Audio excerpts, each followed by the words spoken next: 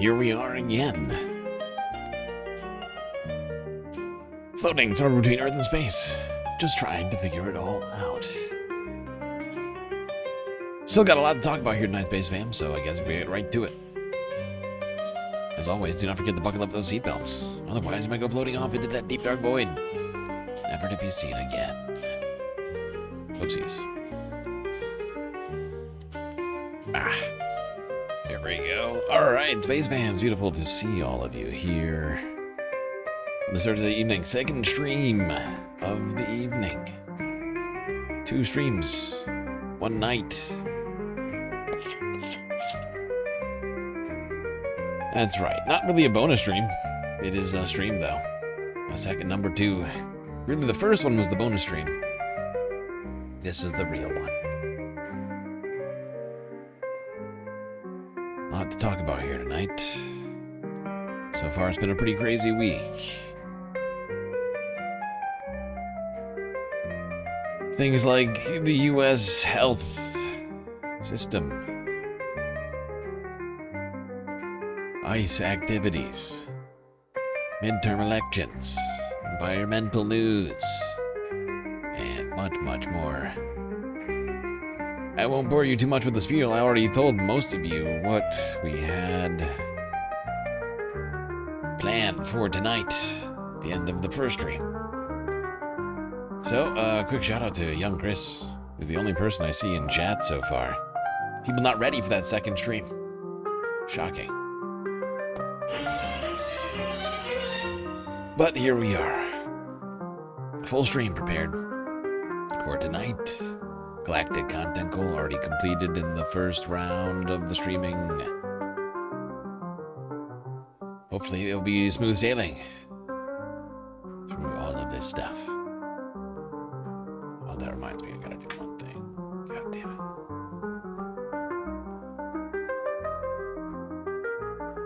Alright, Space Fams, let's start in the United States. Or the Make America Healthy Again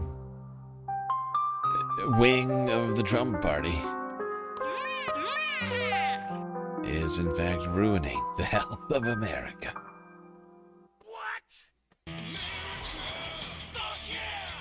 Yep, shocking, I know, to probably everyone. But somehow, these guys, I do mean guys, who have been put in charge of all of these important things, they're not really qualified to do the stuff that they're supposed to be doing.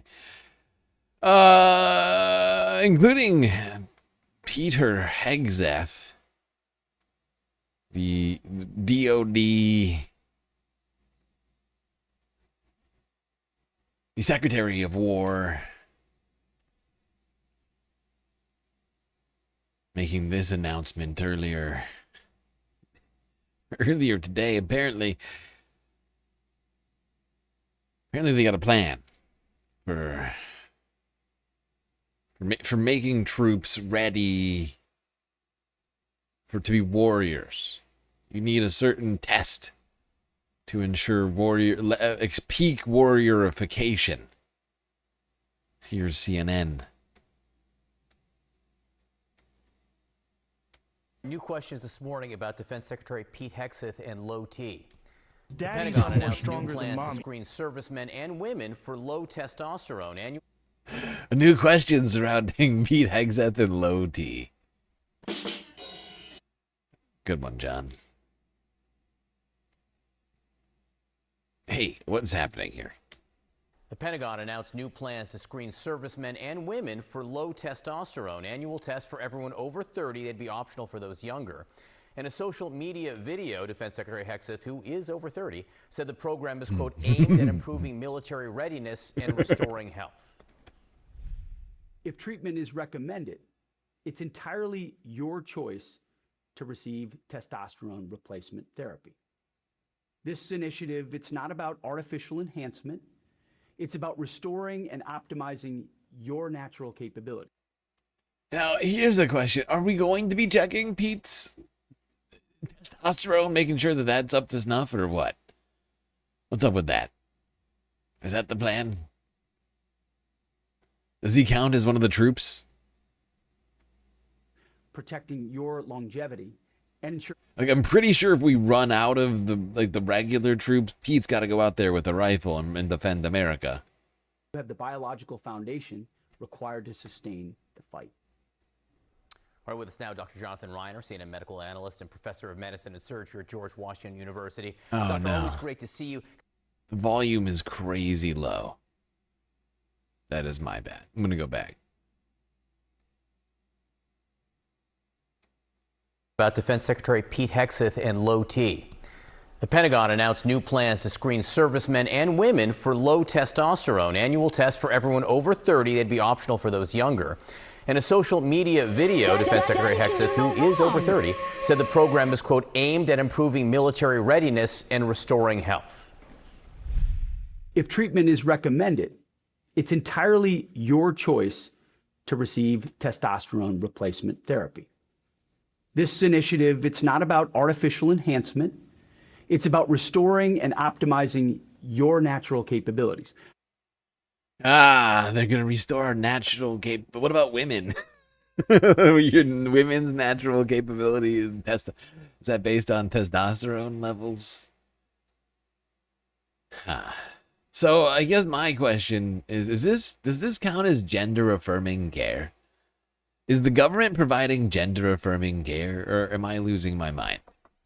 I feel like I'm taking crazy pills! Am I the only person that sees the deeply ironical situation here in front of us? Am I the only one who notices the deep irony at play, the contradictions interwoven into this?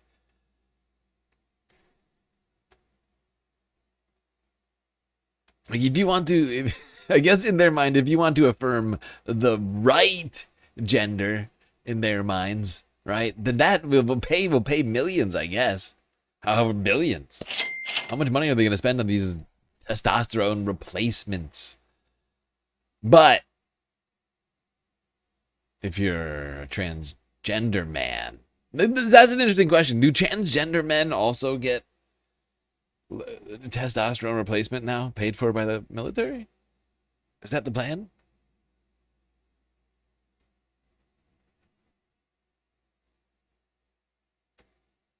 It's very woke of Pete. Protecting your longevity and ensuring you have the biological foundation required to sustain the fight. All right, with us now, Dr. Jonathan Reiner, CNN medical analyst and professor of medicine and surgery at George Washington University. Doctor, always great to see you. Can I just start before we get into whether or not this will have an impact? What are the effects of low testosterone? What does it mean? Okay, nobody cares. This is stupid. But can't wait to hear about all the other sort of gender affirming care that the military is going to be giving people.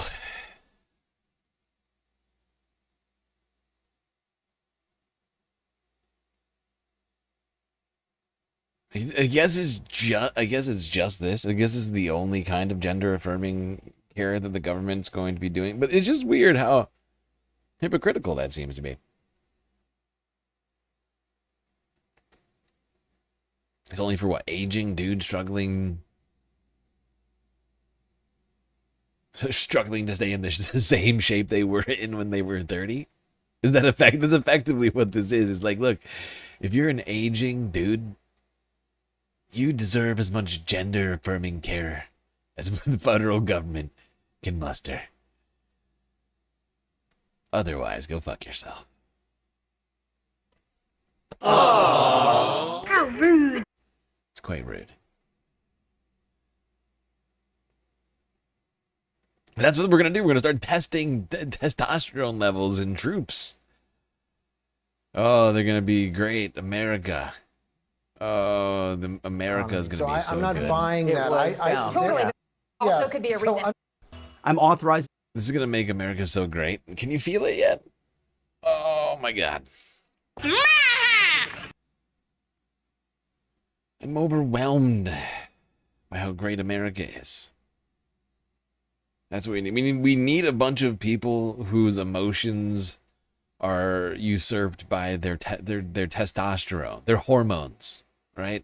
That's what we need. We don't need guys who can think. We need dudes. We need dudes whose thinking is clouded by their emotions. That makes sense.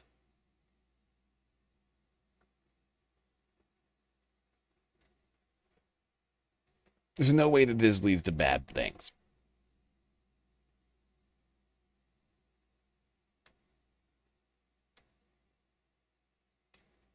There are a lot of ramifications to doing this, and it just makes no medical sense. This is the second time this year that Secretary Hegseth has announced a medical initiative for the military that makes no sense. The first was removing the mandatory flu vaccine, which was followed quickly after that by a large outbreak. So this just makes no sense. Dr. Jonathan Reiner, always great to talk to you. Thank you for sharing your opinions on this. I'm authorizing a new screening program for testosterone deficiency for our service members, ensuring you have the right testosterone levels to operate at your absolute best. Defense Secretary Pete Hegseth wants our troops to be tested for testosterone deficiency. He says it'll make them stronger. So here's how the plan will work. Anyone 30 years and older will be required to test, and those under 30, they can volunteer, and anyone diagnosed with a deficiency can voluntarily choose to receive treatment. The Trump administration has been pushing for easier access to these therapies. In December, the FDA hosted an expert panel focusing on the benefits of testosterone replacement therapy for members of the military, and there are concerns. Testosterone replacement therapy can actually affect deployability and eligibility for special duty status. There are service members who work their entire careers to get these special duty statuses that are very highly sought after, and they worry that if they get seen for this disease and treated for it, that they may lose that status. The group chat is back. Just to help clarify that point for people, testosterone at a certain level is an anabolic steroid, and in world sports competitions, it is considered a performance-enhancing drug. So that's why he's talking about people getting in trouble for it in the past. Now, since it was me and Megan and Mike, we had to bring in more testosterone. That's why Harrison is here. And right now, I was looking at a tweet, Chrissy Houlihan saying online, I'm sure the testosterone industry is thrilled. Taxpayers should ask who benefits from this latest culture war obsession. Is it something people might be excited about, young men in the military? Free steroids. This is deeply idiotic. Oh my god. The troops need more steroids. They're not jacked up enough. They need gender-affirming care to affirm their manhood, their manhood even more. Oh God, everybody's saying it. Daddy can do no wrong. Daddies are more stronger than mommies. Dad! Dangerous morons.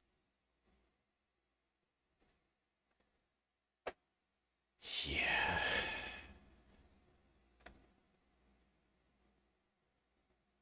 What a fascinating time to be alive.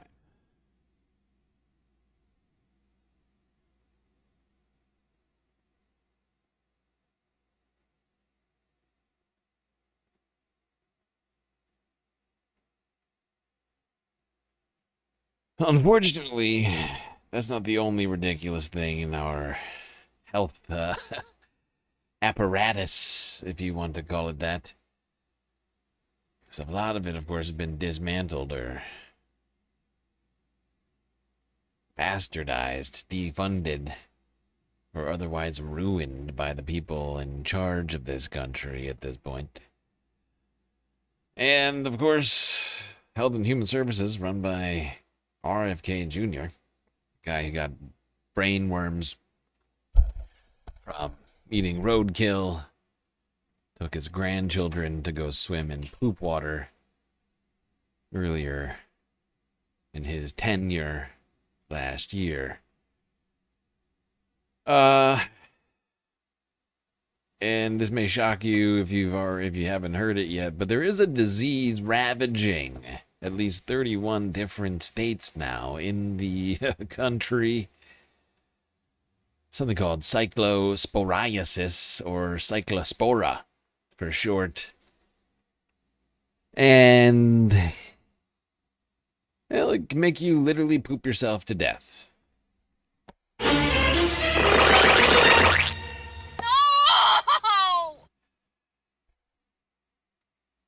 Here's ABC7 Chicago.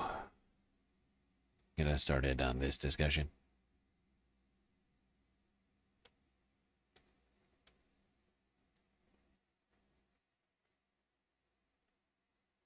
In light of health concerns over an outbreak of parasitic intestinal illness, health officials are urging shoppers to be especially careful when eating lettuce and greens this summer. And that's prompting some shoppers at this farmers market in Lincoln Park to find out for themselves how fresh produce is grown. For many shoppers, buying local has always been about supporting neighborhood farmers. But now, Ashley Robinson says there's more at stake. I would rather buy it here than a grocery store. An outbreak of the intestinal illness cyclosporiasis has prompted Robinson to seek out farmers markets for her fresh produce. I feel like these vegetables and other things would possibly be handled way better than something that would be massively produced. According to the CDC, there may be more than 5,000 cases of cyclosporiasis nationwide, the vast majority found in Michigan.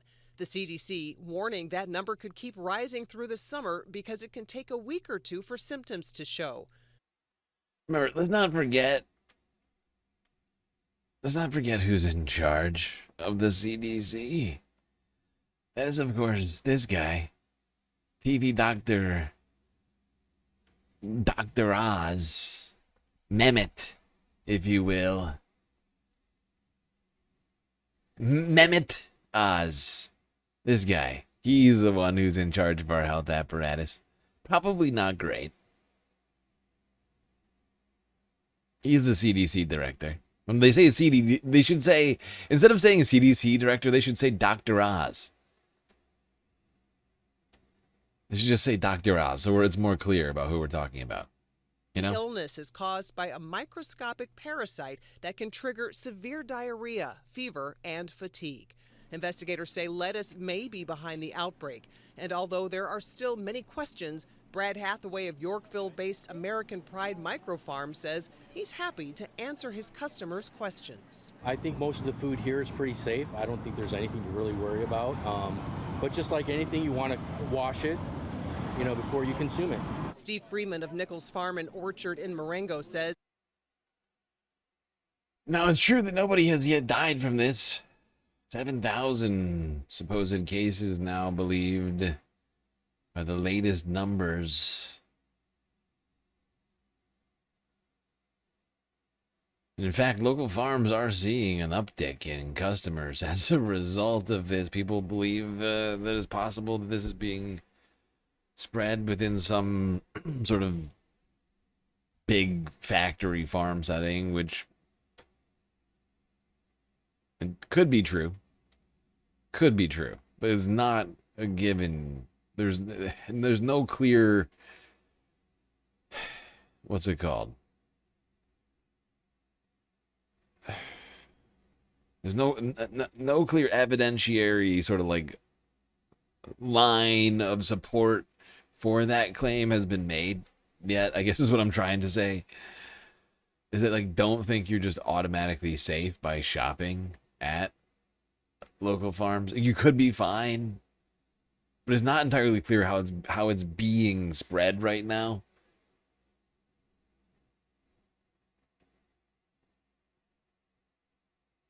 But that could be a good option. I mean,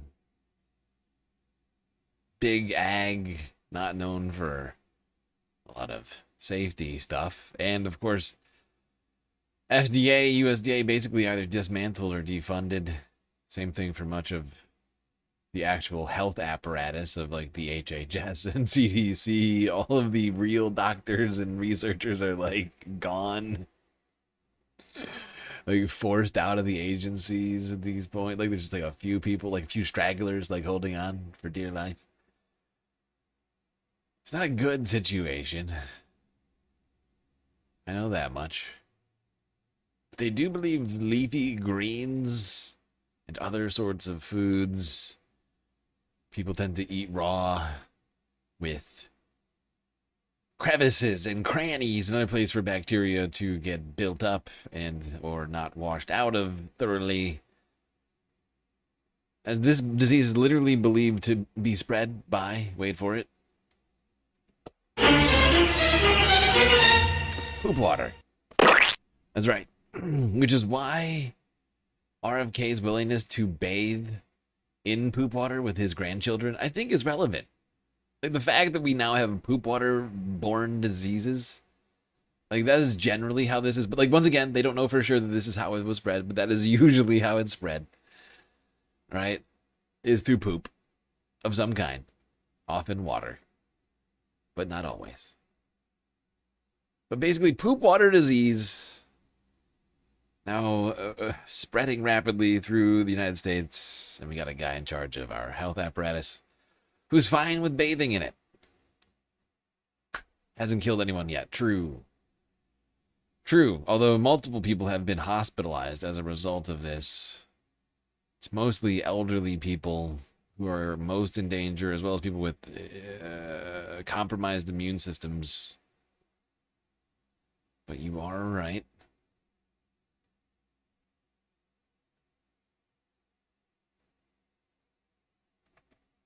It doesn't give me any faith, though. Because let's not forget, it's not just that. Measles outbreak, right? Like the MMR vaccine, people stopped getting it because of psychos like RFK and the MAHA crowd. That, we still have outbreaks of that happening across multiple states. And I've seen other sorts of concerning things happening. I just feel I've never felt less safe. Like, you know what I mean? Like I never felt like the government was looking out for me less than now. You know, as a man in his 30s, thousands, 30,000s, never felt like the government just less interested in taking care of me. Like, it seems honestly a little bit like the federal government is actively hostile to our health. Like they're like they look around, they're like, actually, why do you care about any of this? Go eat an asbestos hamburger and look at the sun with no eye protection. Just like the president. Health officials saying the outbreak caused by the parasitic Cyclospora has now sickened more than 3,000 people in Michigan and Ohio.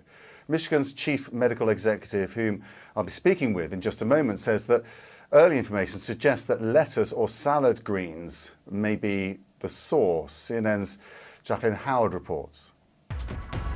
Health officials in Michigan say that they are zeroing in on lettuce or salad greens as a potential source of the outbreak of Cyclospora cases that they're seeing in their state. Now, they also say that other foods cannot be completely ruled out, and their investigation is ongoing.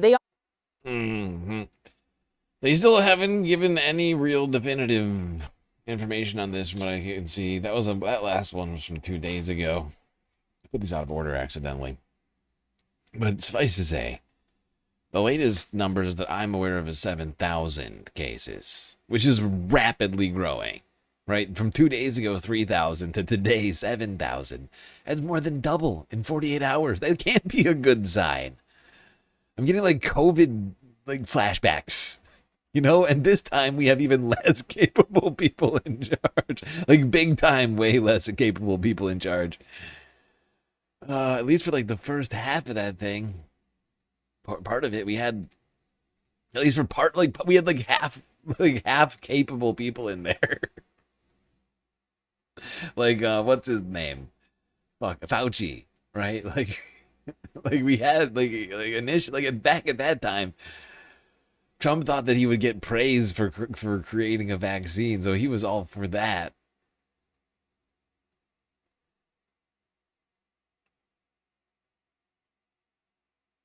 But now we don't have not all of the career researchers, doctors, and otherwise like health official types have like mostly gone. Unless they're loyalists, they're willing to do exactly what Trump and RFK want to do. There's like a few hang-ons in there left.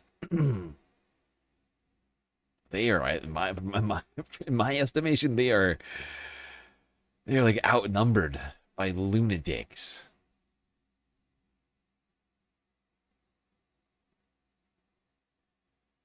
The fact is, local farms across the nation are apparently seeing upticks in customers as a result of these outbreaks.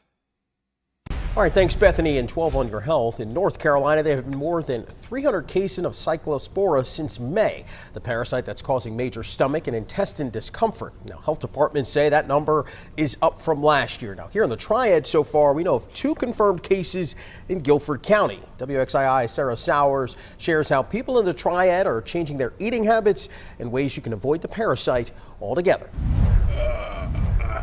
Like many Americans, you might be avoiding lettuce and leafy greens right now, but some local farms say that there are ways to avoid the cyclospora parasite by shopping local without having to destroy your diet. I'm very careful now.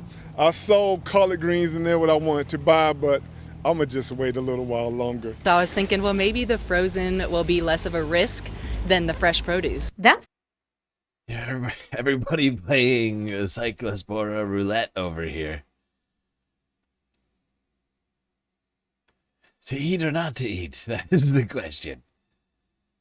Right? Idea wrong execution there, Fistriel. Get timed out for a minute. You're getting a 1-minute timeout for that one. Sorry. Like I said, right idea, wrong execution. Didn't need to be homophobic in order to get your point across about Israel. Okay? Okay, not complicated. 1 minute, I think, is long enough to think about that. Hopefully, you quickly learn that lesson.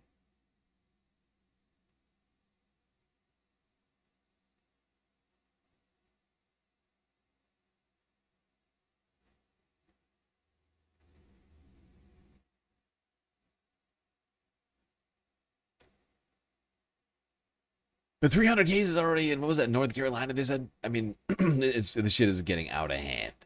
And who knows how many people are just getting diarrhea and not knowing that they have this. And it can be spread from human to human. So this is this could be a very quickly spreading contagion. Now, of course, it has a much lower rate of, from what I understand, of like deaths than COVID, but it's still very concerning. And we have, once again, a completely compromised health apparatus.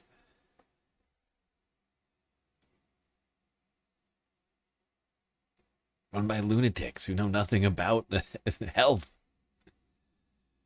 Who think that picking up possums on the side of the road is a good thing to do. That's a snack right there.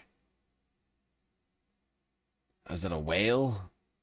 So let's load up the pickup truck.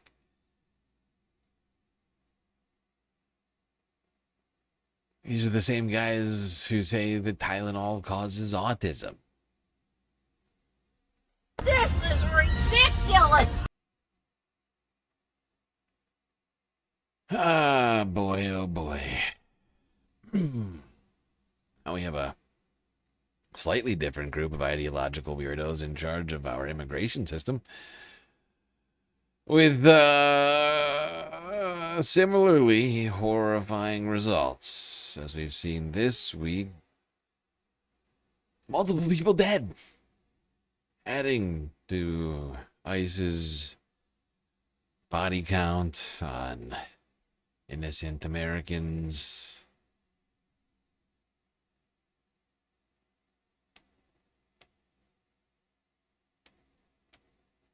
Know what it was because I thought it was fireworks and it didn't make any sense. So I went to the 3rd floor window that overlooks that street, and I could see a small sedan turn 90 degrees to the curb and an SUV like behind it but kitty corner to it. He started coming down the street again, driving, I don't know how, and then the SUV hit him again to try to. And then that's when he stopped. ICE agent got out, tried to open the door and had a difficult time, but eventually opened it and pulled the guy out. His face was bloody, his head was bloody. And I clearly heard the victim say, "I tried to stop." Clearly heard him say that. The ICE agent that shot him walked right in front of me. And of course, I was emotional, and I just let him have it. And he looked at me and he said he tried to run me over or something to that effect. I don't remember his exact words. There was another ICE agent with him that was trying to comfort him, and they walked away.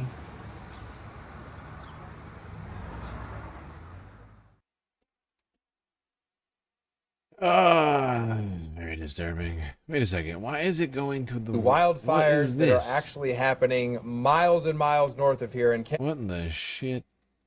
How does this happen? That's a bad start.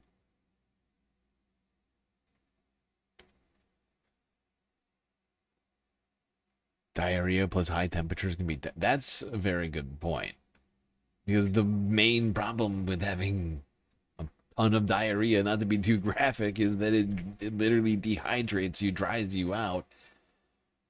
To a potentially, all right, thanks, Bethany, and 12 on your help. Dangerous level. Okay, sorry. Something went wrong. Something went awry with my galactic clip list. I just want to stay on the topic of ice here. It tried to send me to the wildfires. Don't know what I did to deserve that.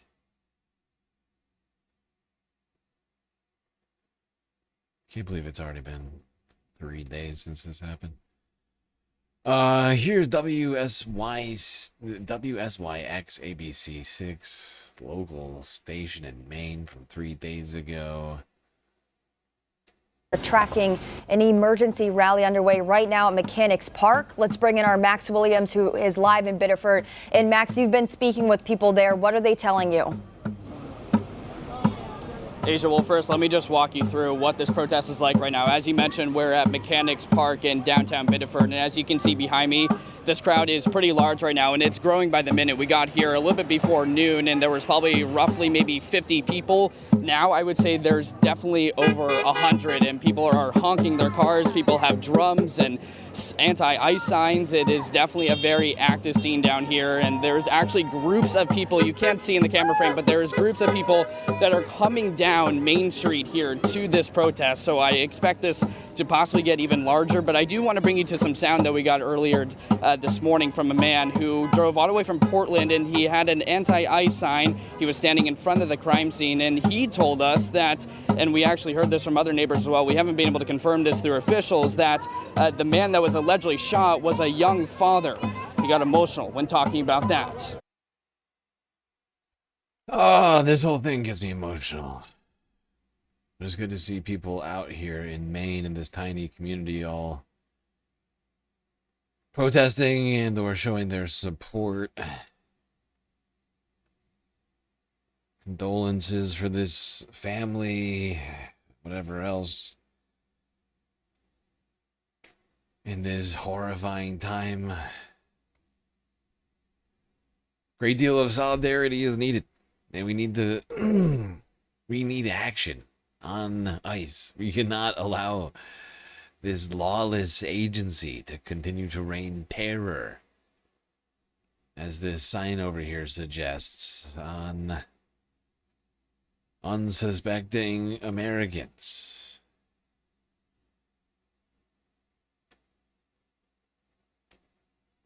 Motivated by an ideology that is not American. It's American to try to provide for your family. I feel for the family that is missing their father today. I want ice out of my state. I want them defunded. I want this to be a matter of local enforcement, not federal enforcement. And what's also interesting, too, is that many of the people here at the protest were the same people that we saw up near the alleged crime scene, which is just up the street from here. So we don't know how long this protest is going to last for, but again, it is growing by the minute. It is getting louder, too. And Asia, the message here is clear, is that they want ICE out of their state, and they simply have had enough. Asia? All right, Max, thanks.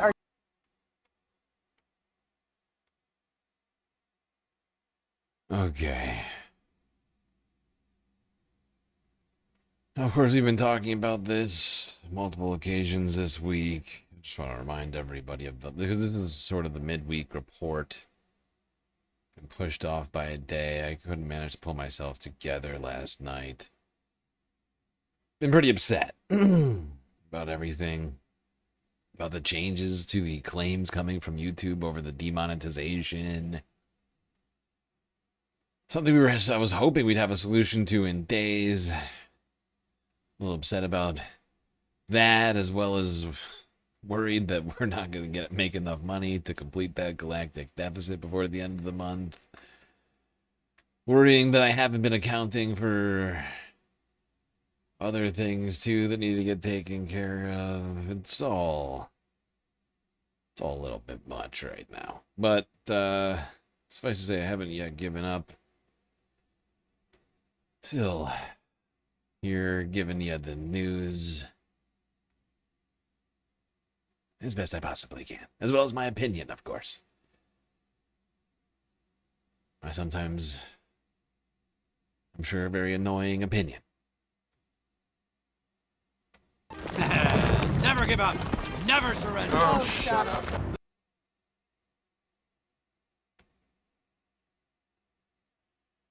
Let's get the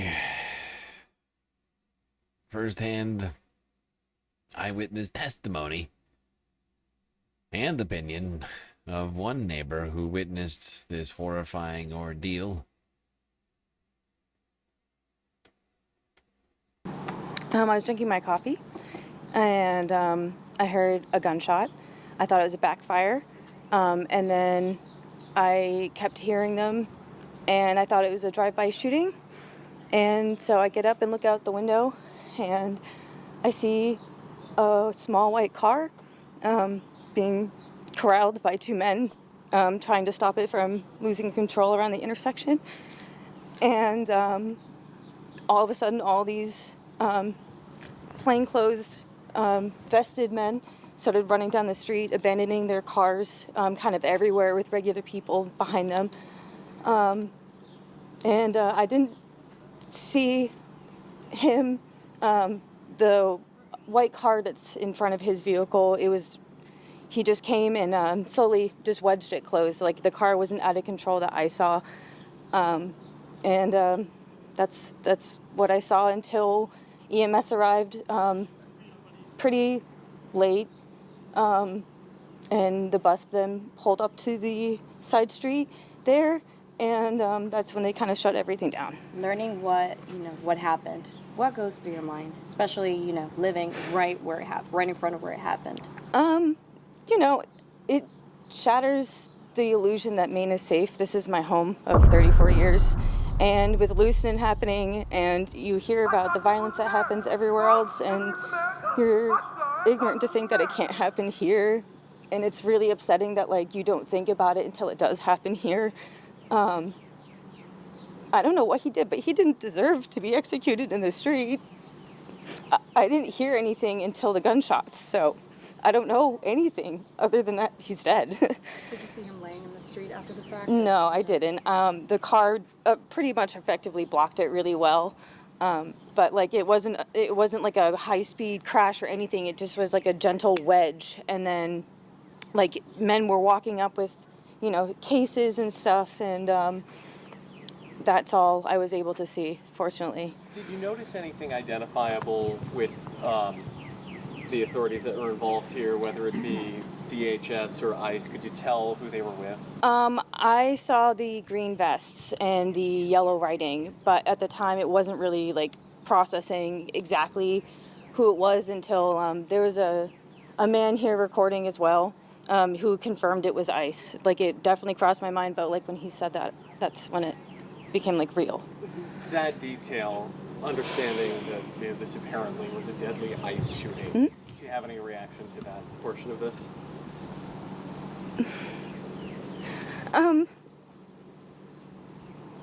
It's just hard because you know how ignorant people are, and how many people are going to say that this man deserved to die. So I guess that's what I'm struggling with the most, I guess, is, you read ignorantly online everything that is happening, and it's like, you weren't there. You don't know what happened. So yeah, I guess it's just like, I'm just sad to know that ignorance is still alive. How do you feel knowing that ICE is in your community? And for someone who's never been to your community, can you kind of explain to us a little bit, what is Biddeford like? Biddeford is a diamond in the rough. It is one of the last affordable places to live. Everywhere else is sky high. That's why I'm here. I don't know how long I'll be able to afford to live here. This is a safe space. I walk at all hours, in the morning, at night. I trust, my neighbors. I know the family next door. For someone who hasn't been here, like, it's just a small little mean town. It's nothing different or scary. I don't.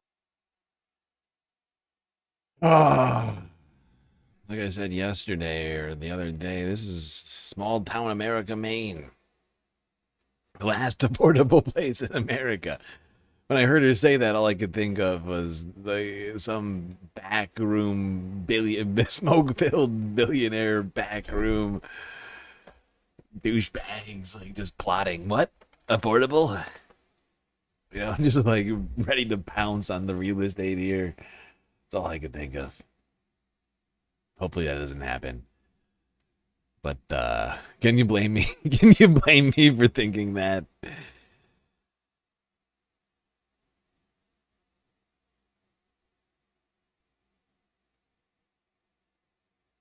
These guys, they're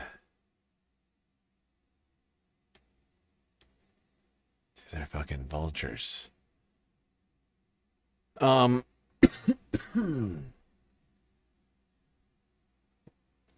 Meanwhile, protesters went to Susan Collins' office following this deadly shooting.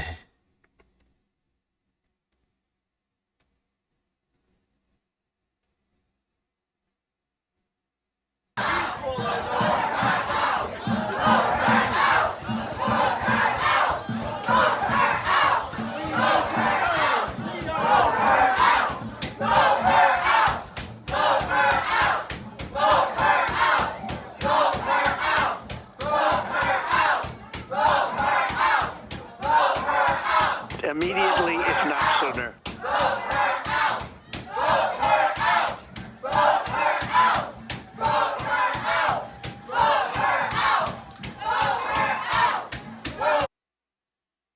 Well, there you can see a bunch of very upset Mainers outside of Senator Susan Collins' office, demanding, or honestly, I guess just demanding democracy to happen. I would have gone with resign, some kind of time to resign, something like that. But either way, clearly upset about what they're witnessing here in their streets.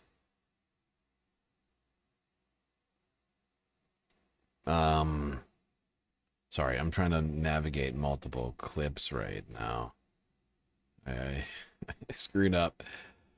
I forgot to move more clips I had prepared that I had found towards the end of my preparations to this spot. Because I got it all in chronological order. A YouTube playlist. If I don't do it that way, then it causes me problems otherwise. Okay, there we go. That's actually from here. Okay.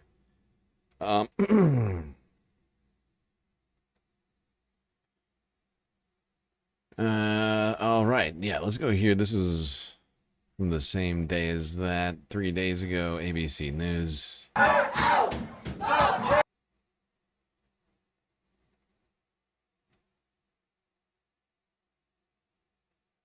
We begin tonight with breaking news here. A man shot and killed by ICE. His car at one point going in circles in the street after he'd been shot. Gunshots rattling the neighborhood in Maine.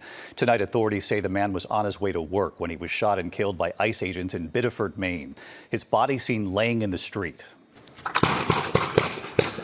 Multiple gunshots echoing through that neighborhood, his car driving in those slow circles until an officer was able to stop it.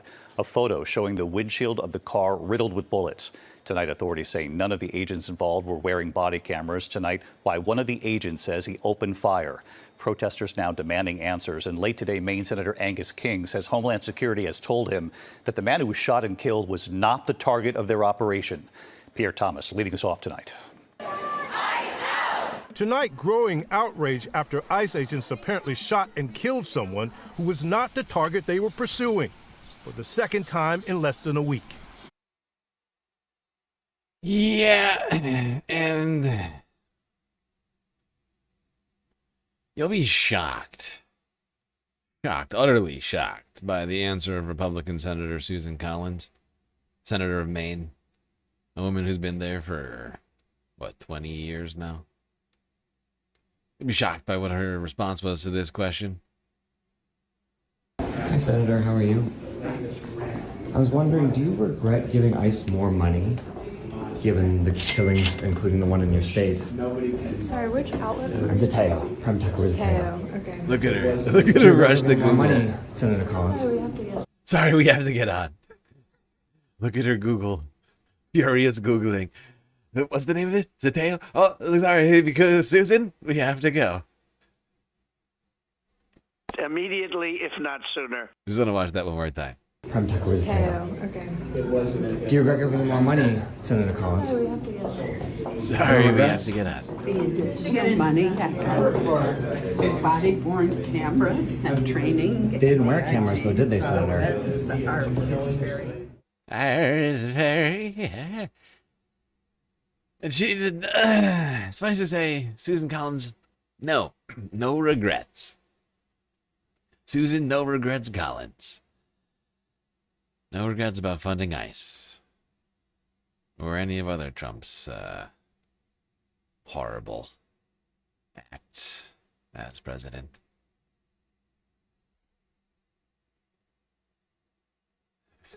Yeah. Yeah, suffice to say, they were not excited at all about that line of questioning from Prem Tucker. In fact, they didn't seem even slightly interested in having Prem asking questions. This woman, though, seemed to be enjoying the enjoying this. I mean, is it just me, or does she have like a vague smile on her face watching this all unfold? Yeah, she's squirming. She is a squirming over there. She does need to retire. It's about time. Now, one guy who has got a chance to take the spot for Democratic nominee in the general election in Maine for Senate is a guy who is now, I think, maybe on the Galactic recommendation list. I know I started off with Shanna Bellows. She was my go-to candidate for the governor's election. She has a great policy set, and I think that she's a good candidate. But now we have multiple things that are weighing on me deeply. One, Troy Jackson has the endorsement of Hassan Piker. Got the Hassan bump. Ro Khanna also endorsing. Also, this. Posted to Troy's YouTube channel 2 days ago. That's on YouTube. We saw ICE, murder people all across this country, and now we have in our state, enough is enough. We need to abolish ICE. People that support having this type of rogue agency, need to be replaced also. So the reason we're here is because a young man got killed here by ICE, and we're standing in front of Susan Collins' office. She gave ICE $70 billion to continue this rogue agency. As a state, we got to come together and say no more of this. He's got a 3-year-old daughter left behind now, and this is not the Maine or the America I want to live in. They just killed somebody today, and that is bullshit. Yeah, for me, and I went and checked. Shanna did not post a video like this to her channel. So, for me, that's enough. There's too much. There's too many things now, right? He's got a lot of support from big names, and he was on this way faster. She may have already posted something at this point, but when I checked, she hadn't. This was from 2 days ago, and so I was like, dude, he beat her to it. That's it. He was here at the Susan Collins protest. Well done. Why wasn't Shanna there? She should have been. So, galactic endorsement, Troy Jackson, it's here. Put that down. I've been swayed. It happens. It's democracy, people. I've been swayed. That's enough things. I think Shanna's great. Don't get me wrong. But Troy, I think he's the one. And we do need to put our, like, in my opinion, especially because we could get some serious, like, DNC insider fuckery. We do have to have a cogent and cohesive voice, in my opinion, to some degree on this before we run out of time. It's less than 2 weeks now. We got 11 days. The 27th is when this decision is supposed to be made by 600 electors. The main DNC for this general election here as a result of the dropping out of Graham Plattner, a guy whose name I hope I never repeat again after today. And, you know, like, we got to count our losses, right? And move forward. And like I said, like a cohesive and strategic and with one unified voice. The GSL bump, exactly, Mary for Senate. Exactly, Mary for Senate, GSL bump. I know it's the smallest bump, but there it is. It's official.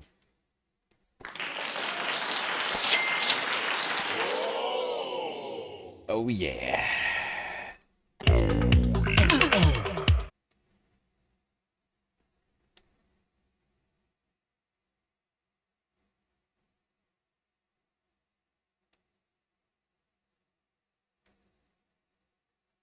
Okay. We don't have any time. Exactly. I'm running out of time. Immediately.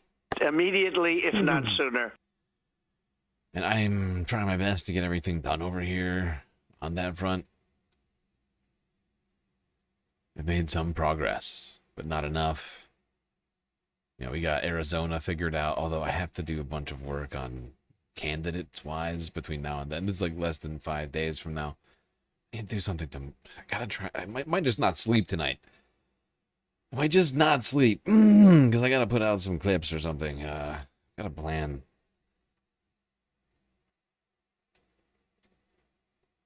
What is the Arizona primary? Yeah, good question. Well, I put out a list. We did the Galactic stream. I forgot to clip it. I gotta put the clip out on the channel, as well as... I still have to set up this... I think I'm gonna set up a second... clips channel, like I'm kind of like for elections stuff specifically that doesn't like go all over the place. Like I've been thinking we need like multiple galactic clip channels. If anybody wants to do one, let me know. I mean, honestly, you don't even have to let me know. You can just start one. I will not copyright claim you. Believe that. But I think there's a necessity of having multiple other channels at this point to get the word out on this stuff. and having them focus on different aspects of the algorithm, right? Like one for the political elections, one for, you know, like whatever, right? And I think that's what needs to happen. Get people interested like on topical bases, because there's too many topics we talk about on these streams for people to know what the fuck is going on around here.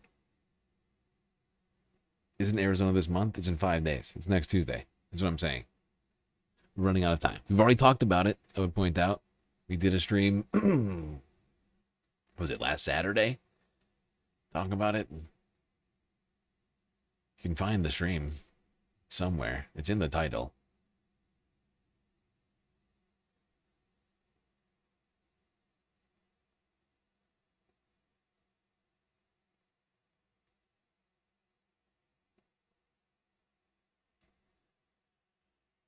August 4th is Michigan Fist Day. That's also true.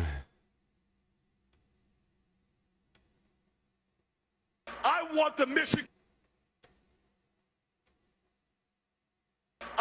Michigan fist.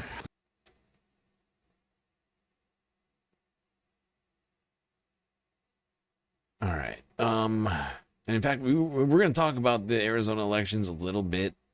So maybe we'll look at the list again, and for those, because I see a number of people interested in the Arizona elections. This is why I needed to clip this up, post it.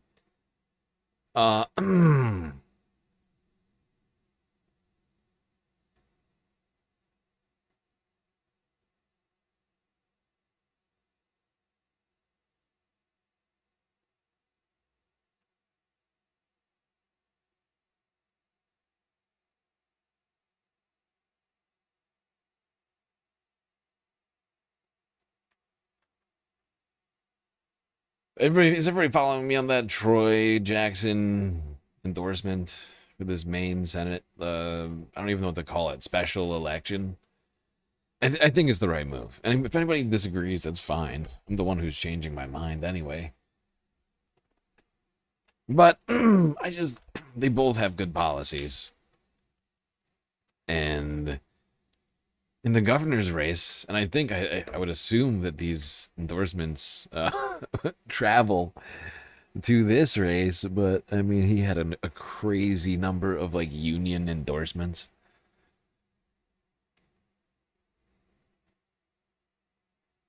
I think he's a perfectly good candidate here. And I just don't want to see some DNC fuckery. We just got to make it very clear about what it is we're looking for. And having somebody who's at least, like, to some degree, I don't even care if it's performative, right? Like, the fact that he's there on the corner at Susan Collins's main office with protesters, with a sign, posting videos to his channel saying, abolish ICE, it's killing our neighbors.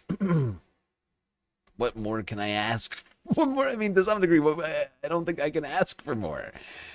That's exactly what we need. Somebody who's on top of the narrative, capable of getting the word out, and that word being the correct word, right? And not some sort of mealy-mouthed bullshit that we've all heard 1,000 times.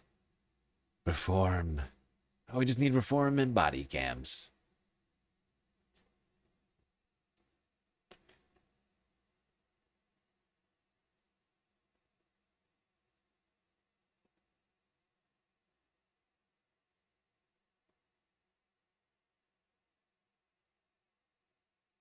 Let's go here now. This is from yesterday. Guardian News. More protesters marching in Maine. Have been all week, it would seem.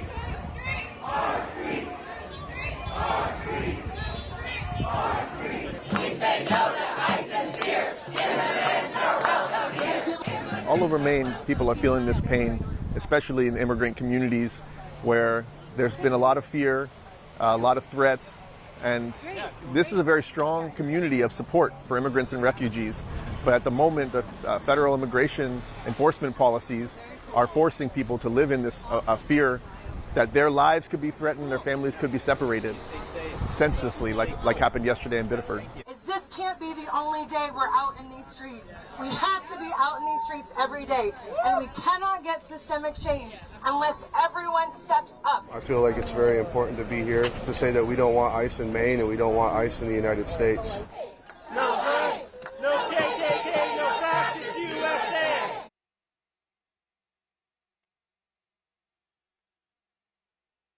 Yep. Multiple days of protests here in Maine. Mercado Media on the ground yesterday as well.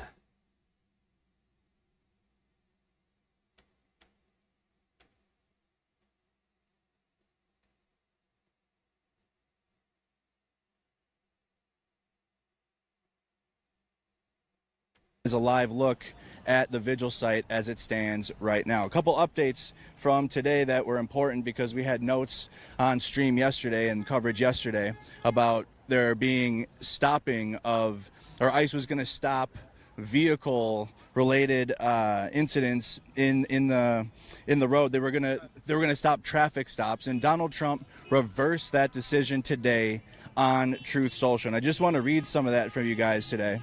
And I got some of those notes from what Trump had said. So Trump posted on Truth Social Wednesday morning that ICE would resume traffic stops like the one that led to the death of Johann Sebastian Guerrero. All right, so that's very important to know that Trump had announced that. This comes less than 24 hours after the Trump administration said they would stop doing these types of stops in light of the second of 3 traffic-related deaths in Maine in less than a week.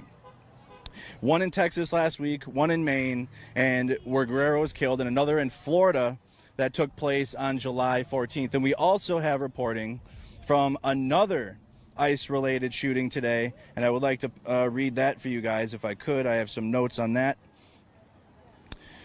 Here we got in Irwin County.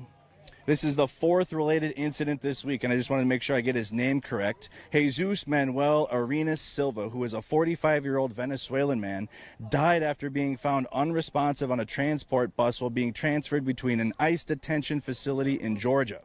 ICE says the suspected cause of death is cardiac arrest, though the official cause remains pending, right? And we're not going to get the truth from the federal government. Oftentimes they will.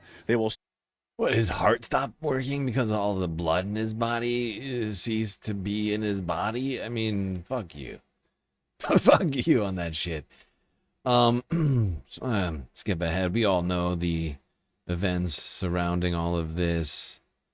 But as you can see, there's actually something of a crowd gathered around this, as you will see here. As I was saying, there's a crowd gathered here around this site, this memorial site. This was streamed yesterday, like 23 hours ago, something like that. Yeah. Let's go talk to Katie. I guess it had to have been more Hello. than that now. How are you? Wonderful. I think it had to have been more than that.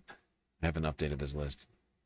But probably like 26 hours ago or something like that now.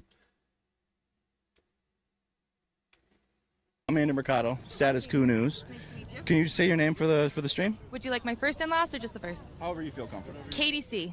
KDC. So you have your Melt Ice sign. What is your message to the federal government right now after they murdered Johann Sebastian Guerrero in cold blood in your community on Monday? What's your message to them with this sign? ICE out. Abolish ICE now. Not, oh, we're going to stop doing pullovers or whatever. Abolish ICE now. Now. Abolish them. What's your message if Democrats are running for office, or if there's politicians that are saying those words but not necessarily following through with that? What is your message to them, those politicians? My message in that case is not to the politicians. My message in that case is to our civilian population. We need to hold our politicians' feet to the fire. All of them. Do you feel that this is an issue that can be voted out of office, or do you feel that this is more of an issue that more people need to use their voice against? It needs to be more people using their voice. We need to be in the streets. Everybody needs to be in the streets. Absolutely. I asked you before off camera, you watched all across the country violence from ICE, Border Patrol. Did you ever expect it to hit here at home? No, honestly, no. I thought we were better prepared for this than we were, because you never know what's going to happen, and we were trying to prepare for anything that could come our way.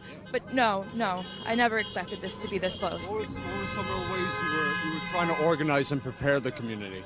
I had a whole group of people that, if this exact thing happened, was supposed to come together and organize and be in the town that happened in, and I'm the only person that showed up. You're the only person that showed up? In my group, yes. What are other ways you're trying to get more people involved to be out here and stand against this federal government? Everybody I can hear telling. That I thought was an important point. We need solidarity in this moment. This is no different than what happened. You know, to Renee Good, Alex Pretty earlier this year. This is 2 more deaths of 2 people who did not deserve it, who were minding their own business,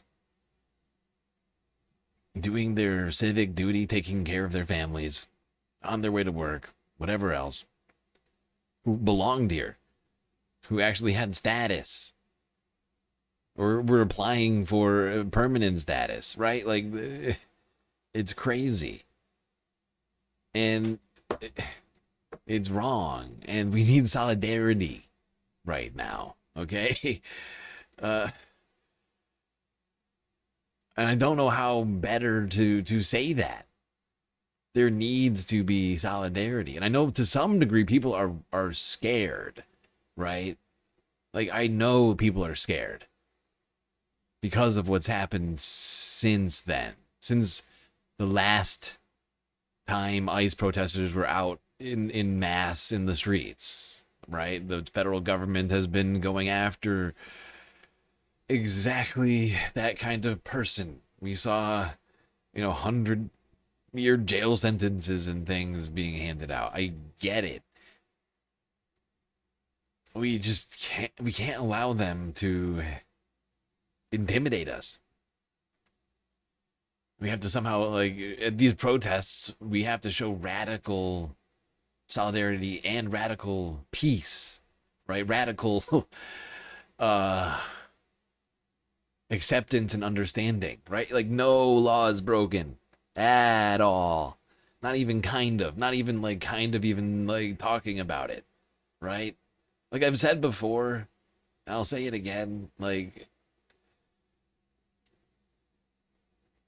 there's a difference between protests and revolution. And we have to make that abundantly clear in these protests. We have to be out there. We can't allow them to intimidate us into silence, into not showing solidarity in this moment, and not making our voices heard. All right? It just can't happen. All right, hold on. We're going to listen to a bunch of different people. Scatiscu was on the ground for hours interviewing different individuals, showing up here in solidarity. Local here, would you mind providing your name? Sure, my name is Megan.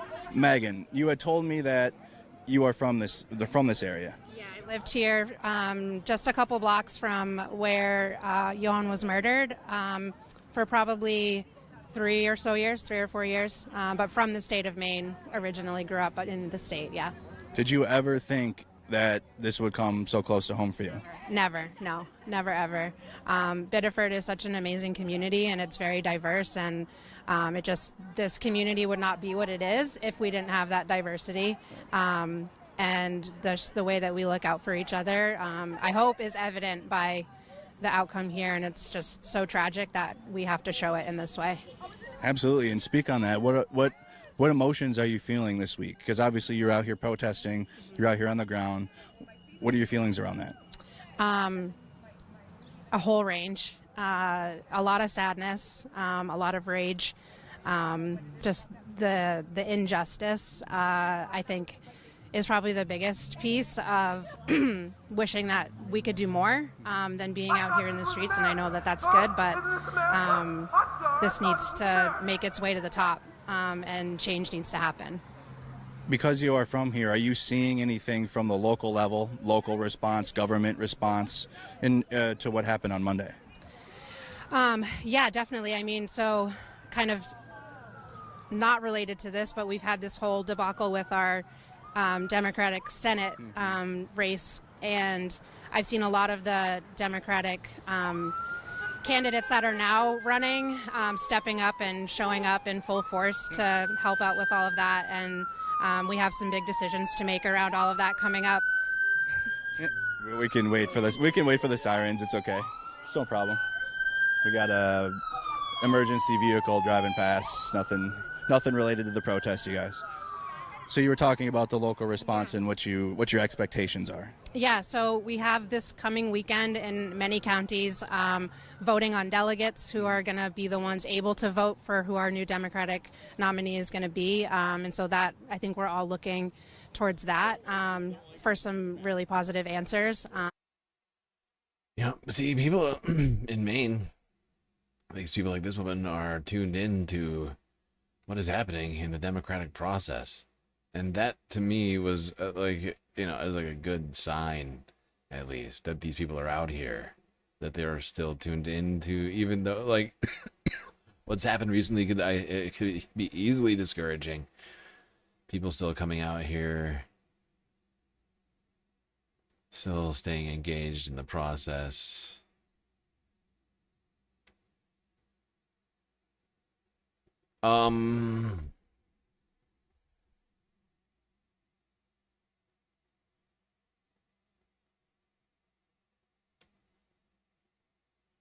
Let's go through some of the other clips that I've got.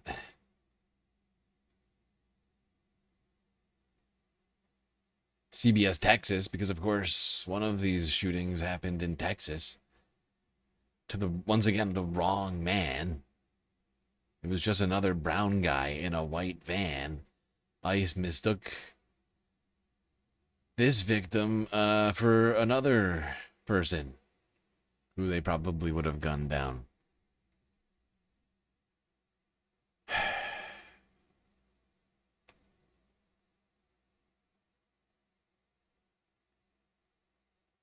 This is CBS Texas from yesterday.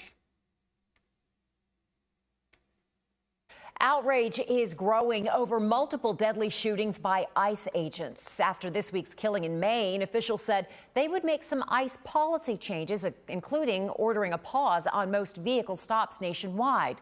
But now President Trump is pushing back. Lilia Luciano has the story. There's a makeshift memorial in Biddeford, Maine, honoring 25-year-old John Sebastian Duran Guerrero, who was fatally shot by ICE while in his car on Monday. DHS says it was conducting an operation, but law enforcement sources say Guerrero was not the intended target of the agency's surveillance. Now, ICE officers have been told to temporarily suspend most vehicle stops during immigration enforcement operations nationwide. To me, is an admission that this activity is dangerous. Border Czar Tom Homan. And they're going to make sure, is the training sufficient? Did anything go wrong? I'm confident they're going to get back to their policy. Does anyone here feel safer because this man was shot in cold blood? No! Here in Maine, residents are voicing their outrage. People have assembled to protest, to demand accountability, and many of them chanting to abolish ICE.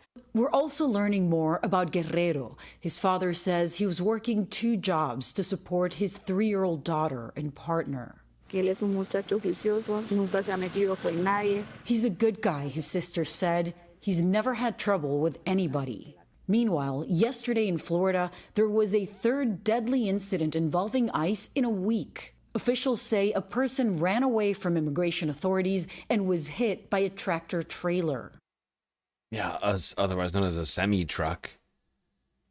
I think this truck is horrifying. 3 dead in a week as a result of the activities of ICE.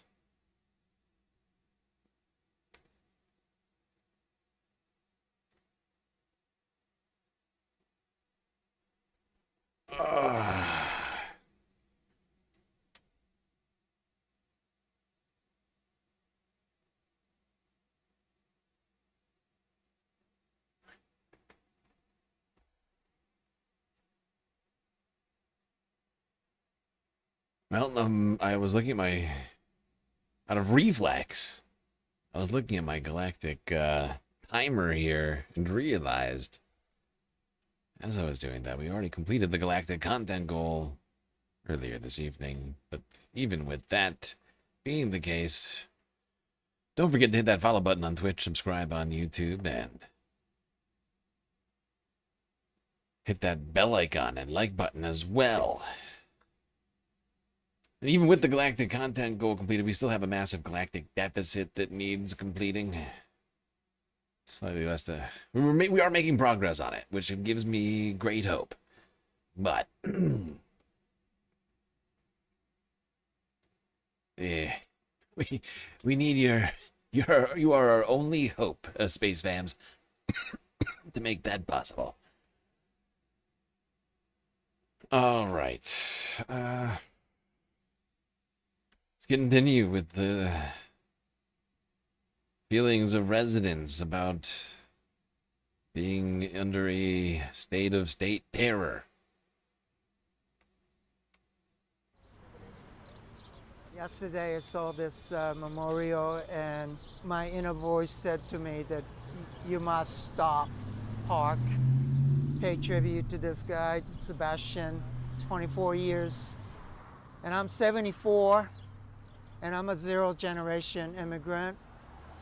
And I feel so sad that this young man with a 3-year-old daughter couldn't get the 50 years that I was able to be given by this beautiful country.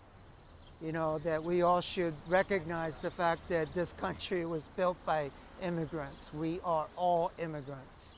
I never thought that it would happen in Maine, not in New England. You know, this is an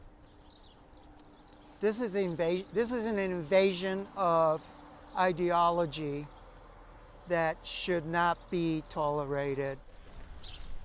I think this country is in a really bad place, and I could barely function yesterday just thinking about what happened, like in our backyard, to this innocent young man whose daughter now has to live without him for no reason. ICE is out of control. I feel like they're not well trained. I just am horrified at what is happening in our country right now.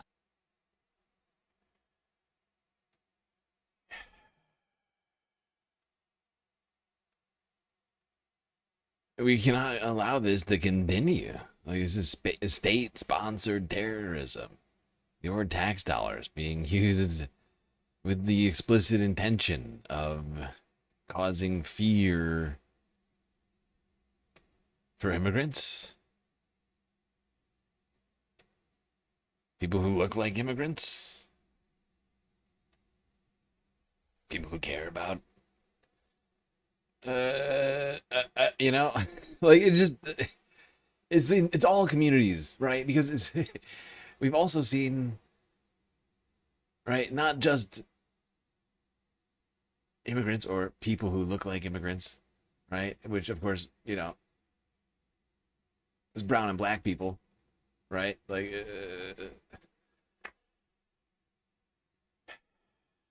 it's also white people. We saw it earlier this year. Renee Good, Alex Preddy, gunned down for no good reason.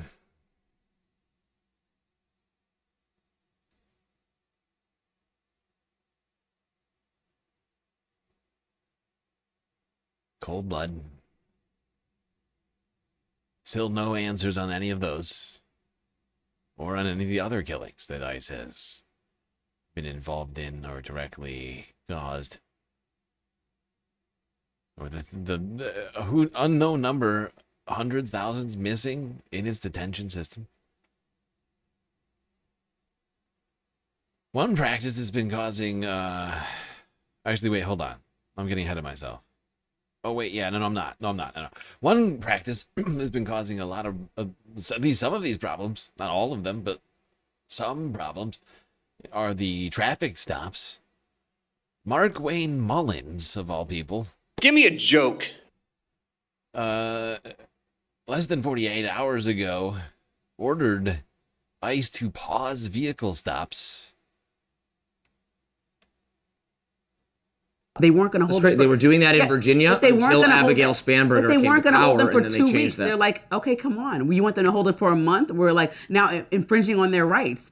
At which point do you come here? We have to release them once their release date comes. We cannot hold them for months or 3 weeks until you get here to try to arrest a migrant that you'd like to get out of the country because they commit something like a traffic crime. So it's just about the Constitution. If they're illegal, any crimes gone. I mean, that's what the American. But the people who we're just trying to give asked people what they voted. No. Trump went around touting that violent. Okay, I'm not gonna sit here and listen to Robbie and what's her face either. We don't need to hear this argument. Honestly, it's fairly unnecessary.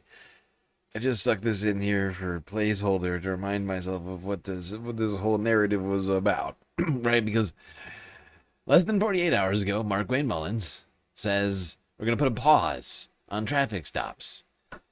Now, that pause was perhaps historically short because the president himself, hours later, rushed to overturn that pause, unpausing it.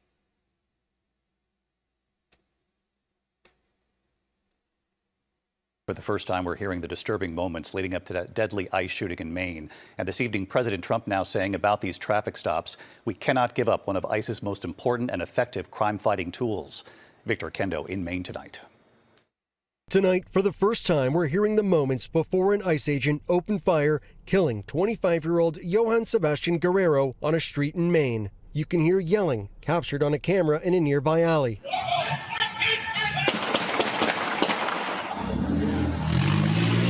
A car is heard speeding away, and the screech of tires. I heard, stop, stop, stop, stop, and it was so quick. And then 1, 2, 3, 4, bang, bang, bang, bang. But just 24 hours after ICE ordered a pause to most traffic stops after ICE agents killed 2 drivers, one in Maine, another in Texas, President Trump is reversing course.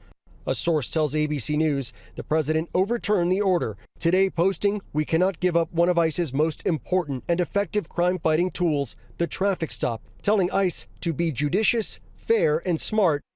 Be judicious, fair, and smart? Right. So yeah, Trump immediately reversing this claim, which people were saying, oh, well, that's good, at least. I knew it would be short-lived. Not quite that short-lived, but wow. Really impressive. Going right back to those traffic stops. Oh, we're living in a horrible time right now, people. All the evidence is showing that we are living under a fascist regime. With the explicit goals of undermining the Constitution, ethnically cleansing the United States, turning it into a white, Western, Christian nation. Has anything I've said so far been untrue? Well, if not, we've already hit enough of the points. I think we're there. Pretty sure we're there. These people are perverts. Now, back to the protests. One guy, oh God. Wait, was there something else I was going to say? I'm trying to remember. I can't remember. No, I don't think we're good. Let's go to the protests. Because the Daily Caller had some crazy allegations. Bombshell in nature. Oh, God. Daily Caller journalist, I guess you'd call him, went on to Fox News with Megyn Kelly. Wait, no, Laura Ingraham? Wait, they're all the same. One of those women. today I attended an anti-ICE rally at the ICE office in Scarborough, and I got my tires slashed. So, I mean, they're definitely targeting me now. They're doxing me. They're slashing my tires. I got assaulted yesterday with a skateboard. What? I mean, there's just so much here, and you know, what is the upside for these guys to be? Oh my God, Daily Caller being assaulted with a skateboard. Oh, here's the horrifying assault video. You can see it right there. Fox News is playing it. Wait, let's watch the assault, the horrifying assault. It's so horrifying that it's allowed on YouTube. Wait, please hold. For these guys to be doing this type of behavior here. It's just a photo, actually. It's a guy with the... Wait, you said this is a horrifying assault. Oh my God, but it's just a photo of a guy with a skateboard. Illegal. Where is the... You know what's fascinating? I couldn't find it. That's so weird. Daily Caller's making these bold accusations. They've got cameras. They're a news operation with like billionaire backing and like no organic viewership. Plenty of cameras over there. I mean, you can see them right here, right? This is footage of him with his camera, but he doesn't have actual footage of the horrible assault.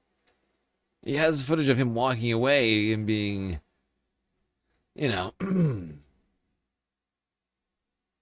made fun of by local protesters, but nothing of the actual assault. And that to me felt strange. Well, I'm not claiming he's a liar.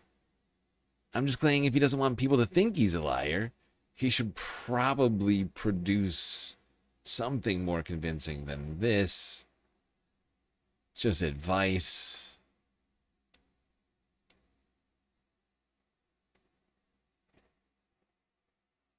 Is it Ingram? Is that Laura?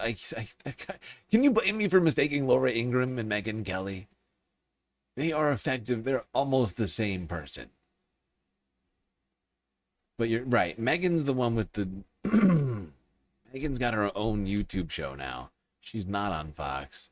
Laura, on the other hand, does. Ingram Angle. What a terrible name. Ingram Angle? It sounds so stupid. More times I say Ingram Angle, the dumber it sounds.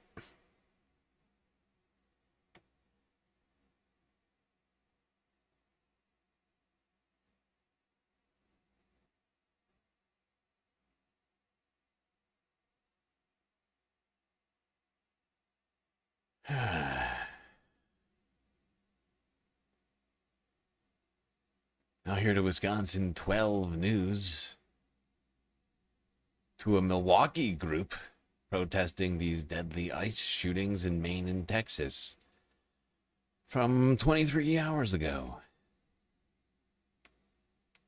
Tonight, a group in Milwaukee protested two recent deadly shootings involving federal immigration agents.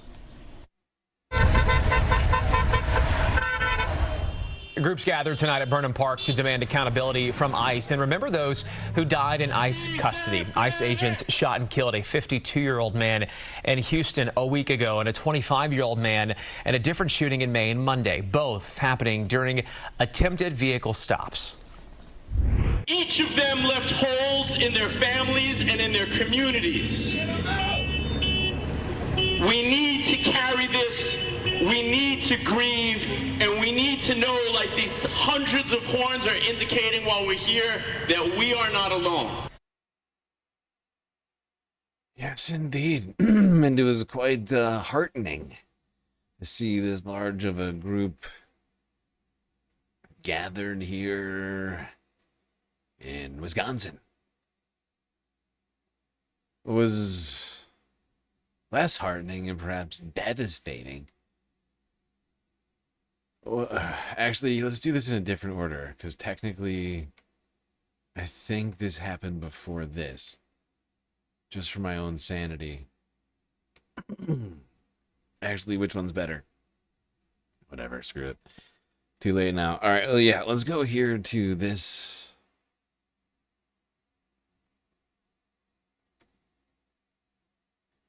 This is protests streamed live.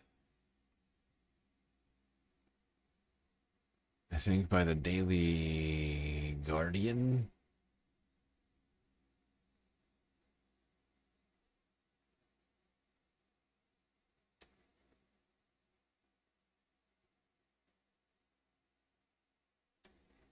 Who said that they support reproductive choice and yet who also voted for her. She may succeed similarly this time, but it's a...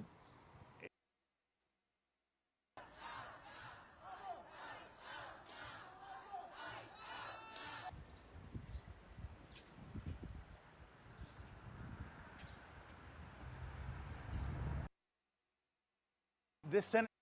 God damn it. Person that people are going to rally behind, and that's a big deal. Where is it? I could have sworn I had like there was like protest footage in here.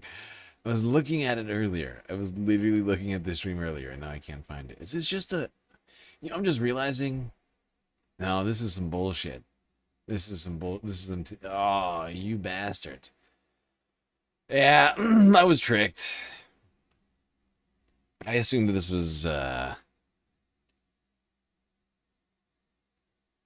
the point I clicked it, I must have clicked it at a time that I was looking at protest footage. And thought, okay, good. And then went on. Alright, well, then I guess we'll go here. Well, that's also disheartening. That doesn't help at all. Alright, let's go to Biddeford, Maine, to the wife of Joan Sebastian Guerrero, who spoke at a news conference earlier on Thursday.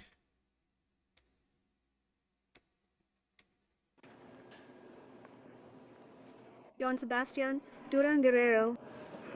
He was a sensible, hardworking man devoted to his family. He always dreamed big and had many dreams left to fulfill. He was always happy, and his joy was contagious to everyone. He liked to work. He didn't like to sit still. From the moment we met, we were never apart again. We were always one. He was always making sure I lacked for nothing. He did everything to see me happy. He always said I was his life. Y soñaba vida conmigo. Siempre me decía que hasta viejitos. Fue un hombre muy detallista, entregado a nuestro amor. Siempre me hizo sentir como una reina. Nunca me hizo falta nada. Me brindó más de lo que yo soñaba. Jamás tendré palabras para expresar el hombre tan maravilloso y amoroso que Dios me dio. Joan Sebastian Duran Guerrero, he was a responsible man, a hard worker devoted to family. He dreamed big, and he had so many dreams left to fulfill. He was always happy, and his joy was contagious. He loved to work, and he couldn't stand sitting still. From the moment we met, we never separated again. We were always one. He was always watching over me. He did everything to see. He always said I had life, and that he dreamed of a whole lifetime with me. He always told me, until we're little old people. He was a man of the smallest thoughtful gestures, devoted to our love. He always made me feel like a queen. I never wanted for anything. He gave me more than I ever dreamed of. I will never have the words to express what a marvelous, loving man God gave me.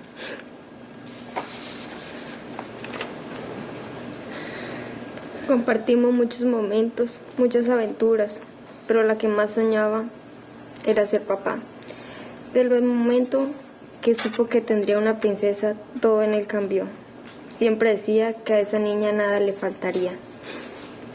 Y así fue desde el momento en que la tuvo en sus brazos y sostuvo su pequeña mano. Nunca la soltó. Siempre trabajaba para su gordita. Como le decía, Nunca le faltó nada. Siempre quería estar en cada paso que su gordita diera. Siempre decía, papi, quiero nuggets con papas. Y él siempre la complacía en todo. Nunca dejaba que su gordita se quedara con antojos. Salían juntos todas las tardes al parque. Llegaba mi niña feliz a contarme todo lo que papi le dio. Recuerdo que siempre la miraba y decía, está muy grande y hermosa. Y se le salían las lágrimas. Él vivía por ella. Todo lo que él hacía era en nombre de su gordita.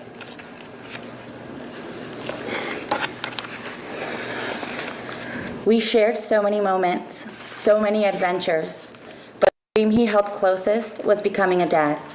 From the moment he learned he would have a little princess, everything in him changed. He always said, that little girl will never lack for anything, and that's how it was. From the moment he held her in his arms and held her tiny hand, he never let her go.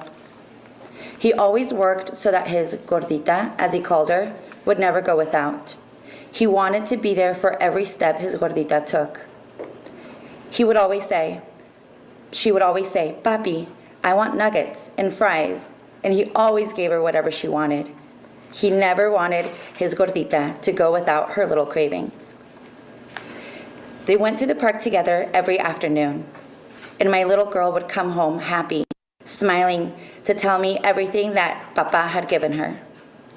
I remember he would always look at her and say, she's getting so big and beautiful, and the tears would come to his eyes. He lived for her.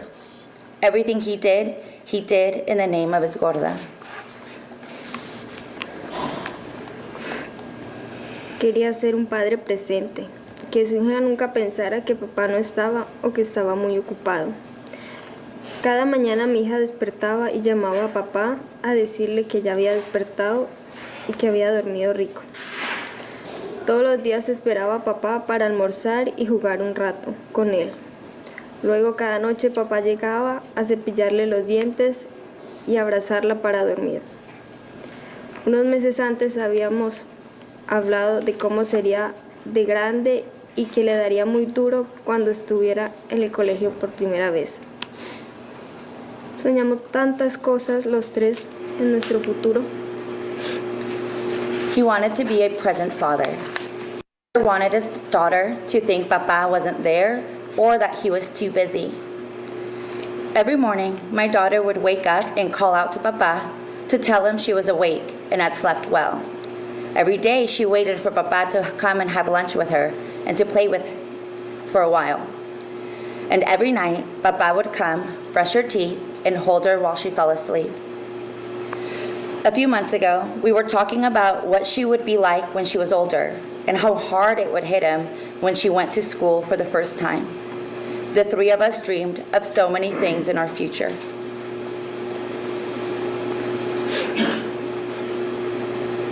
Días antes le compró muchas cosas a su gordita, ropa, juguetes y amaba ver cómo se colocaba feliz. Un día antes la llevó al parque y pasaron muy felices los dos. Se suponía que ese lunes en la tarde sería día de estar con papá, pero nunca llegó.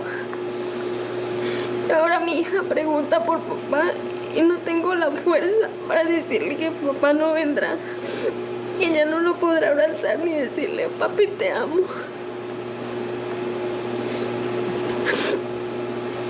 Cada noche pregunta por él. Siempre dormían junto a él y ahora no lo puede hacer. Days before, he bought his gordita so many things, clothes, toys, and he loved watching how happy she was in them. The day before, he took her to the park, and the two of them had such a happy time. That Monday afternoon was supposed to be her day with Papa, but he never came home. And now my daughter asks for Papa, and I don't have the strength to tell her that Papa isn't coming, that she can't hug him anymore or tell him, Papi, I love you.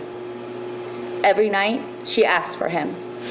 She always slept next to him, and now she can't. Solo me quedan las fotos y una cobija de los tres que le había regalado unas semanas antes. Tengo el alma rota. Él era todo para mí. Nunca dejaba que me preocupara de nada. Me siento tan desprotegida. Quisiera salir corriendo a los brazos de él y me dijera, tranquila, mi flaca, acá estoy. All I have left are the photos and a blanket with the three of us on it that he gave her a few weeks before. My soul is broken. He was everything to me. He never let me worry about anything. I feel so unprotected. I wish I could run into his arms and hear him say, "It's okay, mi flaca, I'm right here." Te amo, mi amor. Siempre serás el amor de mi vida hasta que mi corazón deje de latir. Cuídame, ayúdame a sobrellevar todo. Ayúdame a cuidar y proteger a nuestra hija. Te amo. I love you, my love. You will always be the love of my life until my heart stops beating. Watch over me. Help me carry all of this. Help me care for and protect our daughter. God. Oh, that was rough. I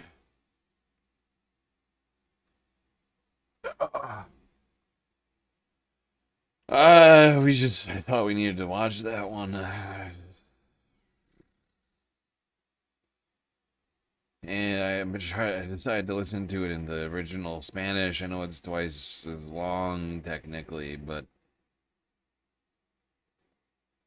Oh, God, just listening to that mother crying over the loss of this man who seemingly... All he did wrong was drive around while too brown. Now his child doesn't have a dad.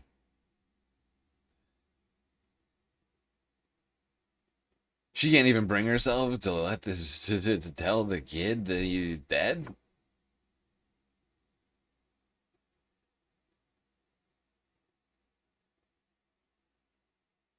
What kind of fucking world is this? Oh, it's very upsetting.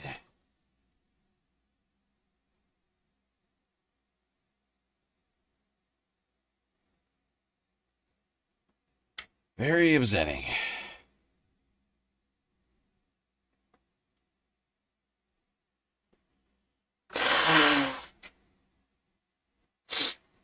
I was crying. I was crying under my helmet. It's very sad. I couldn't help it. I don't know at what point I broke down. Some point when when she started, I could see her crying. I think that's what I was like. It was just sort of like a sympathetic crier. She starts crying. I can't not cry. Oh, for the love of God.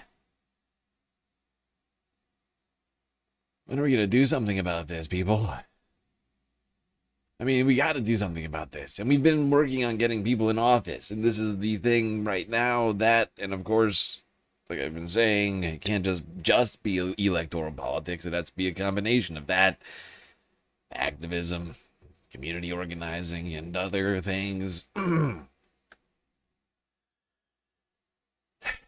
But, you know, it's tough, it's rough, it's difficult to remain optimistic.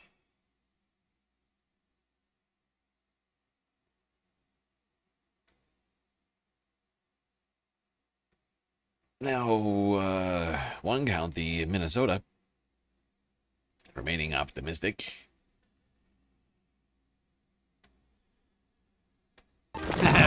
Never give up. Never surrender. Oh, shut up. Here's CBS Minnesota from yesterday.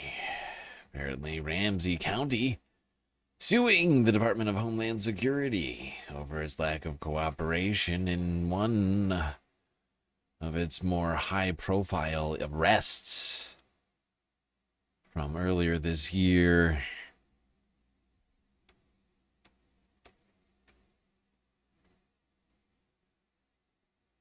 Ramsey County leaders say that they are suing for answers after ICE agents took a U.S. citizen from his home in the dead of winter. Jason Rantala shows us why they believe this is their best move. It was back in January during the ICE surge when, in shorts and a blanket, Chong-Lee Scott Tao was pulled by federal agents out of his St. Paul home. Help! Help! Agents I'm being put Tao in a repressed! van and allegedly drove around interrogating him for more than an hour. I don't think there's a question that there was a law broken. Sheriff Bob Fletcher and Ramsey County Attorney John Choi have now announced a civil suit.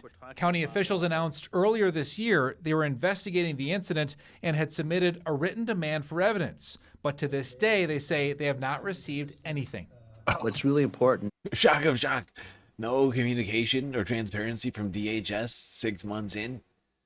I remember this and thinking this was incredibly heinous. You know, I mean, just one of a number of incredibly heinous things that happened this year. But I mean, talking about a refugee, a guy who was welcomed here.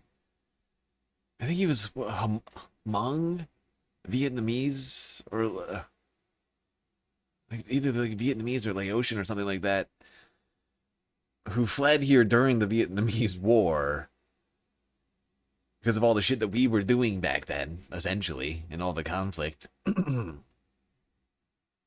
we were deeply involved in, became an actual U.S. citizen and was dragged out in his in his goddamn boxers in the middle of the fucking winter. You know, like it's deeply disturbing. This is what we've been watching though all year. We just need to wake back up. Like I know we were lulled into sense of forgettiness because we've had so much going on. We cannot forget that when they had the funding, this is the kind of nonsense that they were getting up to. They're right back at it. Is that we need to get to the truth, and the truth can't be found without some level of cooperation. This comes as outrage grows over recent deadly shootings by ICE agents. The most recent one in Maine, where a 25-year-old was shot and killed in his car. A week before, a 52-year-old was shot by ICE in Houston. And in Florida, officials say a person ran from immigration authorities before being hit by a tractor-trailer Tuesday. These deaths did not need to happen. They are happening because of this administration's approach on immigration. 100%. 100%. Immigration enforcement doesn't need to be deadly. They're just treating it as such. They're just militarizing it in a way that is completely unnecessary and that completely endangers immigrants and the communities that this is supposed to be serving. As we've seen. As we've seen too many fucking times. Oh. It's in a way, I would argue, is completely incompatible with supposed American values and or democracy. Fuck yeah! Is this America? I'm sorry, I thought this was America.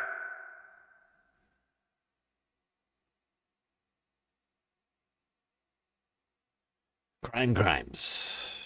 Yep. Crimes indeed. Crime of the crime variety. Violent crime.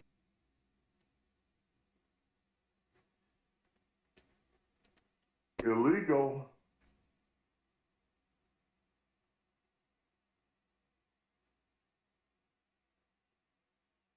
We're almost done with immigration enforcement talk. I know it's depressing, but this is a very important thing. Why it's taken up so much of the stream so far today. 2 hours, nearly. If you don't count the first topic of MAHA. Which was pretty quick.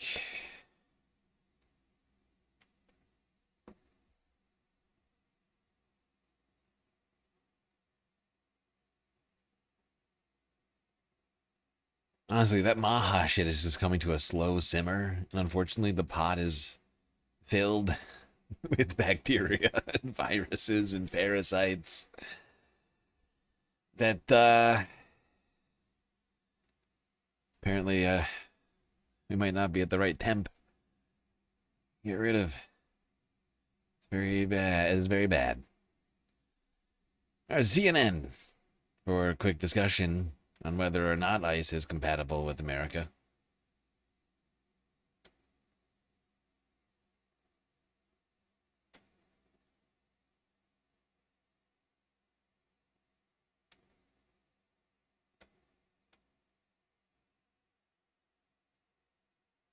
For the second time in less than a week, there's been a deadly ICE-involved shooting. This is more proof that ICE, in its current form, is a rogue agency incompatible with the current constitutional order of the United States. We cannot live in a constitutional republic with an agency that has basically immunity to go around in masks and to murder both U.S. citizens, legal immigrants, anybody that they want.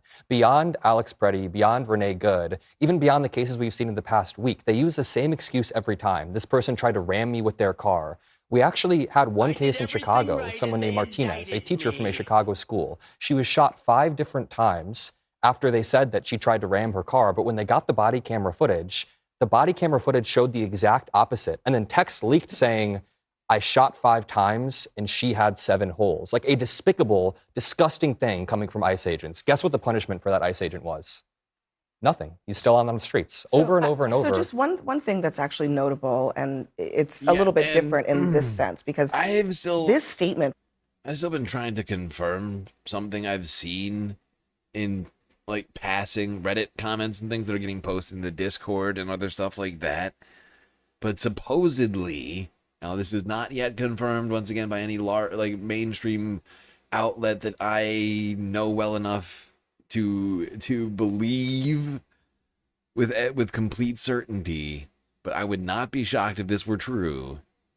That's where I'm at right now. Like I believe it's possible that what I'm about to say is true, but I can't say with any 100% certainty that this is in fact the case. But I've been seeing like Reddit posts getting posted suggesting that one of the people linked to one of the recent murders in either Maine or Texas, I can't remember which one it is now, was also one of the people involved in another one of the crimes. I don't know if it was Renee Good, Alex Preddy, or another one of the killings that have been done by ICE, but they're just putting these guys back out on the fucking street.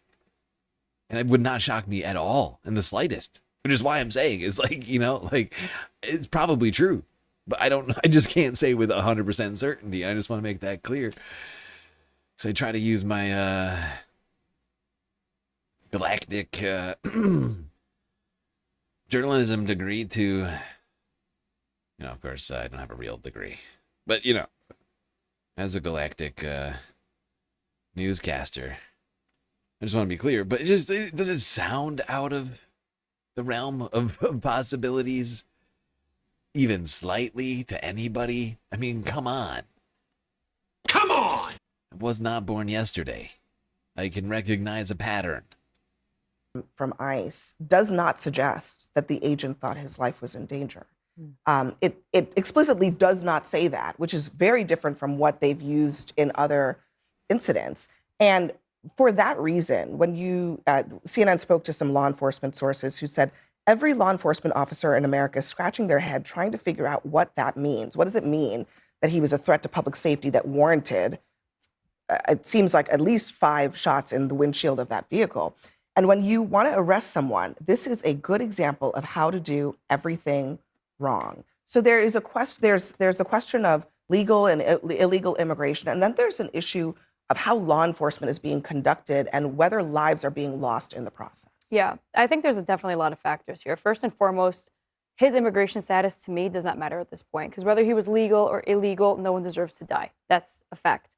Now, I want to also say this agent, which we're going to find out the facts through hopefully a very thorough investigation. Hold on.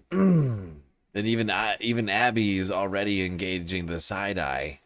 Immediately, if not sooner. She started it off pretty good. She's like, nobody deserves to die. Pretty easy bar to clear. And then she's like, but hold on. Let's play a thought experiment real quick, everybody. No. Oh boy, it's thought experiment time, Emily Austin. put your thinking caps on, everyone. It's Emily Austin's thought experiment story hour time. Investigation was 100% wrong. Abolish ICE is reckless, it's irresponsible, and it's foolish. You're basically saying ICE is whatever you said. I couldn't even listen to what you said at that point. No one at this table is saying okay, that. it doesn't matter. Wait, do you think that they're... let me do you think finish. that Let me murder's wrong? finish. You had your derangement syndrome. Do you think that murder's wrong? Some people Yeah, are I just saying said I think abolish murder's wrong. ICE. Just to sort this out. Some people are saying abolish ICE. Adam did not say that. Okay, or ICE is a rogue agency. So go ahead. Are you fighting with someone that's not here right now? I don't know No, who no, you're no. talking to. All right, go I'm ahead. saying Finish you your said thought, ICE is a rogue agency. Wait, Actually, do you I'm not fighting think they're with rogue? you. Adam, no, I Adam, actually don't. let me let her I finish. think don't that think they're Biden let rogue. millions of people in That's right. and an open border now. I'm staying in the race. Oh god. Now, unfortunately, poor Emily, she's struggling to get her thoughts out. Now, to be fair, they were never fully formed to begin with, but she's really struggling extra hard at the table. What's his face is coming at her hard right now. This giggling Gen Zer in a suit. But it's just interesting to me. Emily's thought experiment is, let's just assume that these guys are terrible. That doesn't mean that it's a rogue agency. You just got a couple of... Hey, wait, I don't want to get ahead of Emily. I don't want to get ahead of it. Trump is left with that burden to try to deport millions of illegal immigrants. Now, say that this agent was horrible. Say that there's 5 ICE agents that are making headlines internationally that are the worst agents in the world. 5 bad eggs and tragic, yes, tragic incidents do not now invalidate the entire purpose of ICE. There's a we need systematic ICE. I care about the cover-up of these Americans murders. being killed by Wait, illegal there's a immigrants. systematic It is cover-up not of these murders. systematic. Yes, the Every DOJ murder makes every headline the DOJ for is weeks refusing to straight. coordinate with And let me local also finish my investigators. point, because you said your point. I have never seen this amount of resistance towards authority. We have all, I'm sure, have bad interactions with cops or agents, whatever you want. It's just resistance to authority.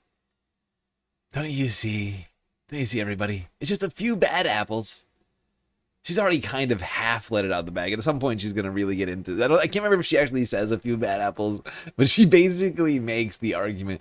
This is just a few bad apples, okay? And everybody just being anti-establishmentarian, okay? And it's very rude of everyone to be that, okay? You should be anti-disestablishmentarian, okay? That's the more woke thing to do. That's the more hip thing. Look, you're all being very stupid, okay? Following that anti-authoritarian bus bandwagon.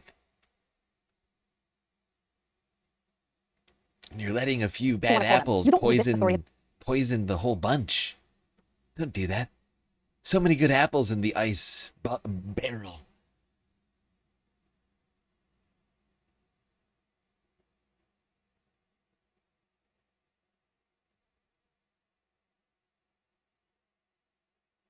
I was just going to skip a bit ahead here in this discussion. How many times have we all heard that one, though? Just a few bad apples. Look, we got an apple problem, okay? We got a real apple. It's not just a few bad apples, okay? This is a consistent situation. We got to accept that there's some sort of virus in the apple. Some sort of bacteria, parasite, some sort of genetic defect that is happening in the apple population. Maybe we should stop eating apples. Look for a different kind of fruit entirely. You know, like bananas. We've seen what's been going on with bananas. You know, we're running out of varietals due to a number of different human cause factors and other things like that.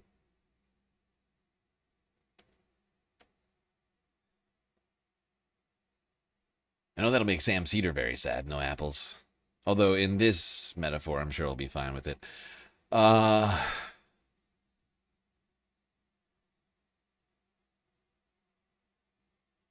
If you don't know, you don't know. You know, that's an inside scoop right there. If you don't know about apples, you're just not an apple guy and or gal or non-binary pal. And that's fine. Some people like other fruit, and that's you, dog. Don't look at me. That's not, I don't have time for apple education today. We've already gone too far. We've already talked a lot about apples. Biden for something that happened after he left office. Kid to the hospital because it's overcrowded. They can't get treatment at the school for reading difficulties because it's overcrowded. Okay, I guess what I'm asking. No, it's not. But Horace, yes, it is. These but are Horace, locally funded. Horace, what I'm asking from you federal is, dollars. are you suggesting that people's actual lives, right? Like these people who we're talking about who are dead, those lives are an appropriate price to pay for broader societal issues? Where do you guys keep wanting to add these words in? Because Because I asked you a question and you responded by saying, well, I started the hospitals are overcrowded, the schools are overcrowded. This is I'm good. asking you, I said.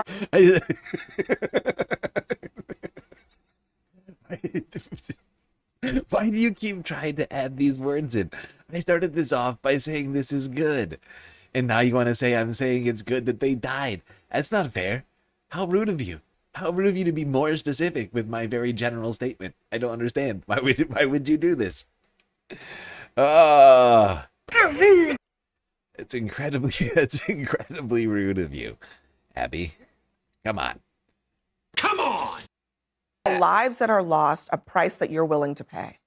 We're going to keep having lives lost until American we lives come up by with illegal a way immigrants. to deal with this problem. Listen. Whether it's American lives or whether it's immigrant lives, we allowed a policy here's the that reality. is dangerous for the country.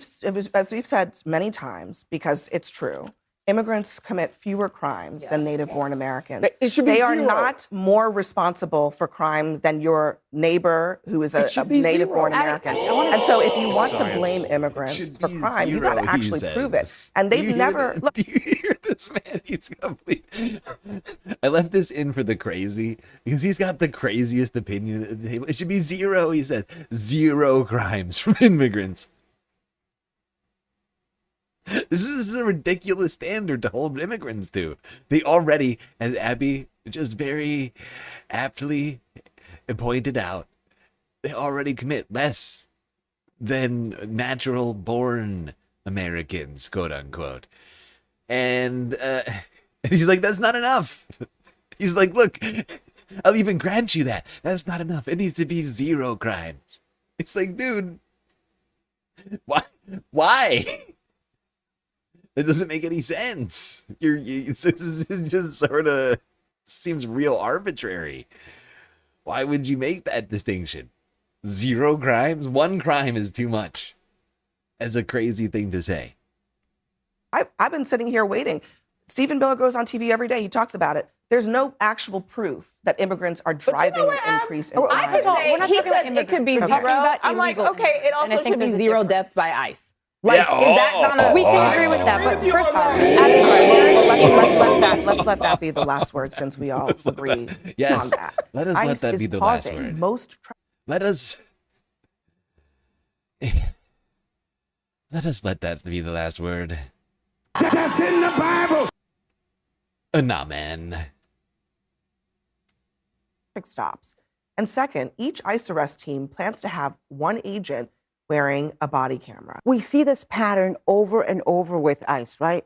Where they pretend that these people weaponize their cars, despite the fact that we see the video and we know that that's not true, where they are targeting the wrong people. Neither of these two had criminal records. And most of the people that are getting detained and deported by ICE, and by most, I mean over 70%, don't have any criminal record. And so this, supposedly there have been policy changes after Minnesota, when we saw 2 blonde, blue-eyed U.S. citizens killed in the streets of Minneapolis.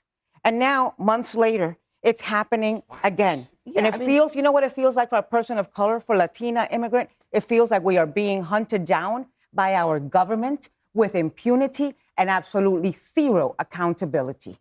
So, I mean, to Anna's point, I mean, the issues with these types of vehicular stops have been there for a long time. I just thought this was an important take to some degree. I mean, Anna Navarro has been like because like Anna Navarro needs to get fully on board, in my opinion, because for a long time she was on board for all of Republican politics. That was her genesis, right? That is where Anna came to us from. Wasn't out of nowhere. It was as a Republican sort of talking head. And now, you know, she's I don't know if she even counts as a never Trumper. I can't remember if she was anti-Trump from the beginning or not, or if it was post-Trump. But she might as well lump her in there. Like one of the Lincoln Log Republicans. Basically, like she's still got a bunch of fairly conservative shit that she spouts around here. I need her to shut up on all that shit. If she wants, you know, like if she wants, you know, like she can't have her cake and eat it too. Like she comes out and like says very sensible things about these things, like trying to play the center, continuing to play the center on this is the thing that's allowing all of this to happen, Anna. And I need you to stop doing it. You see what I'm saying? Everybody following what I'm saying here? Because the fact is, I almost said one thing that's not true. I almost said like if she wants my solid, the fact is she's not gonna lose that on this issue. But the fact is like, you know, I still don't see her as an ally because of all of her other stupid ideas in her dumb head. And I just need her to have some sort of an awakening. Oh, because it was just interesting for me as someone who has to listen to Anna Navarro's opinions all the time. I managed to spare all of you of her opinions most times because like I said, they are very stupid. But like, for me, I have a lot to go on, and it's like, dude. Why can't I hear from you in this? Why can't I be like, oh, this is a really smart thing I'm hearing? Who is this? Anna Navarro.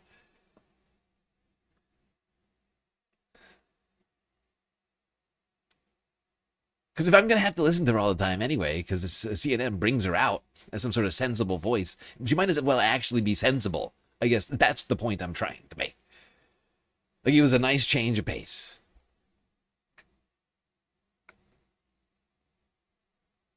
You resemble that comment? Wait, what comment? What? Explain yourself.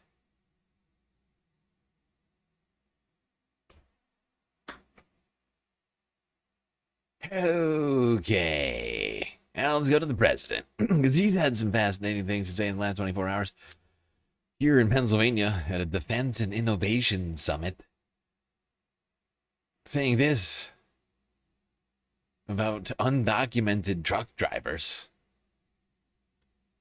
and what his plan is. This is Trump's great replacement. Today I'm making one more important announcement. My administration will soon take historic action to get illegal alien truck drivers who are just killing a lot of people. They can't read signs. Many of them are on drugs or alcohol.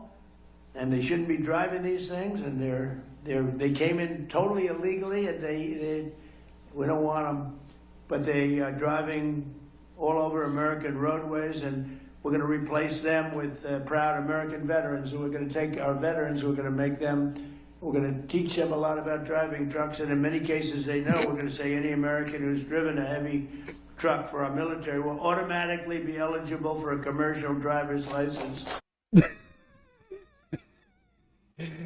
If you can shoot people in Iran, you can drive a truck.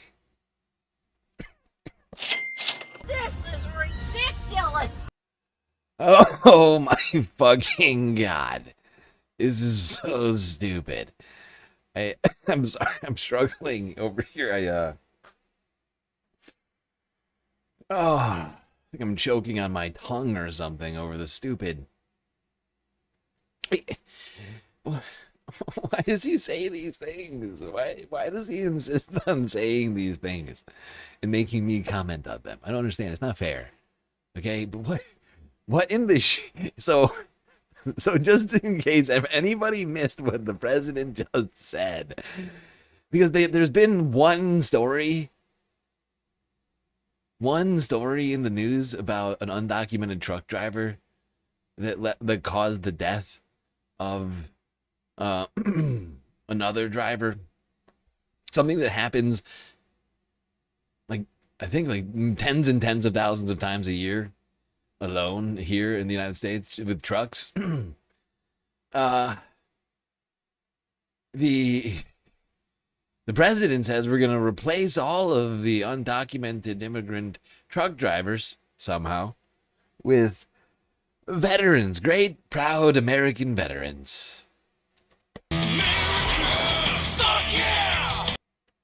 And then they'll be immediately eligible for a CDL. It's not clear whether or not they will actually be receiving training. We're just going to unleash them on the road, I guess. It sounded like training was optional, but would be available. Didn't sound like a great plan. And it's not clear to me how many veterans are going to come back home and want to be truck drivers. Something that's been getting automated more and more over the years that is captured by corporate consolidation and seeing worse living standards, from my understanding. Something that used to be like a real working class gateway to the middle class has supposedly been completely gutted in recent years because of automation and other sorts of business practices. Not sure how much they're going to want to do that, but honestly, the thing that I see in my mind when I hear that sentence, aside from the deeply racist overtones of it all, is, of course, what are we going to do? We have another really bad plan coming from the president, right? Like, that's the thing that always, like, I try and, like, find a way to push down my emotional reactions to these things that he says and think about the real world consequences of them. like going after agricultural workers and stuff. We've seen that going on, like literally intentionally targeting farms on multiple states. We've seen it. And we've seen like what it's doing to everyone, not just to the people that are being targeted, but to the rest of America, right? Because a huge portion, whether it's good or not, like we of course have, I of course have criticisms, and I think most of us have criticisms of the use of undocumented labor to drive down costs for businesses, but it's what we do. And since we're not rushing to solve that in a real way, like all we've seen, like Trump hasn't rushed to make sure that agricultural workers get paid like a living wage, right? That's the thing that would have been the reasonable reaction to all of this, right? No, that's not happening, right? And there's been no like rush to get Americans out into the fields picking peaches, right? And instead, you've got an agricultural sector that's been saying, we don't have anyone in the farms to pick. We don't have anybody to milk the cows or whatever else.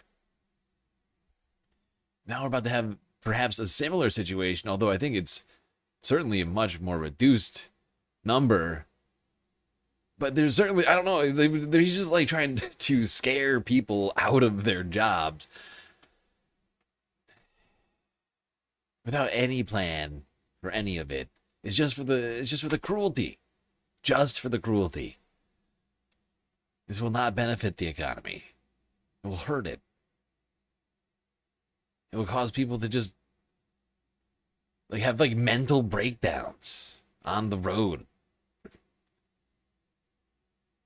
Truck drivers who are already under like great stress are just going to be worrying while they're hurtling down the highway that ICE and some,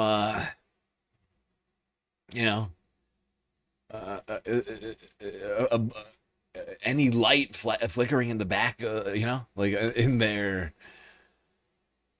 rear view mirror is going to be ICE. Then what? Huh?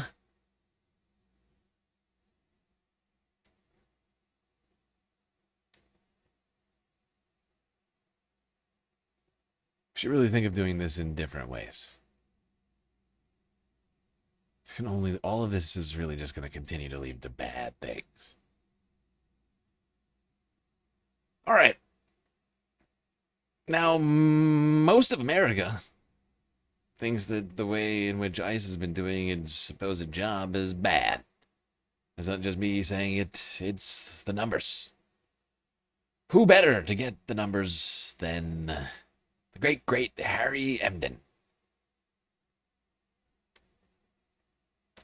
How is ICE seen right now by the voting public? Yeah, it's a very different picture from what we saw in term number 1 for Donald Trump at this point. And you can just see this in terms of, take a look at ICE's net favor rating during Trump's terms. You go back to July of 2018, among all voters, they had a positive net favorable rating at +1. But look at this massive decline now. We're talking about minus 20 points. So we're talking about a 21-point decline among all voters. And that is being driven in large part by independents. Again, just look at these declines here. Among independents in term 1 at this point for Donald Trump, ICE's net favorable rating was -3. Not so great, but not terrible either. Look at this number now. It's negative 42 points. That's a nearly 40-point decline on the net favorable rating of ICE right now compared to where we were in term number 1 for Donald Trump at this point. Wow. Incredibly unfavorable, according to the great Harry Emden and MU Law and Pew Research.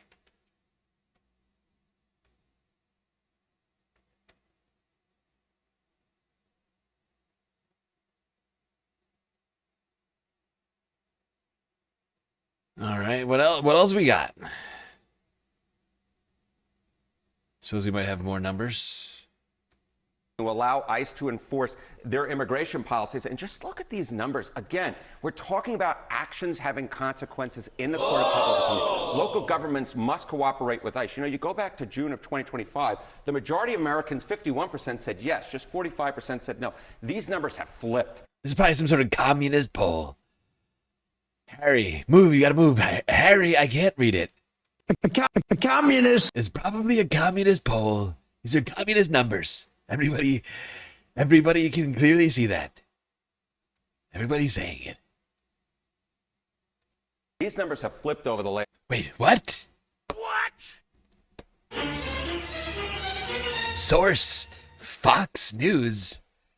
What you talking about? Oh, God. Wow. Look at that. Complete reversal, even more so. I mean, there was a 6-point difference between these two numbers, right? There is a 7-point difference between these two numbers, which means it's even less favorable than it was then.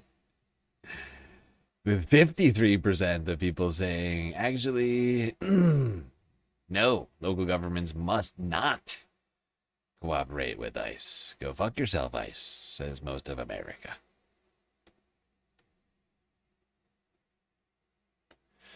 All the numbers, they're saying bad. Nobody likes them. I wonder whether or not people trust Donald Trump on immigration.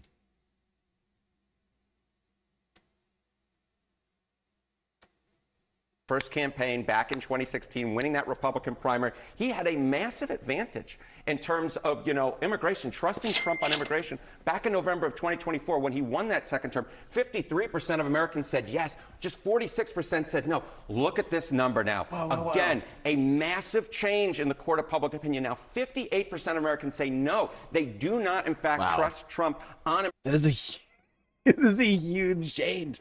I mean, it should be 0 in the yes column at this point, but it is technically a huge change in like a year and a half. He was 7 points ahead in 2024. Now he's 17 points behind. That's a 24-point change. Very short time frame. He's lost the trust of voters. Quite clearly.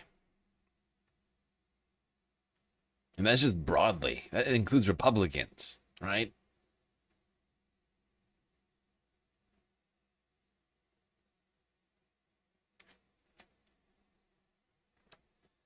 It's basically a net.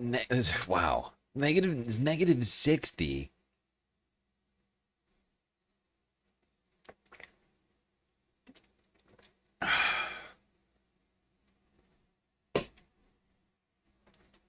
Including Republicans. It is that's movement. I gotta say. I don't expect some sort of mass exodus of the Republican voter. I'm not that deluded. Not gonna do it. Not gonna do it. Wouldn't be prudent at this juncture.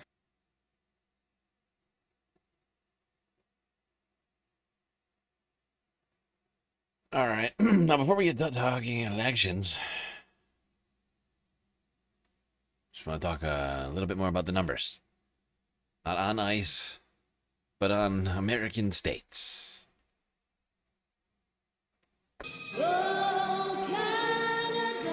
No, I said America. Is nobody listening to me right now? There we go. And apparently, CNBC has released some list that Republicans are quite upset about.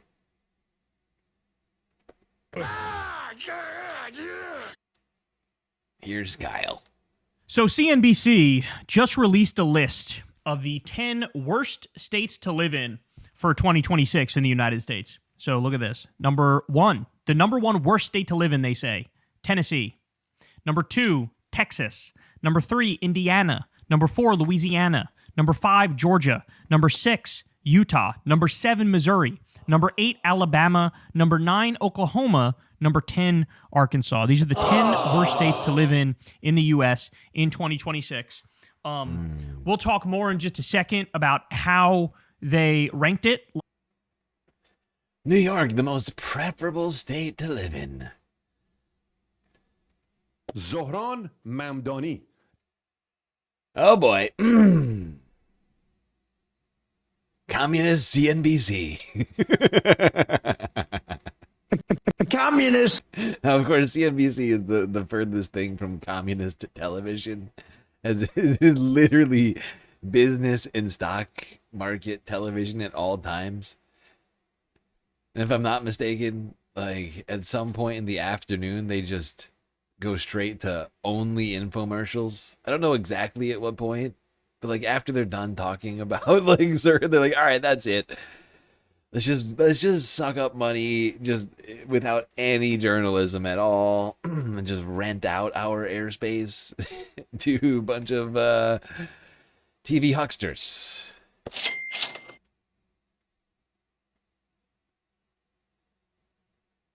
Apparently, New York is the number 1 best state.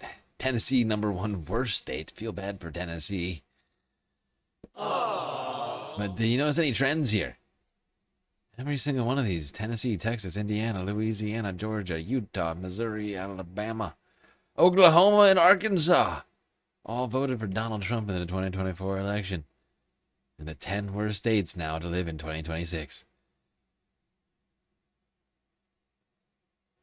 Is correlation causation in this case? Hard to say. We need more data. But you make your decision, Space Fams. What was their criteria? But suffice to say, depending on how you categorize it here, it's either like 10 out of 10 or 9 out of 10 of these states are conservative. They're Republican. They're MAGA. So naturally, MAGA was crashing out over this. So Daily B says, MAGA melts down as worst states to live in are revealed. There's a link connecting all the states on the list. Several MAGA and Republican figures are fuming over a list of the 10 worst U.S. states to live in, all of which are red states. CNBC's ranking factored in several quality of life issues. So here's how they ranked it. Healthcare, reproductive rights, crime rates, air quality, civil rights laws, inclusivity, and like broader quality of life type stuff. That's what they did. Based on this methodology, CNBC ranked Tennessee as the worst state to live in the U.S., followed by Texas, Indiana, Louisiana, Georgia, Utah, Missouri, Alabama, Oklahoma, and Arkansas. By the way, this is not to say that a lot of these states don't have a lot of natural beauty. In fact, I would argue many of them on the list do have a tremendous amount of natural beauty. I brought this up to Crystal, and she was... Okay, thank you, Kyle. That's all we need from that one. I wouldn't have found this without him, so shout out to Kyle, Secular Talk. Jesus Christ. Wow. Is America great yet? Republican America? Being on the bottom 10? Is this what you voted for? Is this what Elon Musk paid you to vote for? Well, first of all, some of the things that I say will be incorrect. Yeah. Speaking of Elon Musk, let's not forget that earlier this week, a group of Wisconsin election commissioners board referred complaints regarding Elon Musk, saying that he violated the state's bribery law. Illegal. I don't know I'm talking like that. Also breaking at this hour, the Wisconsin Elections Commission refers 2 complaints to the Brown County District Attorney accusing Elon Musk of violating state law. The bipartisan commission voted 5-1, finding probable cause that Musk violated the state's election bribery law ahead of the 2025 state Supreme Court race. Musk touted on social media and eventually handed out 2 $1 million checks ahead of the election during an event in Green Bay. A charging decision is now in the hands of the Brown County District Attorney. He has not responded to 12 News' request. There you have it. Now, I need to look for an update on this story. But it's been referred to the district attorney. And hopefully, district attorney will make the right decision here. Charge this man, which is what was an obvious election crime.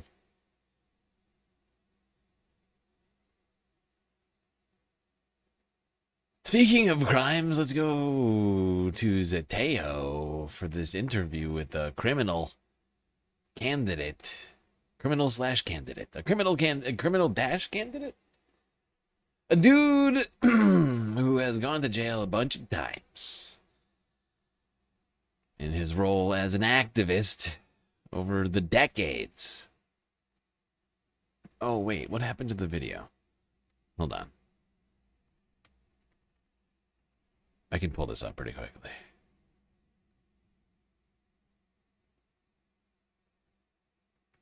Before we go to Zeteo.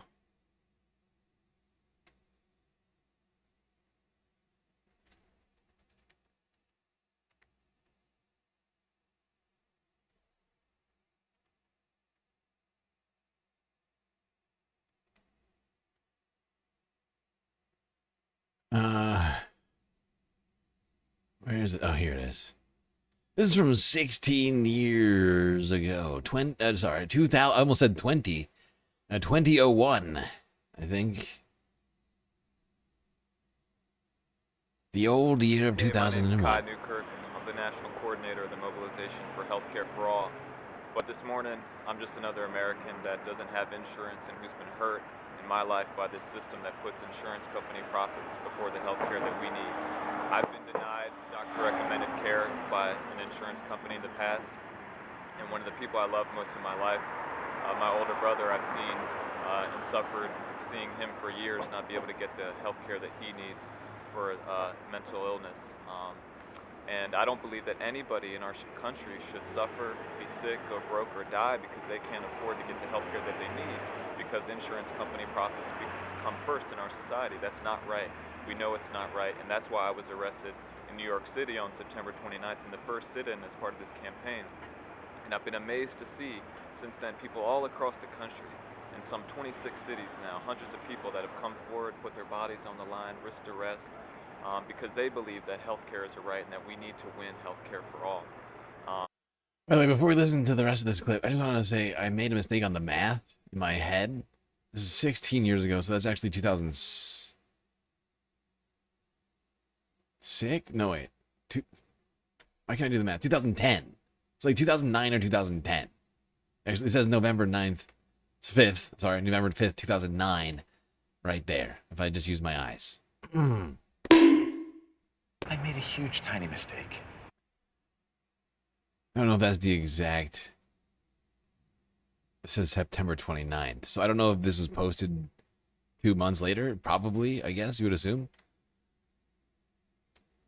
And now we're going to a new stage in this campaign, where we have to go to the politicians that are complicit with the insurance companies that are corrupting and trying to control our democracy and make it so we can never win real reform. And that's why I'm going to go talk with others to Senator Joseph Lieberman this morning, and I'm going to demand with them that he publicly pledge not to take any more money from insurance companies. We know that we have to break the grip of these insurance companies on our democracy to win real reform, and it's going to start with Joseph Lieberman today. And if I'm arrested, I'm going to stay in jail as long as I can until he takes that pledge. And I need your support. If I'm in there, I want to know that I'm not alone. We need money for bail, for any legal fees. We need folks to sign the petition to Joseph Lieberman. We need you to tell your friends. We need you to join a sit-in in your community. We're not going to win. We're not going to rise to the occasion of this moment when our country's focused on healthcare like never before, and finally win, after generations have struggled to win this right, finally win it once and for all. We're not going to be able to do that unless we can organize one of the largest campaigns of civil disobedience since the Civil Rights Movement.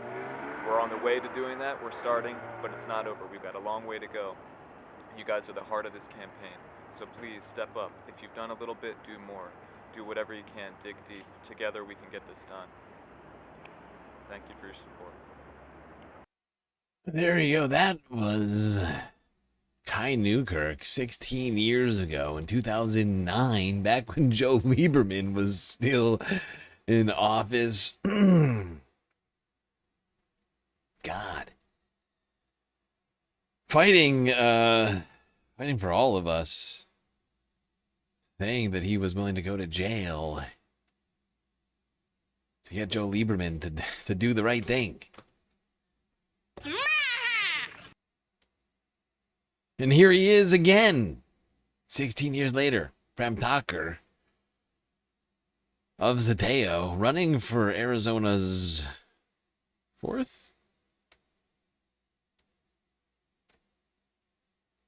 God damn it. Yes, Arizona's 4th. A guy, Newkirk. I'll go to jail for justice again before I ever take a dime from AIPAC. We can't serve two masters. We can't be taking corporate PAC money. We can't be prioritizing the donor class and the working class at the same time. You have filed a complaint with the Attorney General alleging that the government of Israel has been interfering in the election. We're taking the wheel, and you need to go and wash the feet of the orphans of Gaza for a couple of years and see what you can do to recover your human dignity. We have our first trillionaire while there's hundreds of thousands of Americans sleeping on the streets. Would you support Hakeem Jeffries as leader? Good morning, good afternoon, and good evening, everyone. My name is Prem Thakur, and today we have a special interview with someone who is vying to carry the new socialist wave spreading across the United States even further.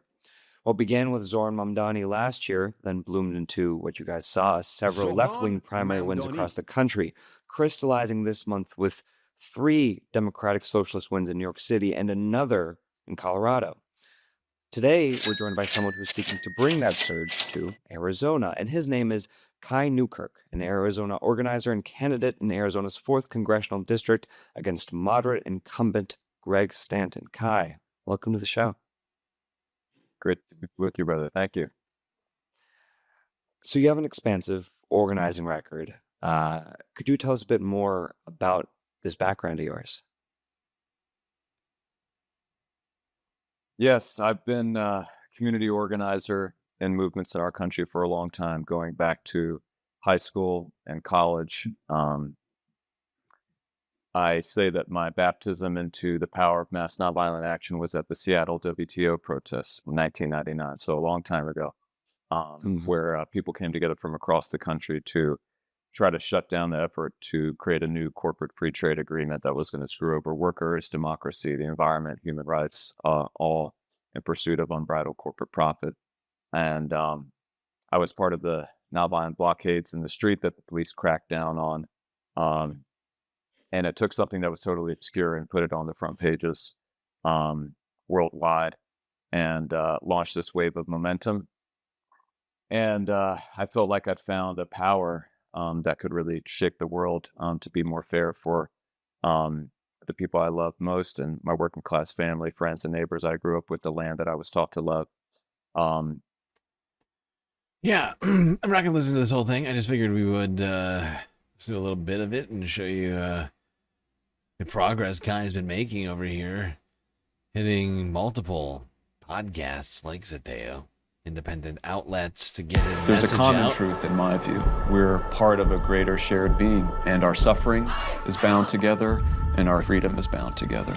We cannot truly make an Arizona that we can afford if we don't stand up to the power of the billionaires and the corporations that are screwing over the working class. And to those who will defend the status quo of corruption, there will be a political price to pay. My name is Kai Newkirk. I've devoted my life to leading at the front lines of nonviolent movements for justice, for democracy, and now I'm running for Congress here in Arizona's 4th Congressional District, because I will not stand by and let the oligarchs have it all. More than 400 people were arrested to protest the influence of big money in politics. I'll go to jail for justice again before I ever take a dime from AIPAC or any corporate interest. You guys walked from Los Angeles all the way to Sacramento. We're walking from Philadelphia to Washington, D.C. to call on Congress to end corruption and give us a democracy that works for all. It's time for Democrats to pick a side. And we're part of something much bigger across this country. Progressive candidates across the country have launched primary challenges against established Democratic office holders. Kick out Greg Stanton, get those corporate Dems out of here. And we know this, the majority of Democrats are with us on these issues. The majority of Democrats support disbanding and abolishing ICE, Medicare for all, universal child care. The majority of Democrats want to end military aid to Israel and stop the genocide in Gaza. Our very lives are dictated by how much money somebody can spend. And Kai Newkirk knows that's not right. I'm not a career politician. I'm rooted in a different tradition. We're building a movement of love, truth, and people power here. There's no other candidate like Kai. If I walk alone, I'll walk alone like that. I've done it. I've done it. But I know that even when I'm alone physically, I know that I'm just walking humbly, a fellow traveler in an ancient, ancient tradition. And what I'm doing now, running for Congress, is just an expression in that tradition. Yeah, I think Kai is quite a good candidate here, and I'm just keeping my eye out to some degree. I'm still working on my list right now. We've got Arizona, of course, finished. We already talked about them. Kansas, Michigan, Missouri.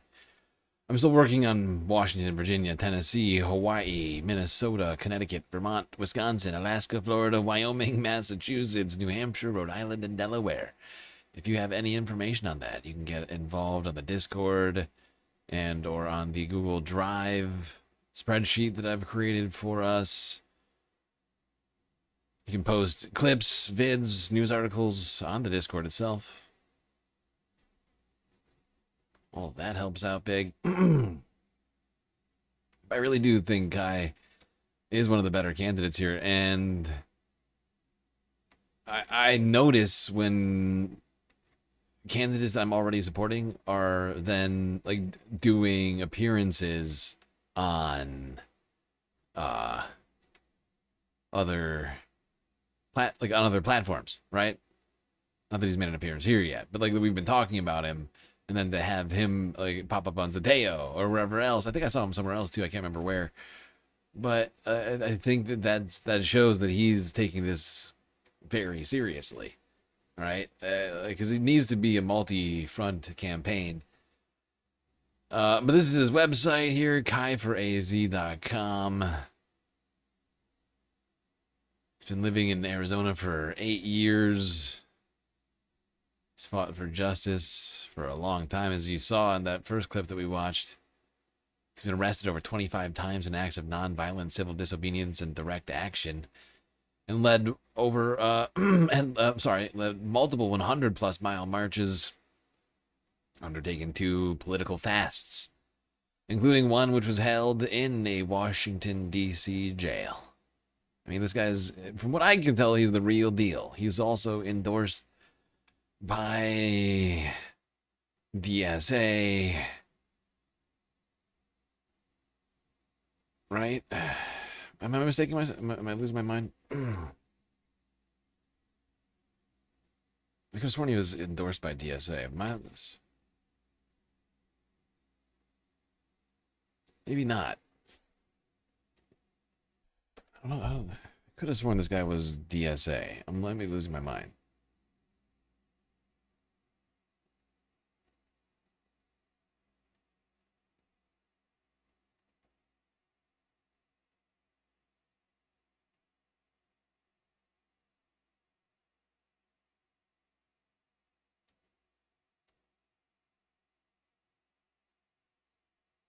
Kai was on MR Wednesday? Okay, that makes sense. I think that might be the other place I saw him.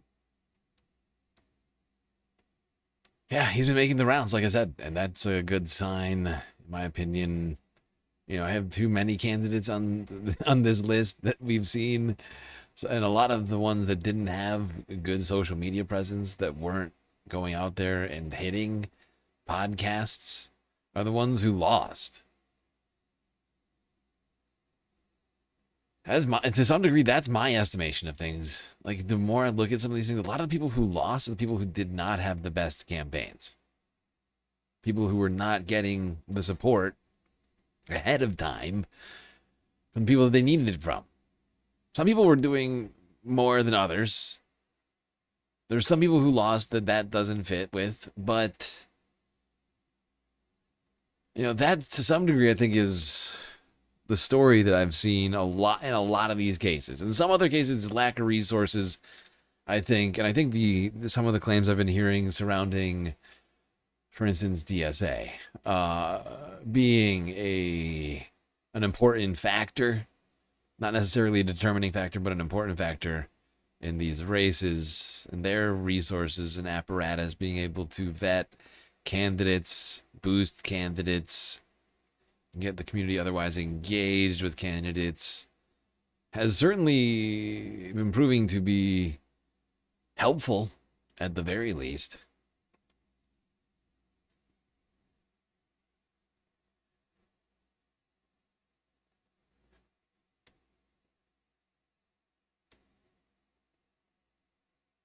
Speaking of which, one woman you might be familiar with has taken it upon herself to join up, become a dues-paying DSA member.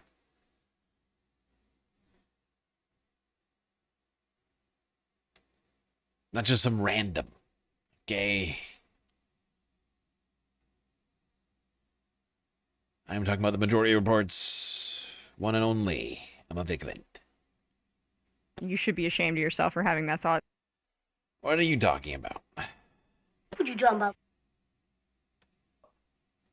Thanks so much for having me, everybody. I'm so thrilled to be here. It's actually been quite an honor, honestly, to be a part of DSA and using my voice and whatever platform I have available to me to push for democratic socialism. And I say this as somebody who didn't get here in I took the circuitous route to democratic socialism. I would say I was more of a liberal. I was radicalized by the Iraq War as a teenager and supported Obama because I couldn't understand how anyone could support Hillary Clinton because she voted for the Iraq War. And my politics were, progressive left, but increasingly as my political education increased and I learned more as I tried to teach members of our audience more, I realized the power of organizing and the power of a workers' movement.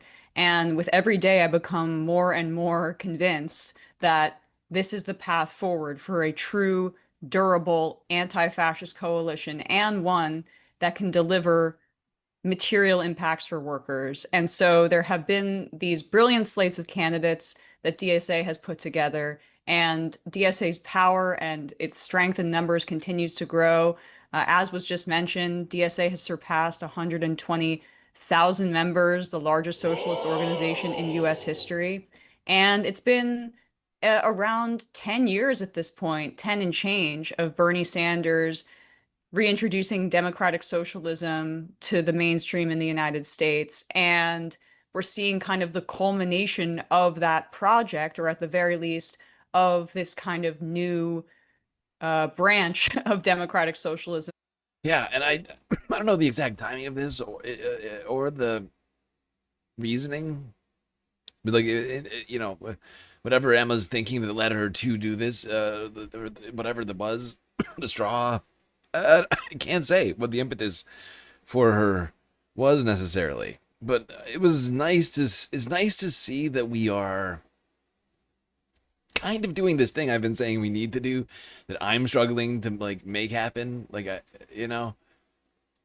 but like I've been like efforting on in my own ways, like I was just talking about with like creating all the channels in the Discord for people to engage with each other and to engage me on these candidates during this election, during the primary election, right? Because it's not going to be hard, really, to figure things out in the general. But the primary is the important time for us to be making these fights. I've been making this argument for a while, and that we need a way to work together in the best way possible moving forward. Like, since we first started talking about this, and since since like last week's fucking bombshell news, I feel like we needed that. We certainly need that even more so. And to some degree, I feel like this helps with that. Whether or not that's Emma's intention, I can't say. Like I said, like I'm not in her brain. But like I feel like this will in some way must do that, because she'll be tuned in to what's happening with DSA, and therefore we'll be able to tune listeners in with what was happening on DSA, right? Like this, you see what I'm saying here? It's just like this exact kind of network I've been like hoping we would be doing, and she's the perfect person, right? MR's got like one of the biggest leftist audience on the internet. It's like between them and Hassan, right? Who's the other biggest? Am I wrong? Like, she's bigger than basically everybody, or the majority report is, and that's big. And she's like, for instance, like I mean, all week, last 2 weeks, she's taken the helm of the majority report ship with whatever the hell Sam's been doing. Convenient time to take off. God, we need Sam. God, we need Sam back. I've been saying it to myself over and over again. Not that I don't love Emma. I do feel like we do need him back. Oh, also. Like, Emma, great job, but also Sam, back. Please. Because I'm begging for it. Not just because I'm begging for it, but because I think we just need the whole team over at the Majority Report. So the nonsense that we've seen recently.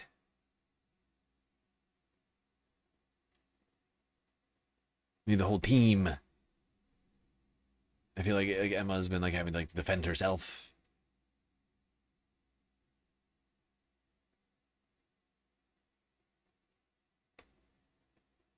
But I think that this is definitely a good direction for things. I've been trying to figure out how to like tune myself in with DSA's choices in the different races. Like if they have them, I'm trying to find ways to be on top of that. Unfortunately, I can't find like a national database. Like what I need is like the thing that I'm creating. Like I need the DSA to have like one of these for every single election, right? This is all I just need. I just need this. I just need them to do this. That would really help me out.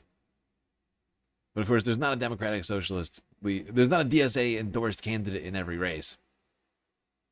We're doing slightly different, but very similar things.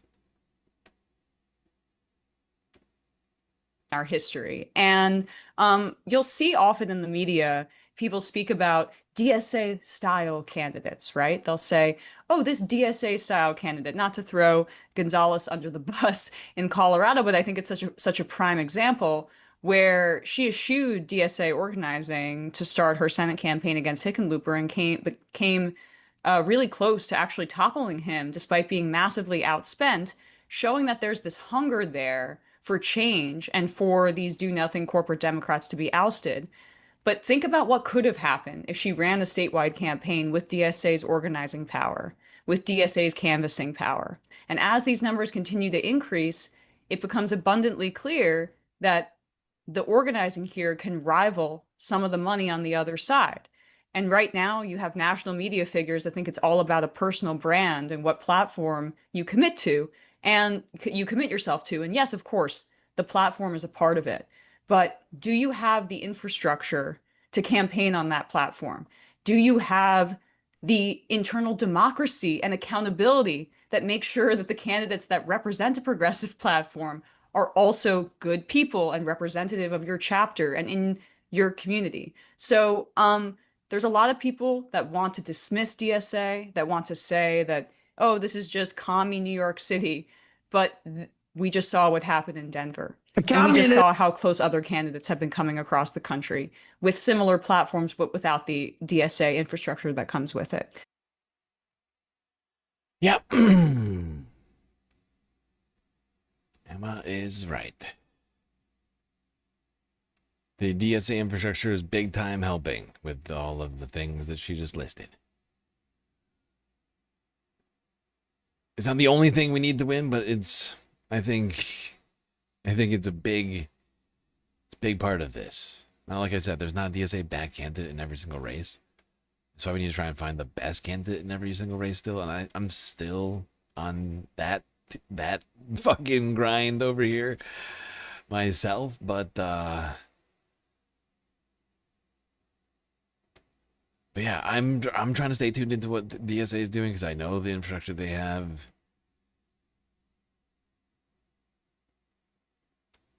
And the platform that they support right now is one that aligns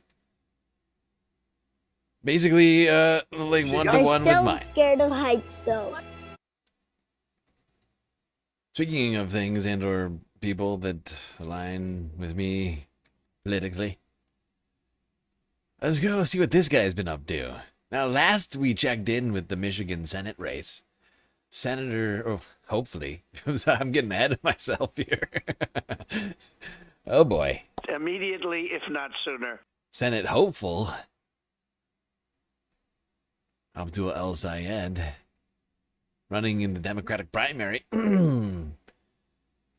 Last time we checked in with him, he was in sort of a quasi debate, more of a sit down / call in with CBS Michigan or something like that. I can't remember which one. CBS Detroit. I can't remember where. I don't know which outlet it was, but he was there. He was in person. His opponent. I keep forgetting her stupid name.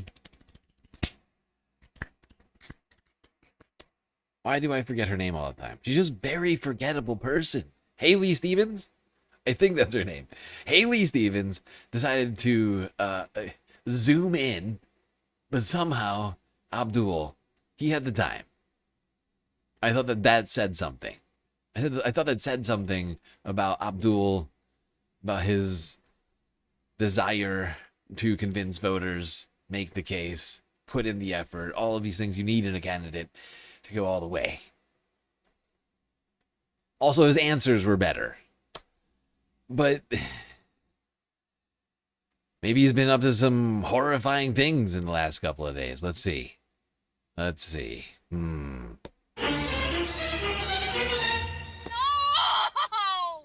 What's this? I'm still scared of heights though. When I was a kid, I had like super panic response as well. Like I'd get scared, and then all of a sudden, it would overwhelm you. Hi guys, you good, Emily? Can you use up from the other side? And so it's like training her to be able to be like, okay, so what do you know? What can you control? And then just focus on those things. That one is hard to grab on too. You got it. There you go. Just you growing up at some point, you start to just sort of confront the things that you make it part of your personality to confront the things that scare you on purpose. See that sign? It says, "Did you clip in?" I'll go all the way up I want you to to there. touch that sign. Okay, I will touch that and then I'll come back down. That's fine. Come back down. Okay. As a sense of like, I'm going to conquer this thing's control over me. You're almost there, buddy. Like, it's not even that high. You're almost there. I know, it's not high. You set your goal and you're gonna go get it. Because that's the thing that anxiety does to you, right? It's like it controls what you do now out of fear of future pain. So you're like, no, actually, I'm gonna deal with this and I am going to make it part of myself to learn how to confront that so that it can't control me. Everyone's scared. Yes! Yes! Yes! Woo! Well, there you go. Somehow Abdul El Sayed not only has time to make it in person, unlike his opponent, Haley Stevens, to these sit-down discussions with local media, also has time to be a dad. Go rock climbing with his kid. Impressive. Impressive. I don't know where he gets the energy.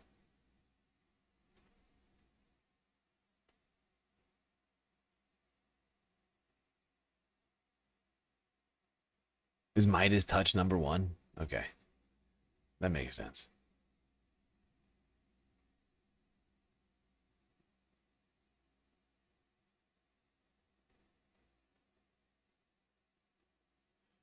Don't they also get, like, funding from... do they count as independent media?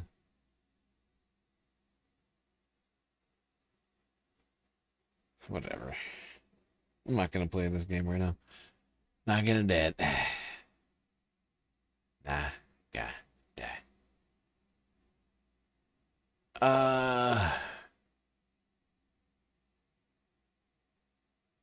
We'll do one more clip. Or two. Actually, let me think. I'll do a few more clips and then we'll go to break. So we got way more stuff to talk about here tonight. I feel like I threw people off with the double stream tonight. It was unintentional. But I just wanted to break up the topics. One was a live event, which is something we don't do all that often. And the other is my pre-prepared show. And mixing them felt weird. I needed 2 separate links and video files. Just, don't cross the streams, right? We all know this. Don't do that.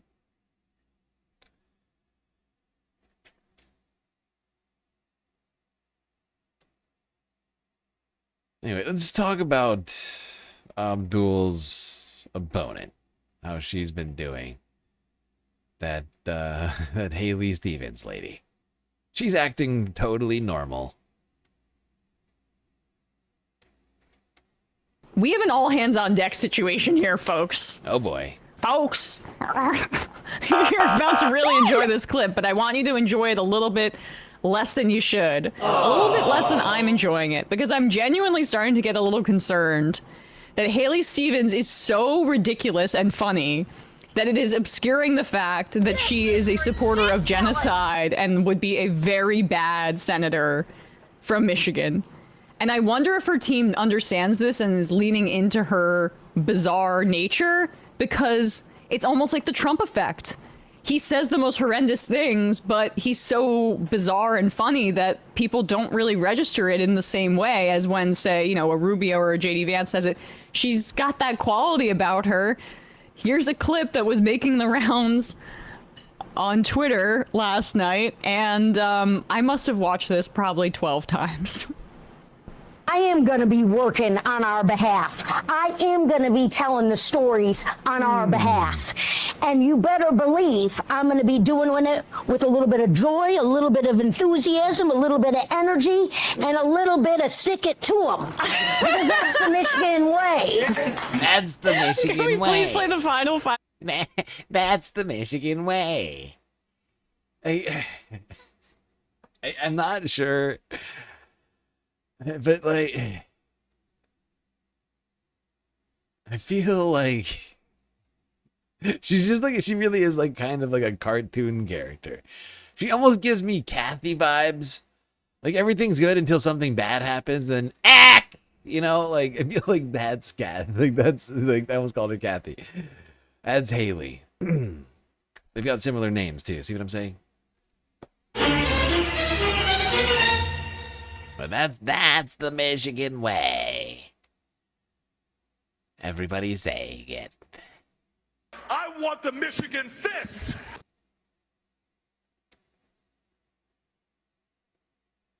I want the Michigan fist.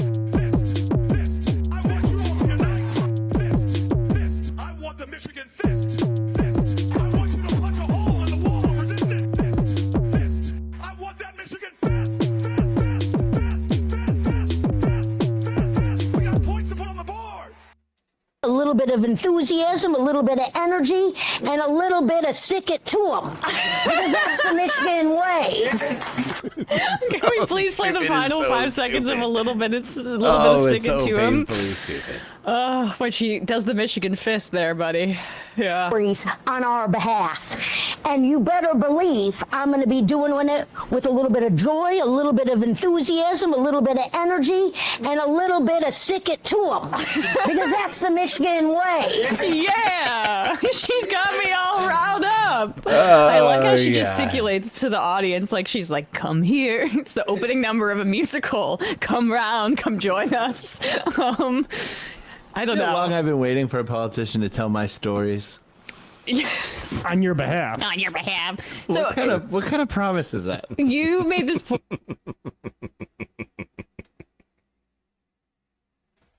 She is so bad. She like this. I don't know how she lives through any of this.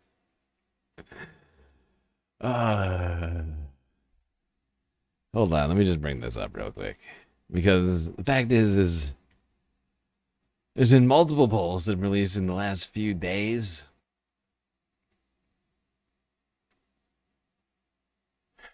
But Abdul El-Sayed has retaken the lead on the aggregate, up 4 points right now.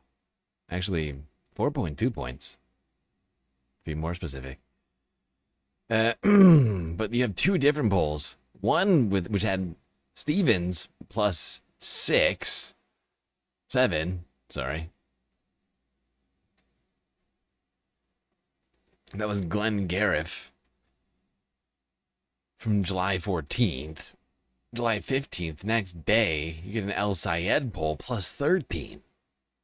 But this has been the nature of this race. It's been fairly hotly contested back and forth, as you can see here. Although El-Sayed has remained in the lead for much of this, for this brief period. Stevens, this was right after McMorrow dropped out. Like right here, I think July 6th. It's around the time she dropped out. Maybe a little later. Trying to remember, but I mean earlier, actually, maybe a little earlier. I can't remember exactly when, but some of that, like I said, some of that was going to go to McMorrow. So some of that was going to go to Stevens, some of that was going to go to El-Sayed, and I had no idea what that breakdown was going to be like. But El-Sayed is continuing to make the case to voters, it would seem, and you just can't give up in this case, right? Because you've seen all these different polls. Plus 19 El-Sayed, then a week later it's plus 7 Stevens, right? Like this is it's a close race. And I think on net, El-Sayed's in the lead, but it's by a tiny fraction, and nobody can stay home in the primary, which is happening on August 4th. Immediately, if not sooner. I think early voting is starting real soon. On that one.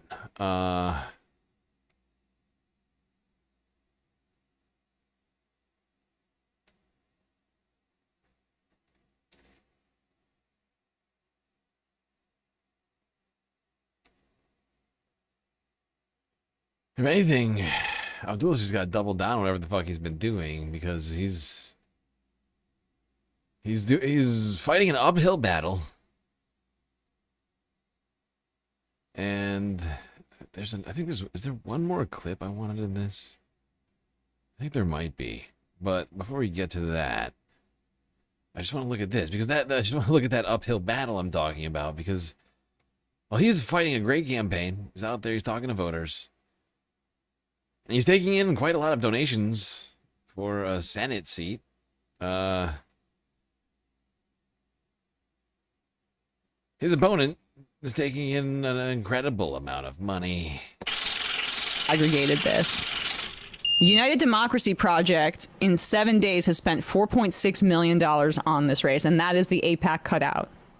Now, Abdul Al-Sayed's campaign, that's, you know, Who's on Air at Impact points out. So this is for TV ads. Abdul Al-Sayed is like a little under 500K. That's his campaign.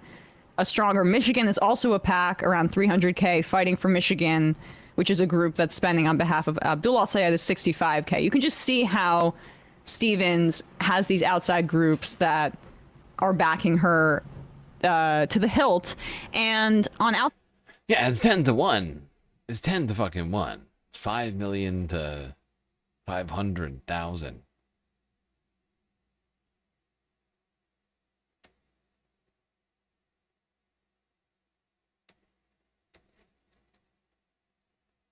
It's all a bunch of corporate and APAC money. Thankfully, we have people tracking these things in these races.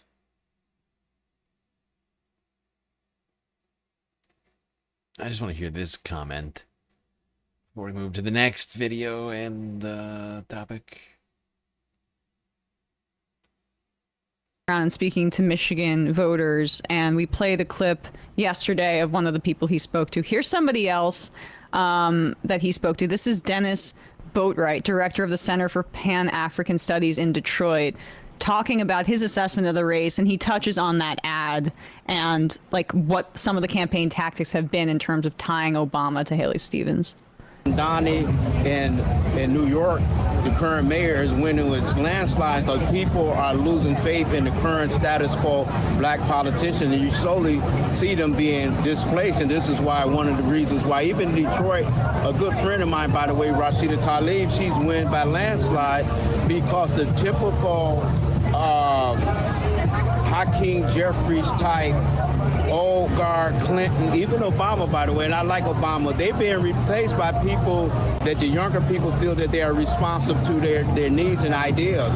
So I can see even in this election is the Democratic Party have to give us more than Trump is the boogeyman, he's the bad guy, which he is. But what I'm saying is you have to have more answers and more solutions than just blaming everything on Trump. And this is why we see a lot of younger people like yourself that's getting disenchanted with them and replacing them people like Mondani, who are taking critical position even towards Israel and for the Palestinians, but yet he's still winning against all of those lobbyists who are paying to try to get him out of here. So and this is why, by the way, you even have Cori Bush starting to come back and run again, because they see an opening that people tired of the status quo politicians.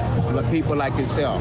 What do you make of Obama being invoked in this Michigan Democratic primary race? He's in the ads with Haley Stevens. Of course, he hasn't weighed into this race specifically, but Haley is using him saying good things about her in television ads. And when I talk to people that have voted for Haley Stevens, they tell me that that's why.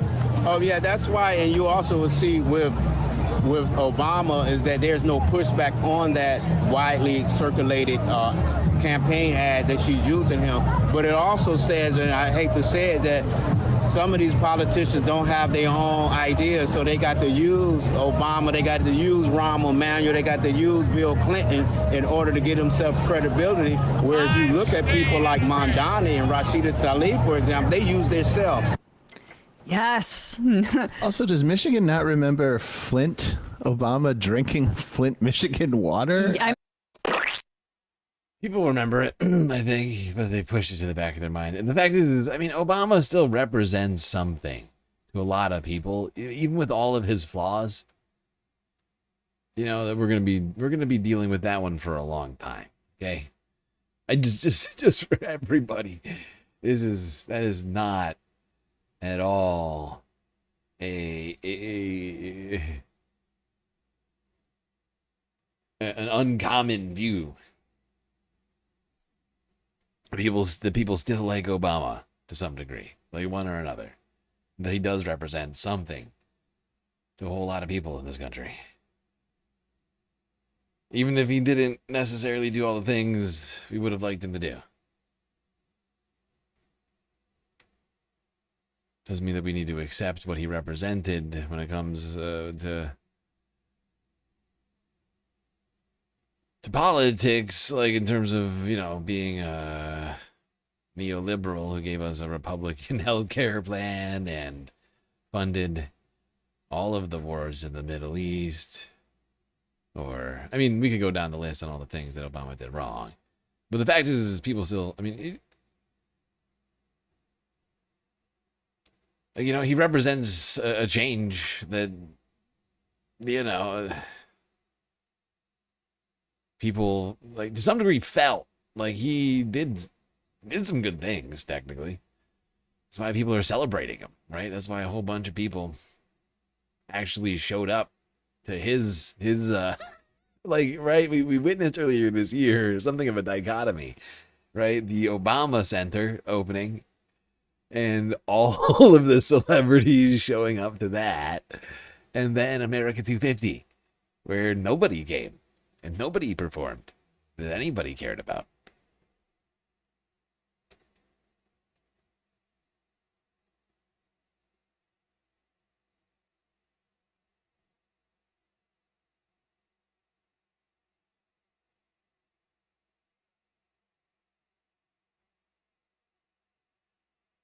But, you know, we are now presenting a kind of politics that, to some degree, in my opinion, transcends identity politics, right? It's a class-based politics. Although, if you look at the people on this list, like all these candidates, not all, but many of these candidates who have won also are you know, represent an identitarian change as well, not just an ideological one.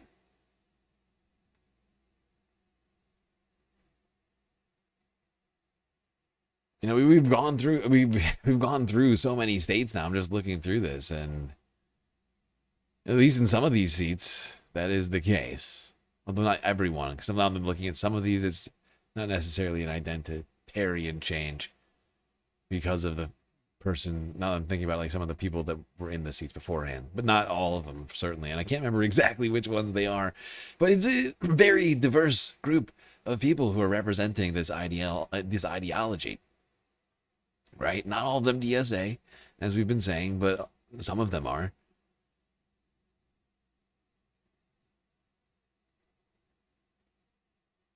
And I'm honestly getting very excited about the rest of the year. If only I can just get everything else in my life and just even kind of settled.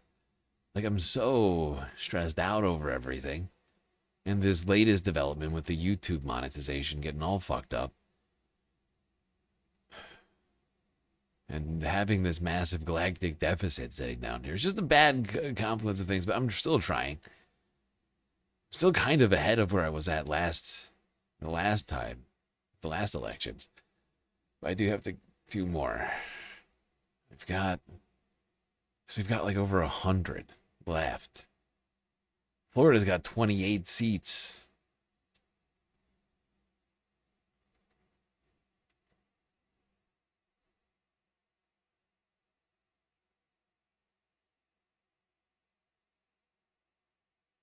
Representing for real what Obama pretended to be. Yes, I think that's a good sentiment.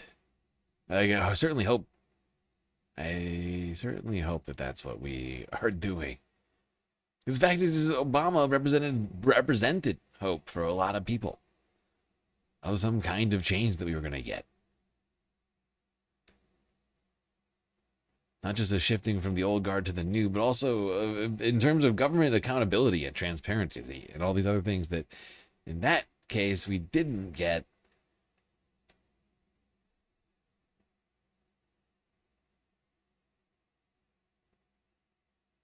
Meanwhile, of course, Republicans doing everything they can to prevent the inevitable in the midterms. And that quote-unquote inevitable is becoming more and more likely by the day, with polls surging for Democrats.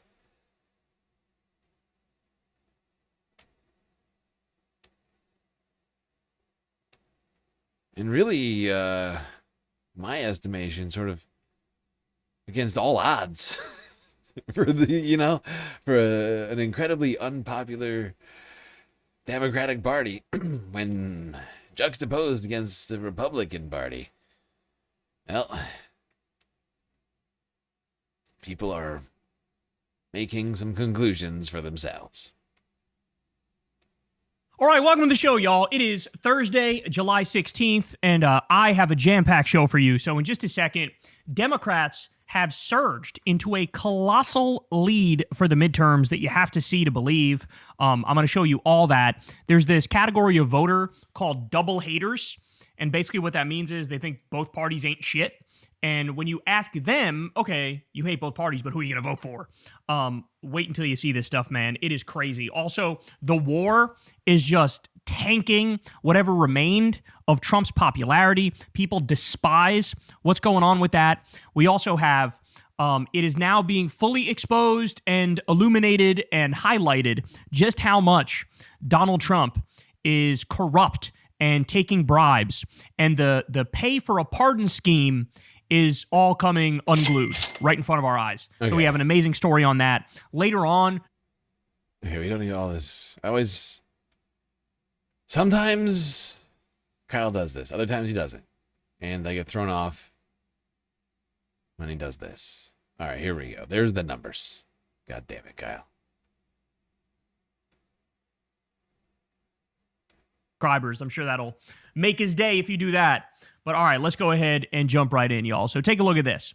Strength in Numbers and Verisite released a poll, and it's double haters, okay? I actually kind of love this term. It's basically like when you talk to people and they say, yeah, I hate the Democrats and I hate the Republicans. They both are pieces of shit. But then you ask them like, okay, well, who are you gonna actually vote for, though, when push comes to shove? And the result is 55% supporting Democrats and only 29% supporting Republicans. So this is huge. This is honestly huge. Like, it may not sound huge to people, but this is huge. 55 to 29 for double haters is actually crazy, because that's actually a huge, when you think about it, that's actually a huge portion of people. Like, I don't know exactly the numbers off the top of my head, but there's like tens upon tens of millions of people who do not subscribe to either party because they just don't give a shit. Right? If you can get those people on board for this, right? They're like, yeah, I mean, if you force me to vote, right? And if you get like any sizable chunk of those people out there to vote, it's like them, independents essentially, right? That is a big number of people. 55 to 29. It's crazy. It's a crazy number. It's double. It's 2 to 1. It is almost 2 to 29 double to 58. It is almost 2 to 1. It's wild. I don't think I would have found this. I'm not following Poll Tracker on Twitter. Kyle is one of the old guard independent lefties that has been using Twitter since the old days, since before it became Mecha Hitler. And like, I kind of to some degree need him for these sorts of things. It's like this in like Alex Jones news, like especially like, it's like because he's been doing it for so long, like, he's just good at it. Whereas like I wouldn't even know where to start on which Twitter handle to start following that has the most credibility for the latest polls dropping. The Double Haters Party. Yeah, we should start a new party called the Double Haters Party. That's actually a decent name. All right, let's see what the government's working on. J.D. Vance, little Mike Johnson getting together for a little press conference regarding election integrity.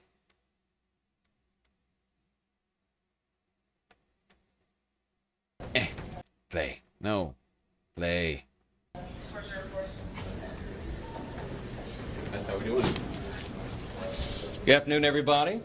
We just had a great meeting with the House Republican Conference. We're delighted to have been joined by the Vice President, J.D. Vance. You'll hear from him in just a moment. What we were here to address today, what you're all here to hear about, is we're moving forward with Reconciliation 3.0. This morning, after many months of deliberation and discussion and contemplation, the House Budget Committee, of course, is moving forward with the budget resolution that will get us to Reconciliation 3.0. Let me tell you a few of the details about it. Given the Democrats' absolute refusal to work with us on the nation's top priorities, and that includes election integrity and strengthening our nation's defense, we're moving forward with a narrow, streamlined package to deliver on some of America's top priorities. It is a sad situation, but this is where we are. Republicans have to do this on our own. So the budget resolution instructs 4 House committees to write Reconciliation 3.0, the bill.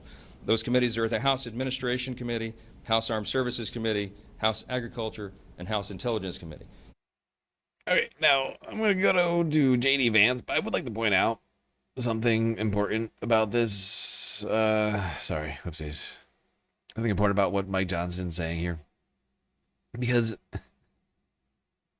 the fact is that the House already passed the SAVE Act. So I don't know what the point of this is.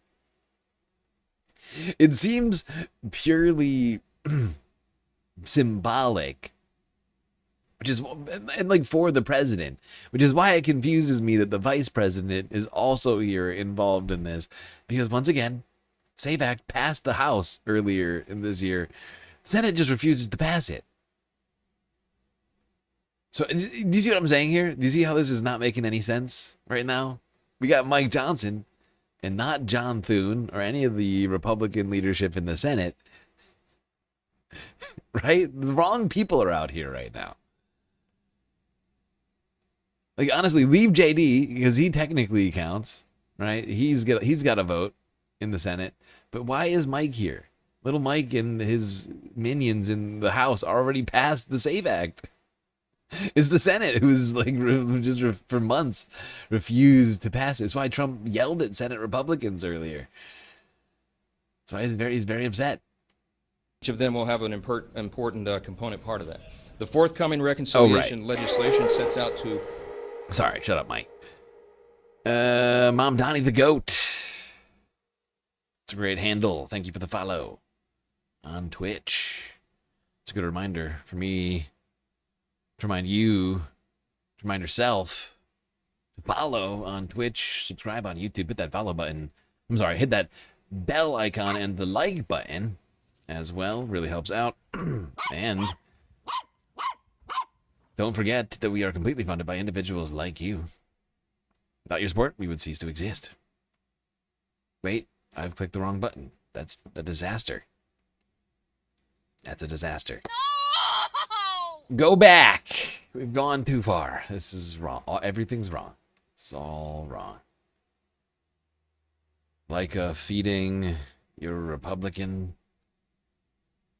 with the name Mom Donnie the Goat. That's real weird. You see how that's weird, right? But hey, you do you. Everyone's is unique flower.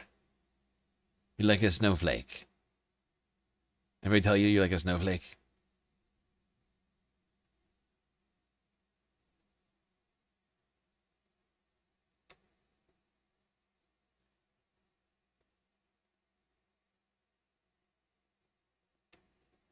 Mom Donnie the Goat, who's a Republican, is in my chat now telling people to vote red, guys. Because Republicans won't sell out our country. Republicans have already sold out our country. You fucking moron. God, you're dumb. You're a moron. You're hurting the kids.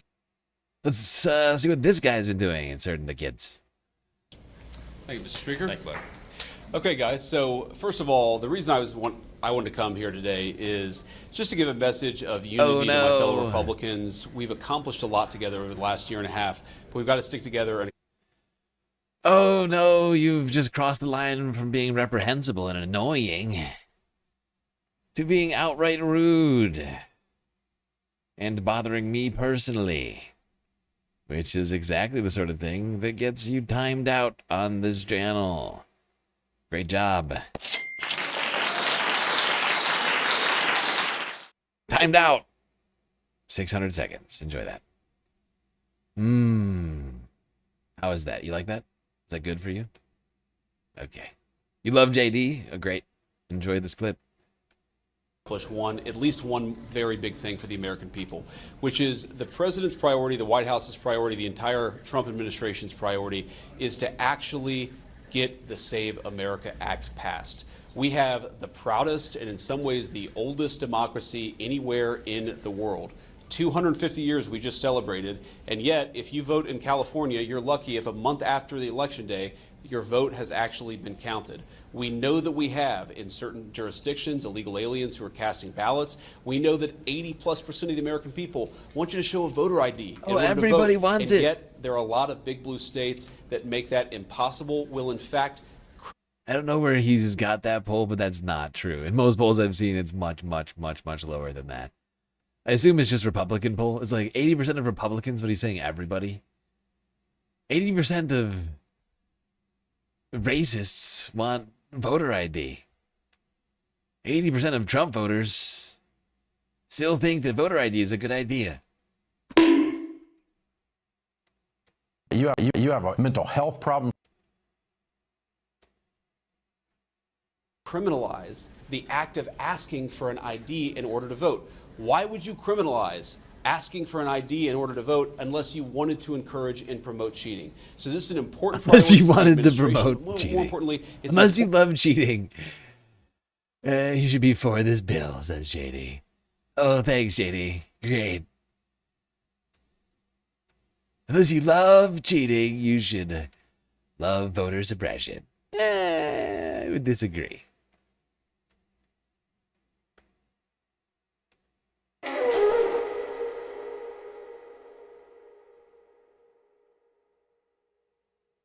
Oh boy. James West. A big JD fan, huh? Oh, it's exciting. Wow, so many JD fans. Where are they coming from? It's so organic.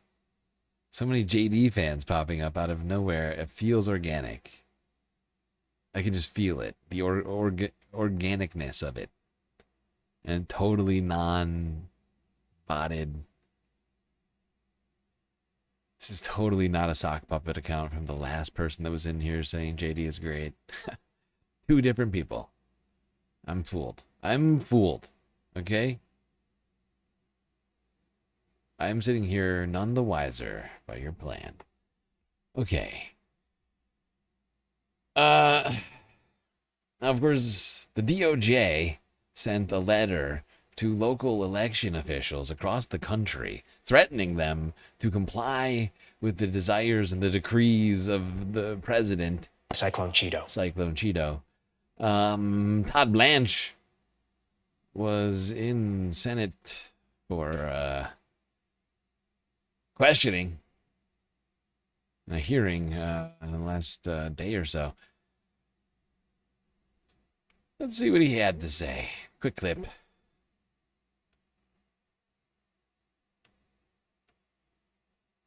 If you're confirmed and you're asked to take an action you believe to be illegal or unethical, would you resign? That will never happen, but That will yes, if never it were to happen, I'm not going to violate my oath to the Constitution. Did you ever say no to the president on How can he know the that? slush fund, the anti-weaponization fund? Did you? How could he possibly know that? How could he possibly know that he will never have a conflict of interest ever? As a dude who formerly represented the president of the United States. That feels like something you could almost literally not ever say with any confidence as a lawyer and not be running afoul of, I don't know, the bar. Even like my limited knowledge as a non-lawyer, that sounds deeply problematic. How could you say that? How could you know? You're the Attorney General of the United States. You'll be representing the DOJ, the head law enforcement officer in the United States. You formerly represented the president, the current acting president of the United States. How is it possible you could know for certain There'll be no issues that would ever come before you that would create a conflict. It doesn't make sense. What are you, Nostradamus? You know, I'm just thinking out loud here. But think of all the potential crimes, big business things, or whatever other sorts of corrupt business dealings that the Trump boys have been getting up to, for instance. You know, say one of them winds foul on the wrong side of the law. That would seem to be something that we'd probably want Todd to recuse himself from, right? Or like of the Lutnick boys who are also in business. Or of, like, you know, do you see what I'm saying here? We could go down this line. Like, there's a whole fuck ton of people you would think might be better for him to recuse himself if you don't want to give the sense of impropriety, which is literally the whole point of recusal. Never happen, but yes, if it were to happen, I'm not going to violate my oath to the Constitution. Did you ever say no to the president on the slush fund, the anti-weaponization fund? Did you advise him against this? I will not talk about communications I have with the president. I served as his lawyer for a couple years before he was elected. I'm the Deputy Attorney General and the Acting Attorney General, so I'm not going to talk about communications that I have with him. But Senator, I will say that President Trump trusts me to give him counsel. Counsel does not mean yes, man. And it doesn't mean a yes, man. Right. It just means whenever Trump tells you to do something, you say, I will say, thank you very much. I love you, sir. That's right.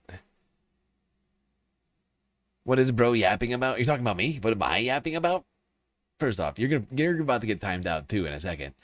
But second off, like, this is like, you don't have a problem with that? The sense of impropriety? Like, what if under Joe Biden's lawyer, instead of Merrick Garland, a career prosecutor, right, was made the attorney general, right? You wouldn't have a problem with that? Like, don't you think that would make it difficult in like some sort of theoretical, like hypothetical situation, you know, where Hunter Biden and the laptop come up? Because I know this must matter to you. You must love the laptop or hate it, however you want to see it. I'm sure you have a strong opinion about the laptop from hell, right? Don't you care about the laptop from hell? Don't you think it would be difficult to trust that a Biden DOJ with Biden's actual lawyer who defended him, right, in some sort of big case, being the head of the DOJ? You don't think there'd be some amount of impropriety possibly that might happen there? And that guy was here saying, I'm not going to recuse myself from anything. Probably. Because I don't see a situation where that's going to come up. You don't see that as being problematic? Hunter Biden was a Russian spy. Wow. Yeah, well. So do you follow my logic then? Or are you just going to make random stupid statements in my chat?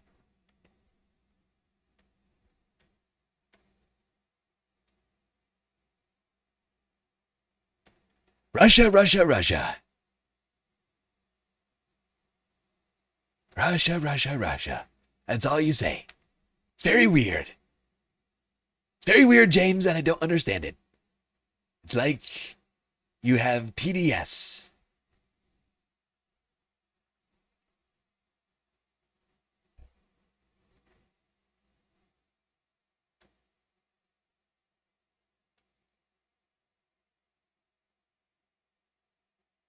Okay.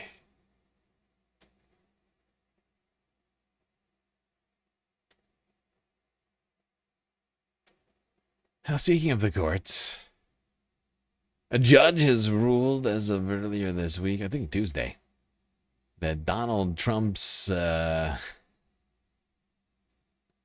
IRS settlement is a bunch of bullshit. What you talking about? Well, what I'm talking about is that settlement that Donald Trump came to with the IRS, that as we said at the time, was quite clearly a very problematic thing from the jump, because Trump is the government. He was suing himself.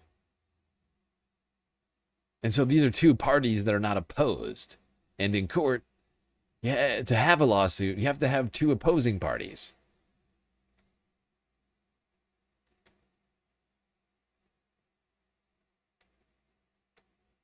A federal judge today blasting President Trump's lawsuit against the IRS, saying it was filed to, quote, manipulate the judicial process.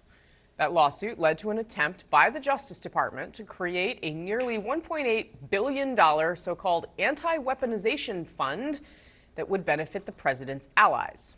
It was also used to justify an order shielding the president, his family, and his businesses from IRS scrutiny on past tax returns.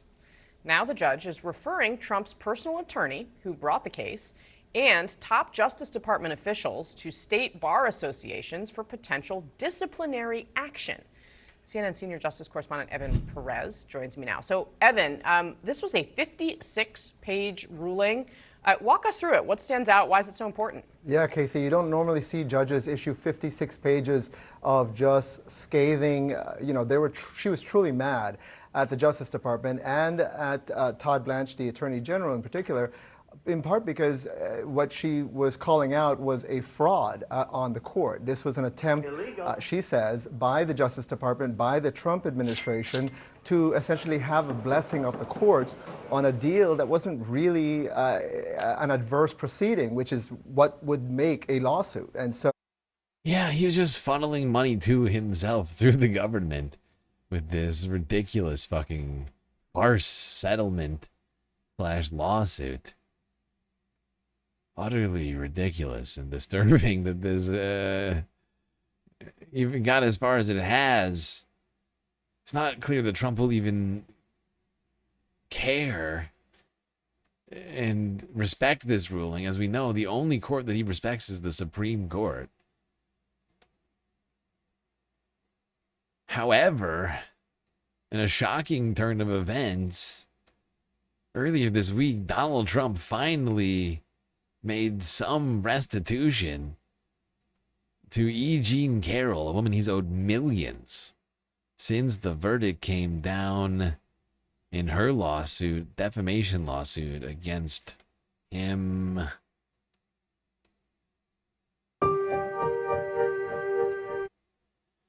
Yes, Trump finally pays E. Jean Carroll $5.6 million. The more than $5 million that President Donald Trump owed writer E. Jean Carroll was paid out Monday. Court filings show after Trump unsuccessfully and repeatedly challenged the jury verdict, finding him liable for defamation and sexual assault. A payment of $5.6 million was disbursed to Carroll and her attorneys on Monday. A court filing showed after a federal judge rejected Trump's effort to further delay the payment.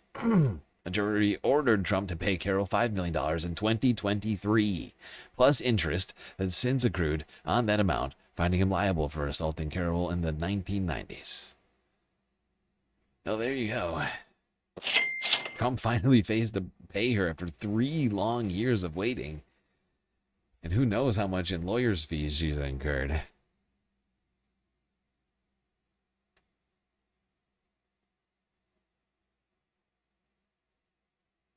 Oh no, James West timed out.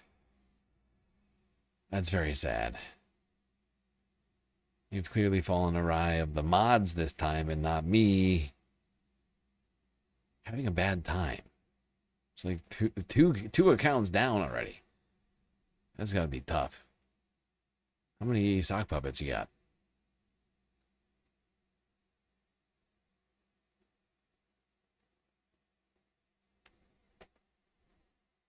Okay. Let's move it along to the environmental news. Actually, before we do that, I think we're going to take a quick break. Since we've been going now for at least around 4 hours on this stream. However long the other one is, I don't even remember. But quick galactic intermission, I think, is necessary at this point. Do not worry, though. We still got a lot left to talk about here tonight. Storms and fires coming up next on the Galactic Dance Card.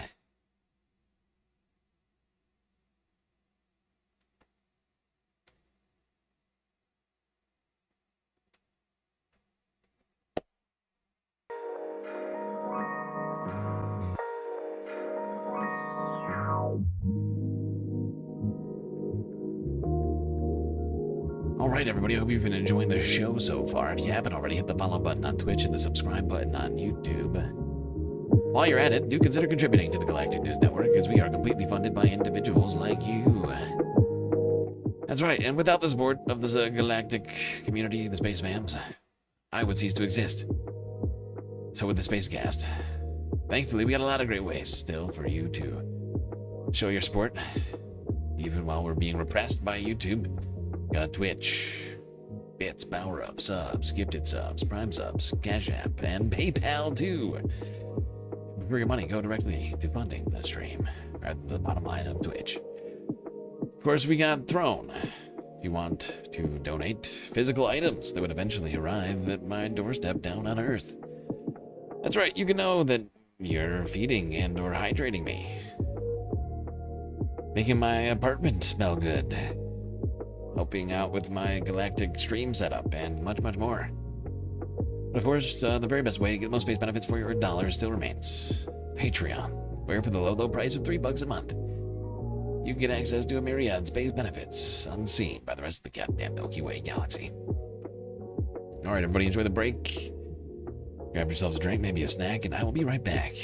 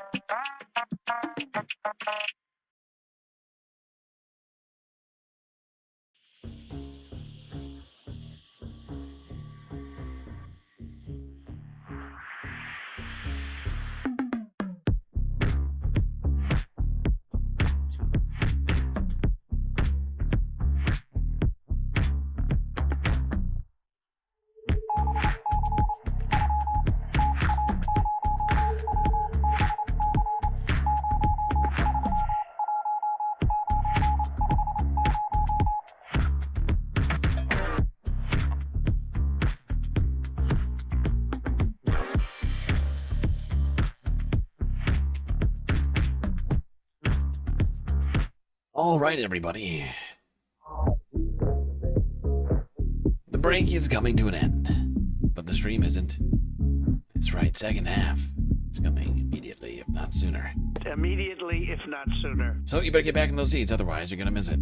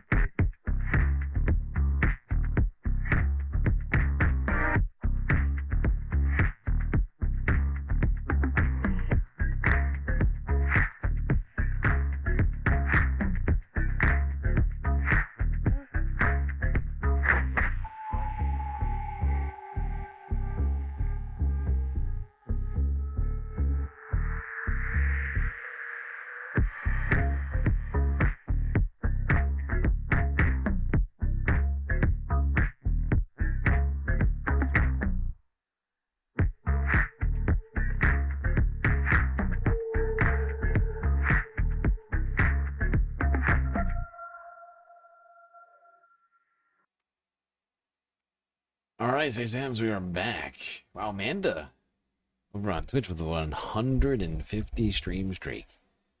Might be the longest galactic streak of all time. Truly impressive.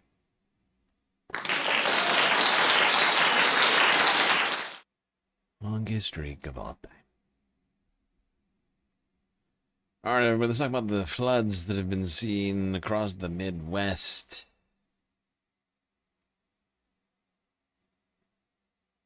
Including Texas. First, though, I'll take a look at this clip from Missouri, one of the states that saw floods over the weekend. There were reports of people being trapped. We talked about that. This is one of the videos from the trapped people.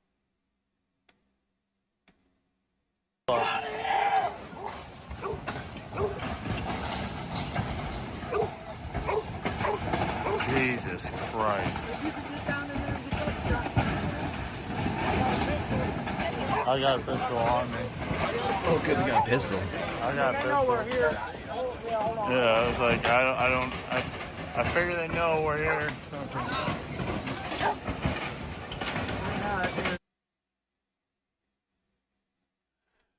I couldn't help but notice the irony in that one statement while in this conversation that I got a pistol. Great, pal. Is it gonna make everybody safe like people have been telling us for so long? Can you use it as a flotation device? No? Well, it's fucking useless right now, pal. If anything, it's making everyone else on the roof uncomfortable.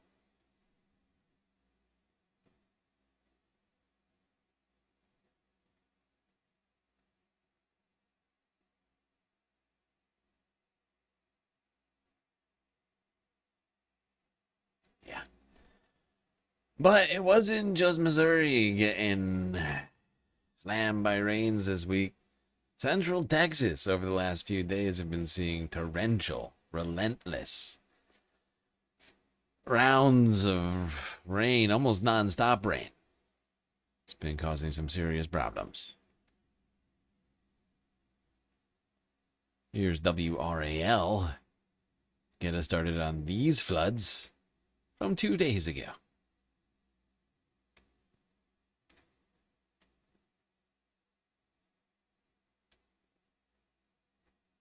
Meteorologist Amy Wilmoth has the latest. Hi, Amy.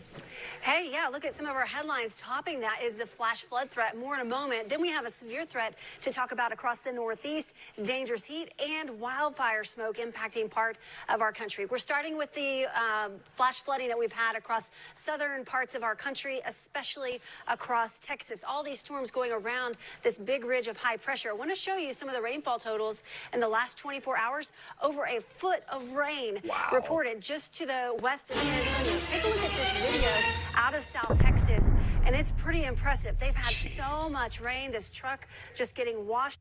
Over a foot of rain in 24 hours. 13.5 inches. To be exact. San Antonio and Cuna. Piedras Negras. Galveston and Houston with 9 and 6.5 inches respectively. It looks like Waco too. Austin seemingly in the mix there. I don't know what they got hit with, but looks like at least a few inches. But wow, 13.7. That is a stupid amount of rain.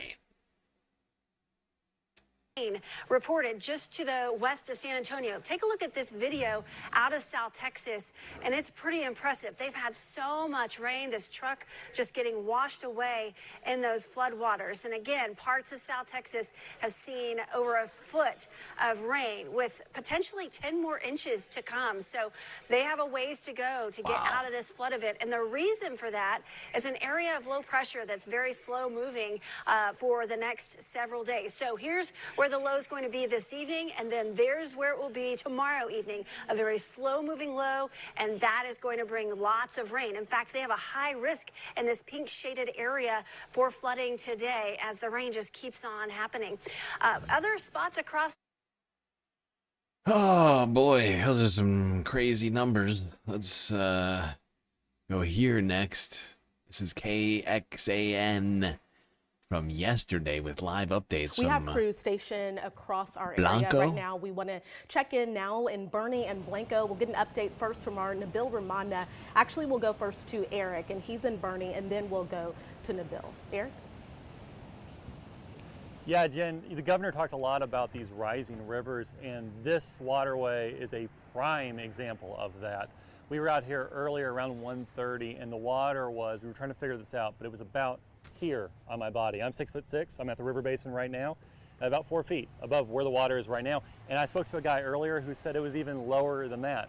Let me show you the power and the danger these rivers represent. Look back here. There's a tree just fully toppled over, dragged down. Lots of branches along the bank here. Lots of damage that we're seeing on this river. We spoke to a couple guys earlier today on the nearby bridge. The bridge goes right through Main Street, and it was shut down because the water passing underneath it was so dangerous. I spoke to those two guys. They were pretty shocked at what they saw. Here's what they had to say.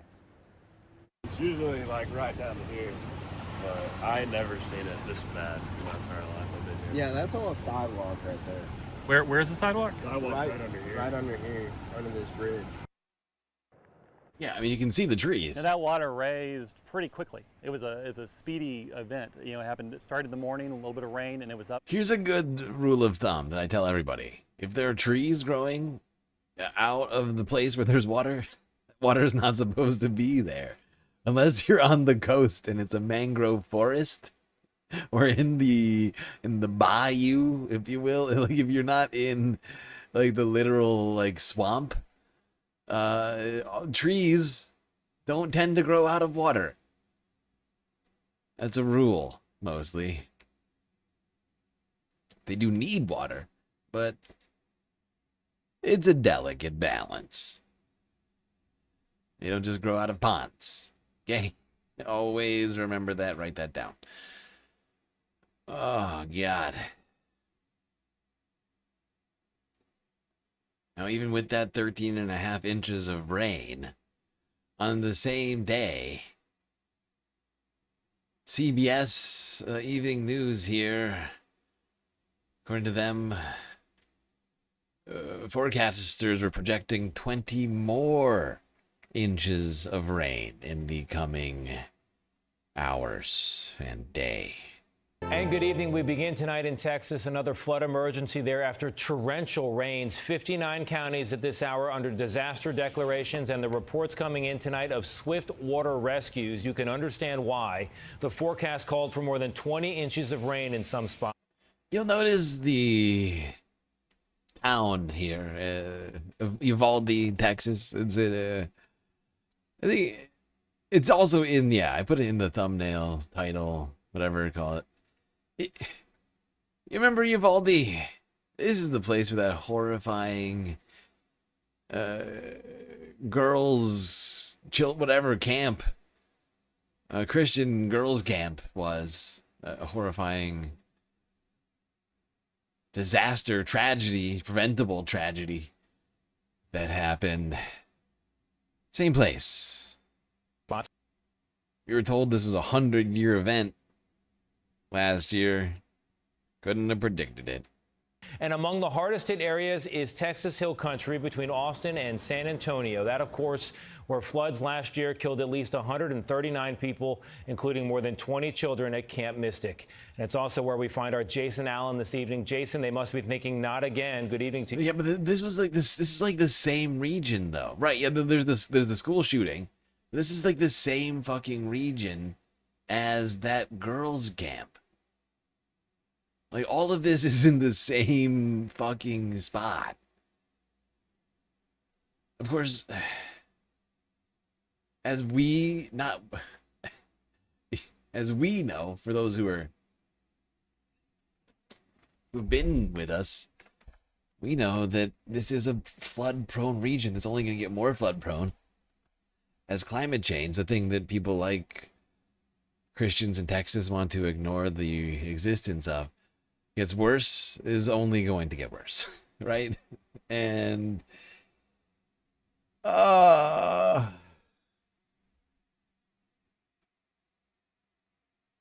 thought I was talking about the school shooting. Everybody thought I was talking about the school shooting. Okay. Well, that's not what I mean. That's not the point of this discussion.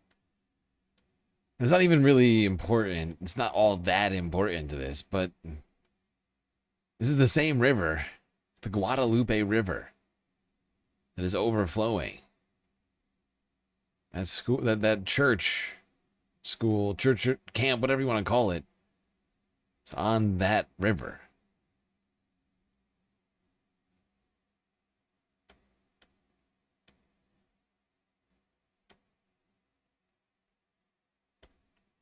Roads tonight and surrounding homes. A flash flood emergency in central Texas tonight as heavy storms caused chaos across the region, dumping more than a foot of rain. Homes in some areas were completely surrounded and roads left impassable, with as much as 4 feet of water rushing across them and drivers stuck in the floodwaters. In Uvalde County, the Texas Department of Public Safety was forced to rescue several stranded drivers this morning. While in nearby D'Annis, at least 10 inches of rain left much of the historic town underwater. It's all part of a system meteorologists fear could drop up to 20 inches of rain over the next few days. These sudden high-risk flooding events are infrequent in Texas, just 4% of days per year on average, but they account for more than 80% of all flood-related damage and 36% of flood-related deaths. This storm system comes just 1 year after more than a foot of rain caused catastrophic flooding across Texas Hill Country, killing more than 130 people, including 28 at Camp Mystic. In that flood, the Guadalupe River rose roughly 30 feet in just 45 minutes. Officials today are concerned conditions on rivers across the region could change quickly.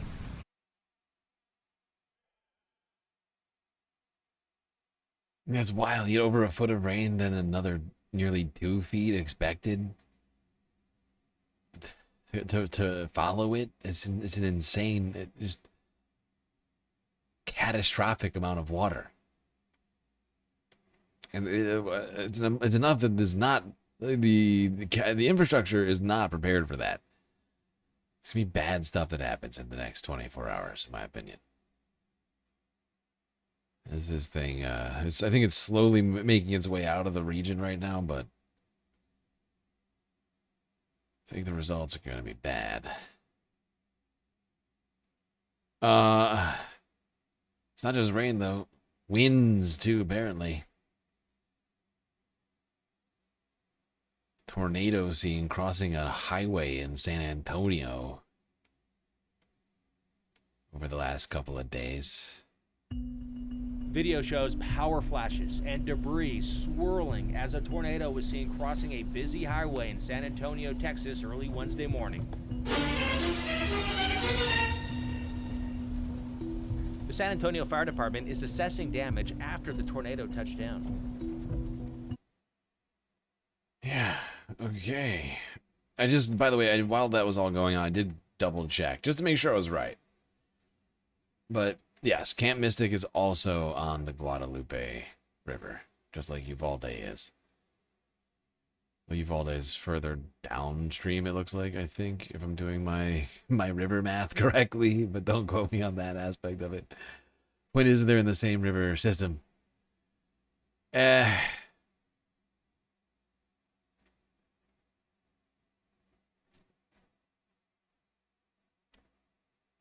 Let's go here to some more footage of these storms. This one uploaded by the New York Post yesterday.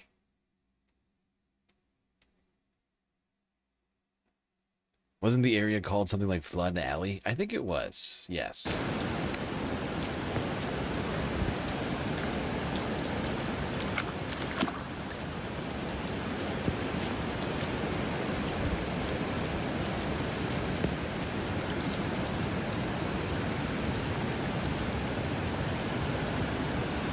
You can see these people's front yard and backyard have been turned into a river. Not great. Not exactly what you want, I don't think.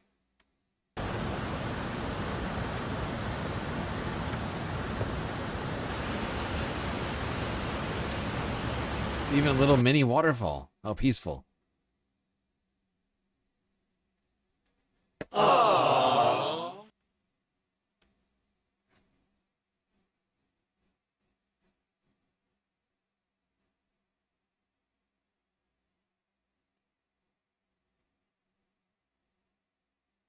All right, this is Live Storms Media from 22 hours ago.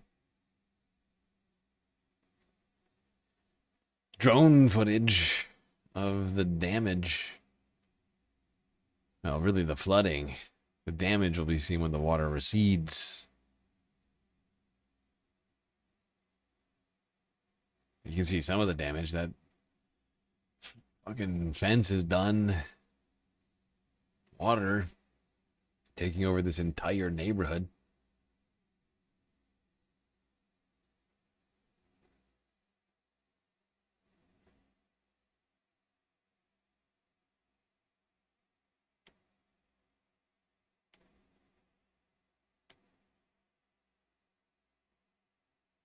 You can see just how vast the flooding really is once they zoom out and go further up. I mean, look at it. It's crazy. Just the whole neighborhood underwater. A few lucky people maybe have a little grass left, but look at this shit. This is ridiculous. This is ridiculous.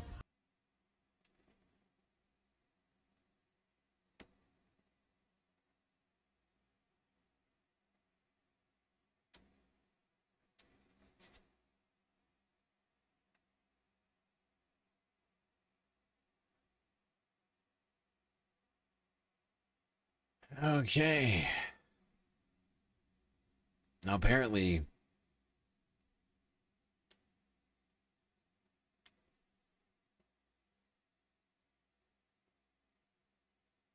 what was I about to say? God, my brain just broke. No, I think I was going to say that there was a bunch of evacuations called, but not everybody was able to get to safety in time. Now we want to get back to what is happening right now in the Hill Country. Extremely dangerous situation of flooding and a shelter in place right now being issued in Kerrville because of the devastating flooding that is happening right now. Some areas have already picked up close to 2 feet of rain in the region since Monday, and even more inches have fallen in the overnight hours. So here's what we know so far. Emergency crews have been waiting in floodwaters all day Wednesday. This is just to make rescues possible, with the most significant flooding happening near Uvalde and Bern in the San Antonio area. That so far, no reports of any deaths yet. But even after the storm system spun up a tornado near San Antonio yesterday morning, Governor Greg Abbott is putting this flooding threat into perspective. He compared it to last year's devastating 4th of July floods. The 4th of July floods last year had rainfall of 20.29 inches. The expected rainfall during this rainstorm is expected to be more than 30 inches. More rain than what occurred during the flood last year. Well, the Guadalupe River has risen 16 feet. I just got to hear that one more time. Is this the one? The 4th of July floods last year had rainfall of 20.29 inches. The expected rainfall during this rainstorm is expected to be more than 30 inches. More rain than what occurred during the flood. Okay, this isn't the one. There's multiple Greg Abbott quotes that we got here since he is the governor of Texas. I just wanted to make sure that was not the one that I wanted. But yeah, 30 plus inches. It's a fucking ridiculous amount of rain. But we will get to Greg Abbott again in a second.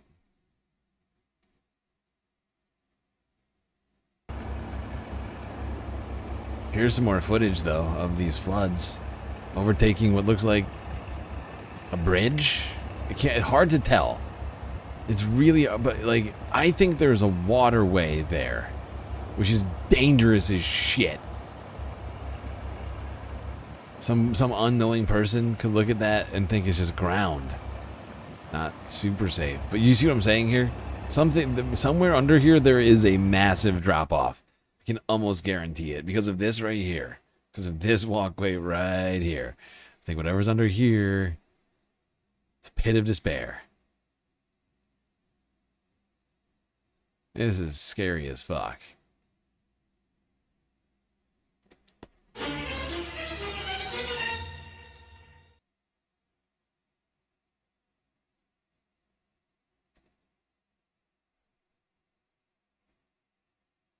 It's called Flash Flood Alley. Fascinating. Let's go here to CNN from 12 hours ago. 20,000 Texans still under threat from these floods. Let's not forget, of course, that rains often take some amount of time to make their way through the surrounding estuaries, rivers, streams, since they wind back and forth and go through the rural areas. It takes the water time to make its way down these things and can affect communities days after it,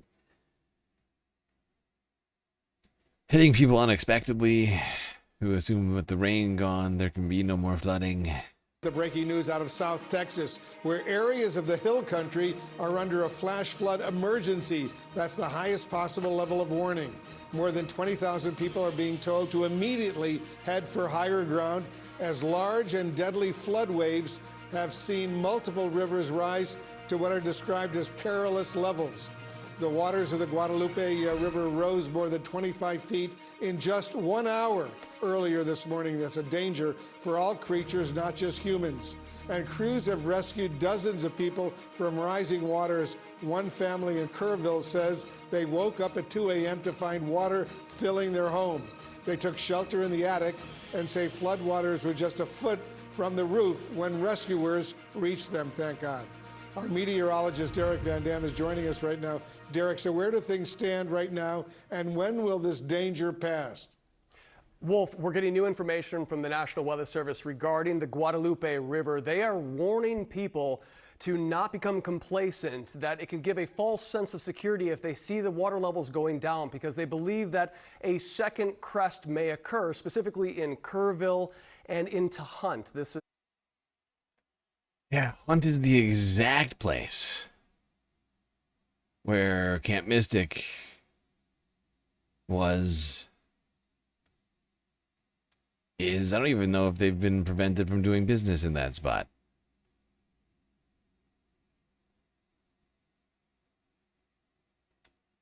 They're now raising red flag alert on that situation down there.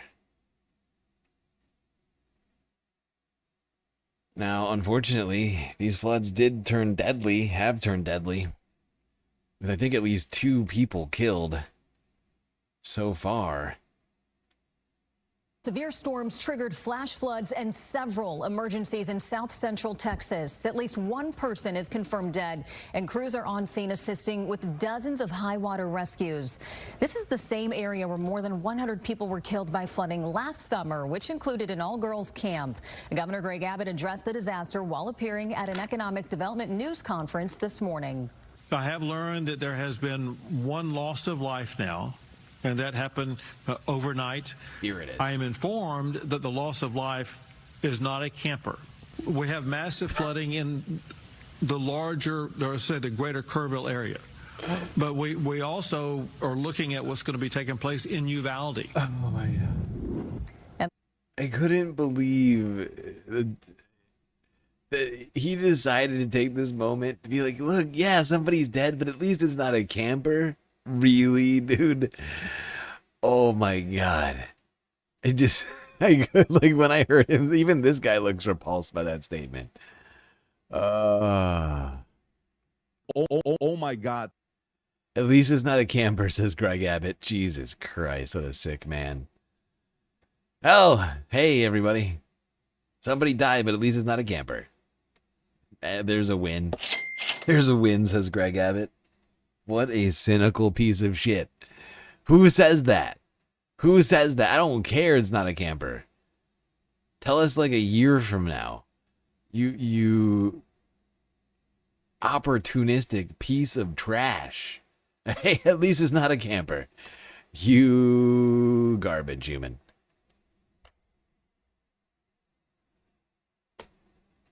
At least it wasn't a camper. Yeah, does that make it better in your mind, Greg? Tells you what kind of guy he is.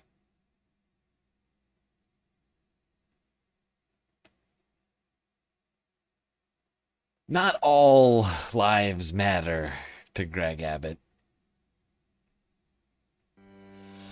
Now to the dangerous weather across the country. Central Texas has had flash flooding. What is this 3 nonsense days in a in row, chat? and it cost. You know, I think I recognize this. I recognize this fucking screen name. Brophy. You're back at it again, huh? October 7th was genocide. Look, even if I were to grant you this, it doesn't grant you the rest of the argument that I know that you're here to make. That Israel's a genocide of Palestinians is justifiable or not a genocide. It's not. So is this where you're at now? Is this how far it's gone now? It actually tells me just how bad things have gotten in the propaganda war. The Hasbara has really gotten weak as shit. So now it's just, look, genocide. We're doing a genocide to the Palestinians, but don't you see, October 7th was a genocide, so it's justified. By the way, according to international law, one genocide does not justify another one. So even if I grant you this, which I'm not about to do, like, it still doesn't make what Israel is doing okay. Does it make another genocide okay? Never again. Remember that? Let's stick to that. How about never again? Not, oh, but October 7th. The Guadalupe River to rise, and dozens of people have been rescued. I hope there's not too much damage, because this is insane. I mean, this is a lot of rain. It doesn't deter me from living here, but I don't know what to make of it yet. CBS News correspondent Jason Allen is in the flood zone north of San Antonio with much more. It's a dangerous situation again in Kerrville in the Texas Hill Country this morning, and the conditions here continuing to change. The Guadalupe River, which I know it looks like it is raging back here, it has actually come down significantly in the spot where we are standing. It was up in this area completely covered with water at one point this morning. It's gone down, and now with heavy rain, it started to climb back up again. Yeesh. So that was from 6 hours ago? The floodwaters now having receded and coming back once again with more rain expected than the first bout. And we'll try and keep you apprised of what's going on there in the near future. But that's all I've got on this horrifying situation. Now to the north.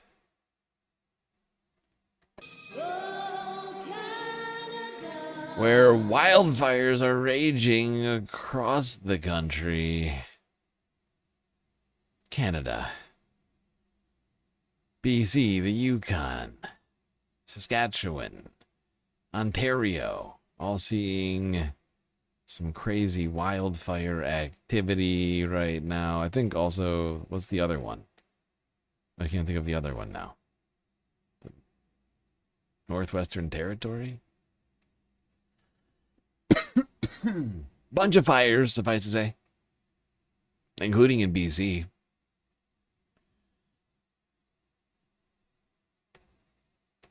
This is from 3 days ago. CTV News, Vancouver.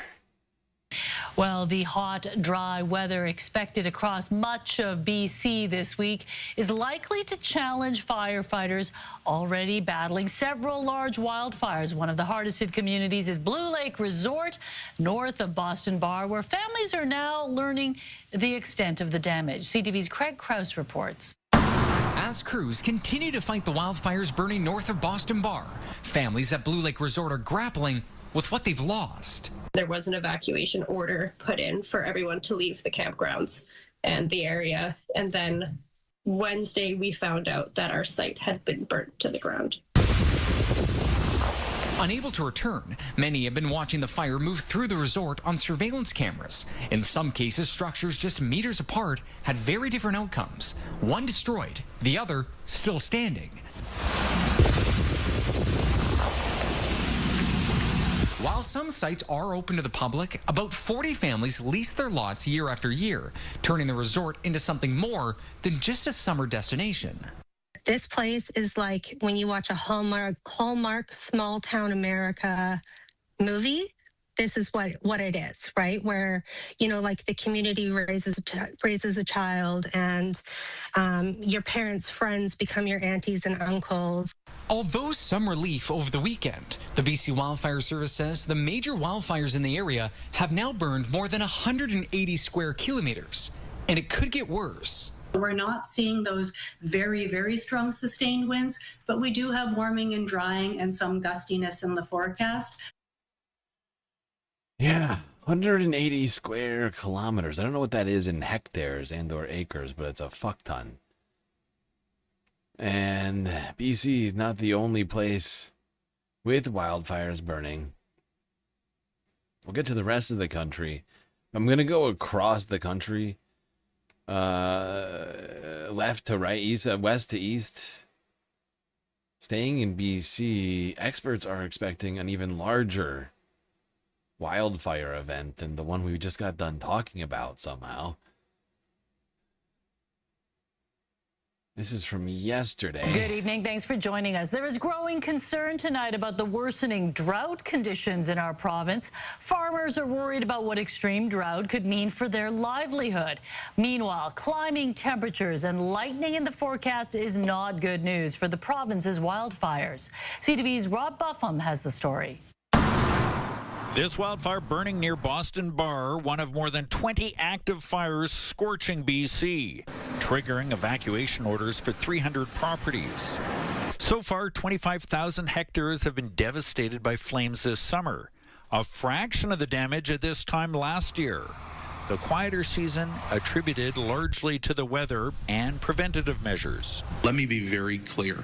We cannot be complacent. Because trouble is on the horizon. High winds and dry lightning are forecast to strike in the next 48 hours, targeting the southern parts of the province, where the vegetation, fuel for flames, is driest. We've potentially got some tough days ahead of us, and now is the time for all of us to come together and support one another. Meanwhile, officials are also concerned about drought conditions. Some rivers are at record low levels for this time of year, notably on Western Vancouver Island and the Thompson-Okanagan region, where record low levels on bodies of water, severe drought conditions here. Expected to stay warm and a little windy These are the exact conditions needed for more wildfires. Hard to think of more and or bigger. What's already going on in BC, but that's what their experts were predicting going into yesterday.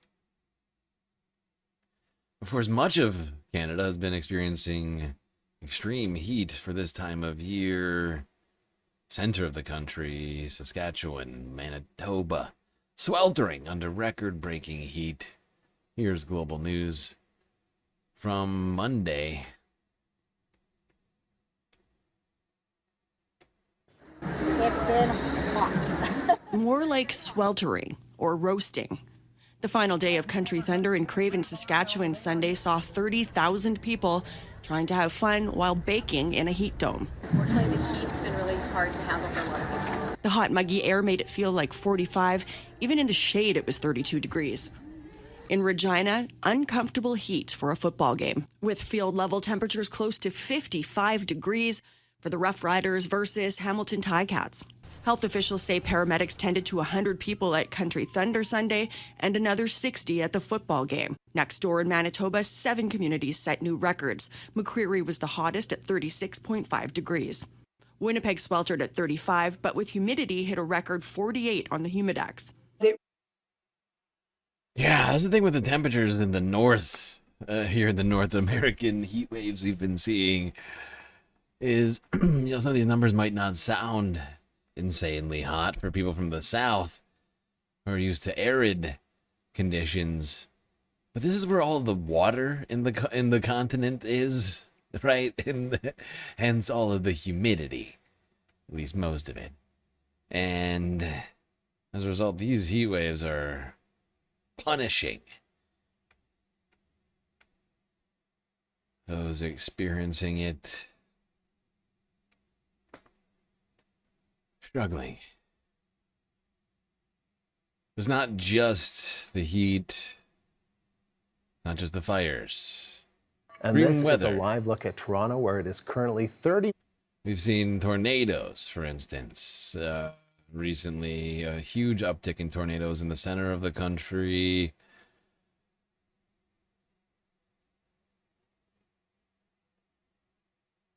And 2 days ago, I think this must be Tuesday, extreme heat warnings were issued across much of Canada. Here's global news. We are halfway through July. So far this summer has provided some pretty extreme weather. Everything as we've been talking about, from tornadoes to floods to some brutal heat.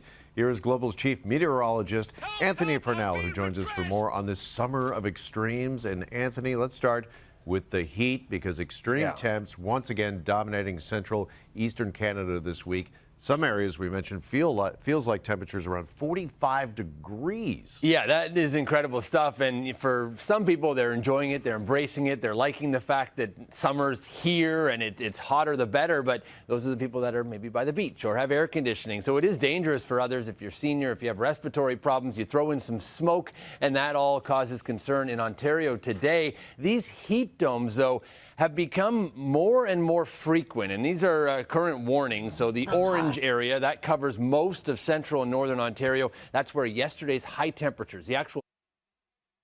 Well, there you go. Persistent heat. That's hot. All in this area. It's like 3 different provinces right there, if I'm not mistaken. Alberta, Saskatchewan, Ontario, maybe even a little bit of Quebec.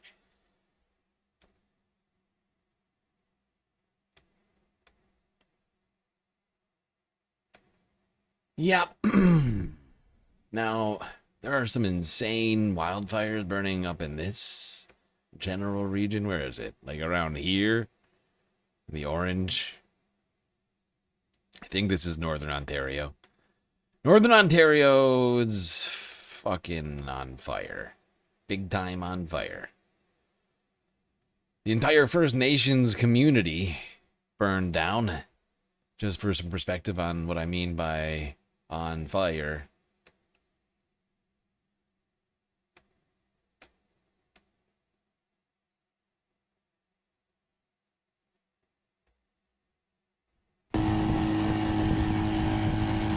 Stories of dramatic escapes, along with videos and pictures of the flames and towering smoke columns over what was once the. This is the same shit we saw last year. Canada had insane wildfires. These already feel crazier. Look at this footage. The escape footage. There's no sky. Looking back, there is no sky in this video. This is crazy.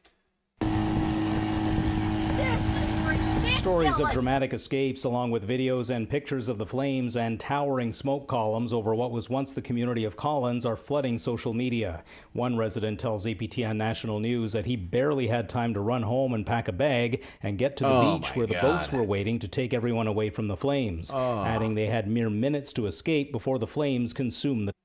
These are horrifying. This is another one of those situations where I haven't seen the footage. I've only heard it. Like, some of these clips I missed. I was like, multitasking. Oh my God. At the annual general meeting of the Assembly of First Nations, before the boats were away. Like, these are insane. The entire sky is red. To take everyone away from the flames, adding they had mere minutes to escape before the flames consumed the town.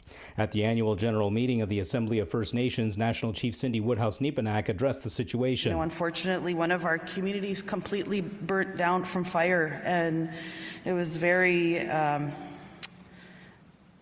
disheartening. So my heart goes out to Chief Helen Pavola, who I had the honor of seeing late last night, and she's now going home to see the evacuees coming from her community into Thunder Bay. And so our thoughts go out to the Megus Sigagem First Nation. We honor them, and please lift them up in prayer as their entire community has been devastated. Ontario Provincial Police say evacuation orders have been issued for Collins, Armstrong. Hey, look, it's Dan reporting from the apocalypse. Look at this fucking. Look at this. Look at this. Look at this fucking video. Look at this clip. Look at where this guy is right now. It looks insane. This looks ridiculous. Ontario. Look at him. I don't know what his name is. Probably not Dan, but you get what I'm saying. This is ridiculous.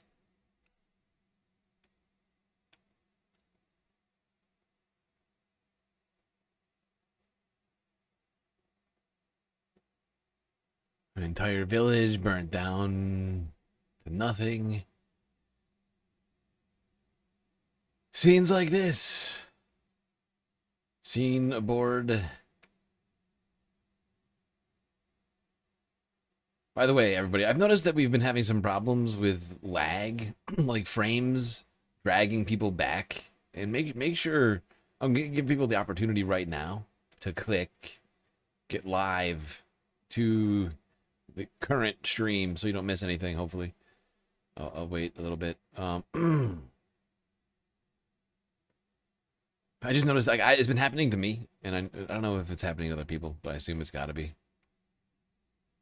I don't know if that hurts our numbers, but might as well hit that live button. Make sure you're most caught up to date.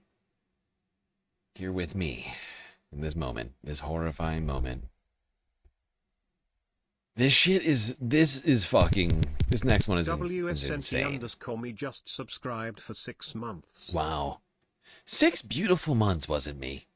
It was you. And it's you becoming a true space vamps. I mean, 6 months?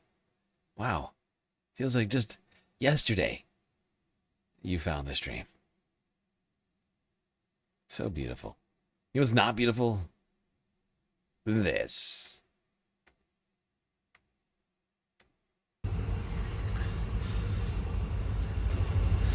Hello, Jody, can you hear us? Jody. Yeah, got it. WSNT_me just cheered 100 bits. Think he wasn't me. I think Jordy needs to get moving over here.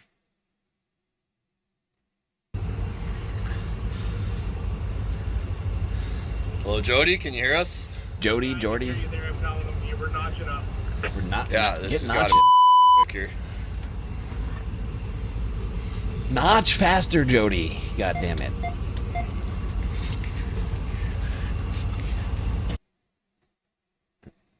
Can you imagine? Like, watching this gives me like claustrophobia. I'm not a real claustrophobic person generally, but holy shit. It's like an oven. You're like in a big metal oven, just surrounded by flames, preparing to flambe or roast. I don't know what it's set to, but not good. Quick here.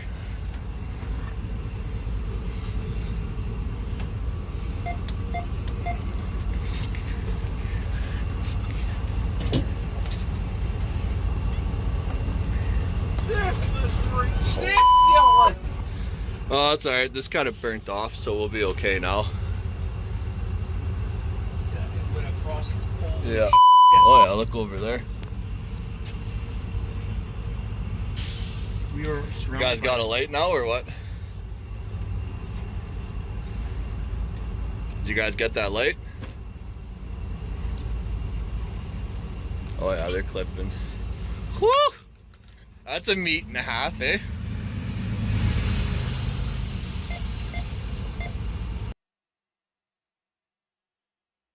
Oh, that's some fucking insane footage. Can't imagine trying to operate a train through that. Dozens of wildfires losing my freaking mind. But that's what we're talking about up in Canada, in Ontario. Shit is a little cray. And because of its proximity to a whole bunch of urban metropolitan centers, it's causing chaos.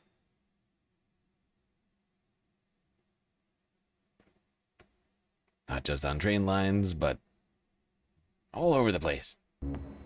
Dozens of wildfires continue to rage across northwestern Ontario. Here's a look at a map that shows the active fires in the area. Many communities are under a mandatory evacuation order. Smoke from active fires is visible in many parts of the region. Now, Armstrong is just one of several communities currently under an evacuation order, and many people from there have been evacuated to Thunder Bay, Ontario, and that includes my next guest, Diane Leyburn.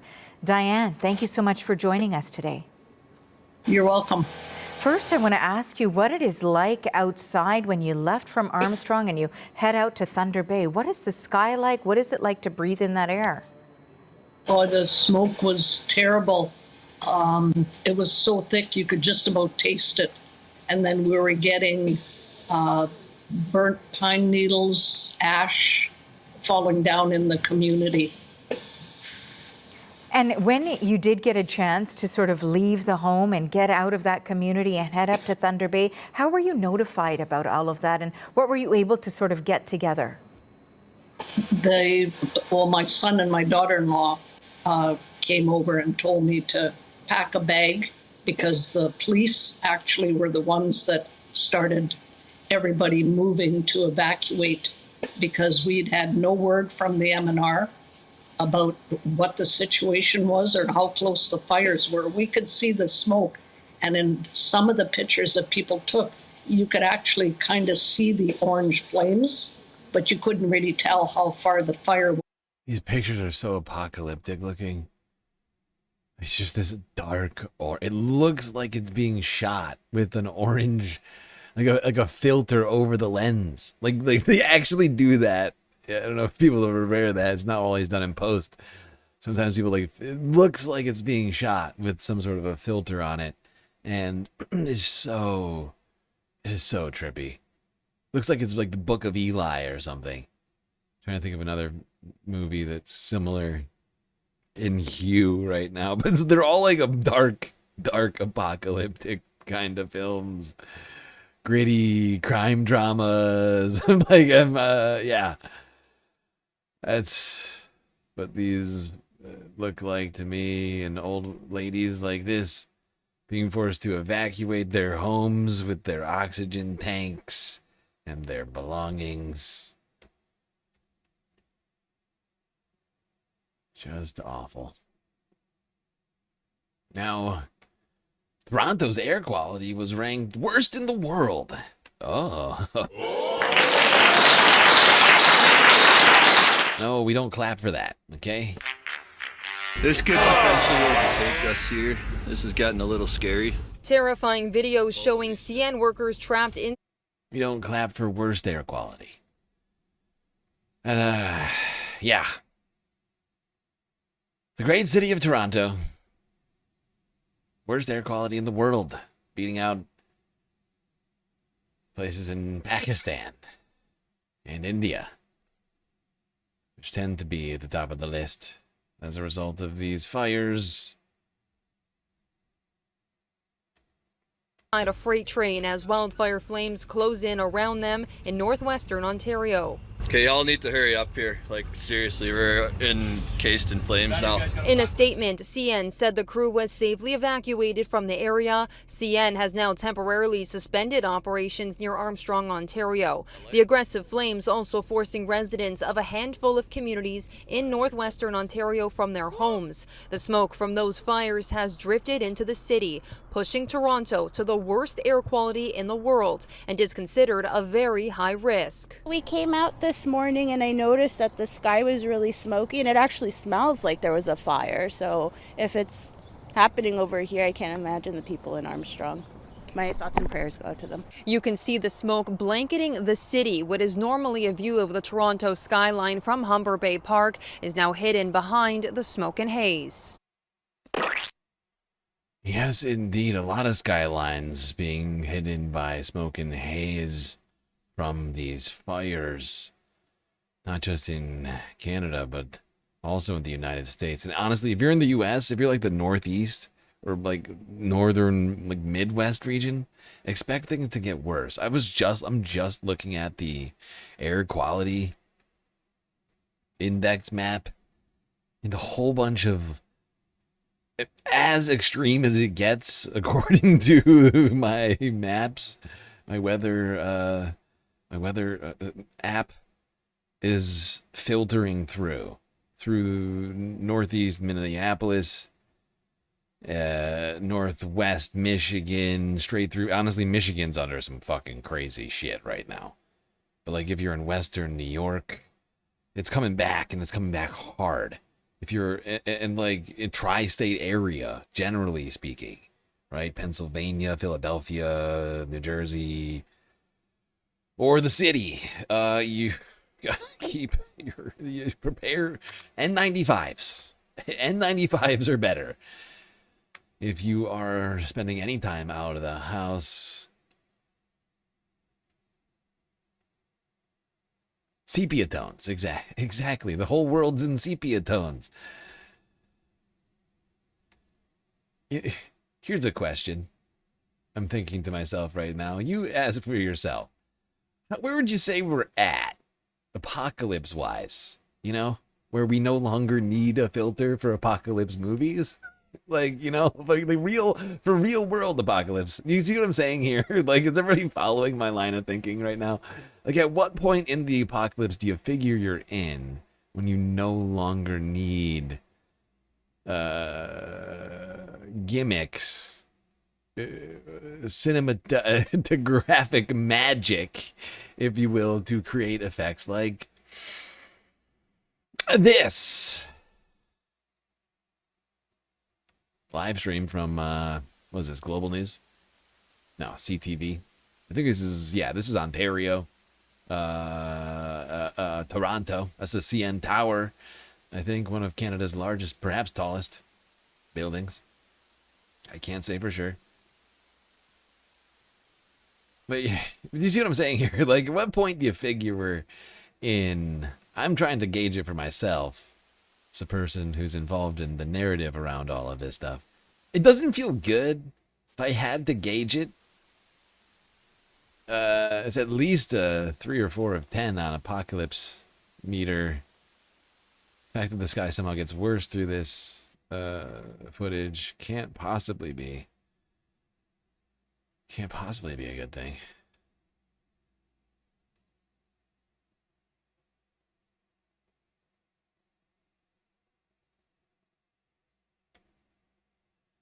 some more views from Toronto before we go back down to the United States to see how the smoky things are looking down there.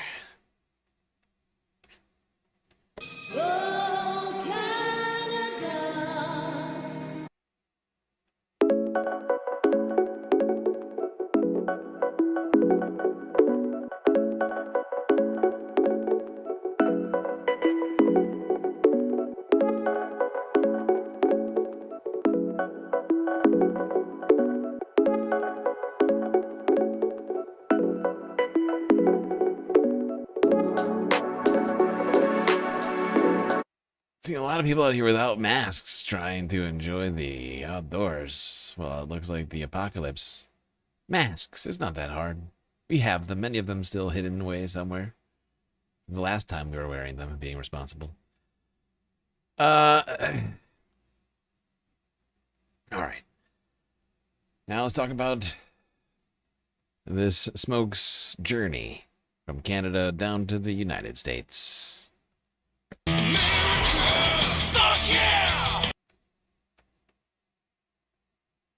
Check out this video. Incredible, right? You can see those flames where they've marked where the wildfires are. We got thick plumes of smoke from some of those wildfires that are burning in Canada, starting to move into the Great Lakes and across the Northeast. And we have multiple fires that are burning out of control right across portions of the border into Western Ontario. We even have some in Minnesota, by the way. That is affecting... Yeah, these maps are wild. 4.3... And I mean, look at this. Look at this. Fact is, we're not getting nearly enough coverage on this shit. when it looks like this, we should have been talking about this. It feels like we should have been talking about this sooner. Believe me, I've been watching. But here's the thing about this. A lot of these fires are in the middle of nowhere. Like, nobody lives in this region. So there's not a lot of people just, like, with a bunch of phones or cameras ready for some of these places. Like, some people live here, don't get me wrong. We're talking in terms of like population density, it's way less than the coasts and like some of the border regions by the Great Lakes and stuff like that, and like Canada's lakes. Like otherwise, like there's there's a lot of places where there's like nobody around, especially up here in the north. And so like we have not covered like nearly enough some of these fires. We've talked about some of the BC fires, talked about some of the ones in the center of the country, in the plains. But honestly, like northern Quebec, what is that? The NWT. My brain just broke. I'm missing something in here. Alberta? One of these I'm misnaming, I think, or doing something stupid. Look, I'm trying, Canada, okay? Listen. I'm doing my best. Fact is, everything is on fire, okay? Is it important at this point which province it is? Okay, I joke.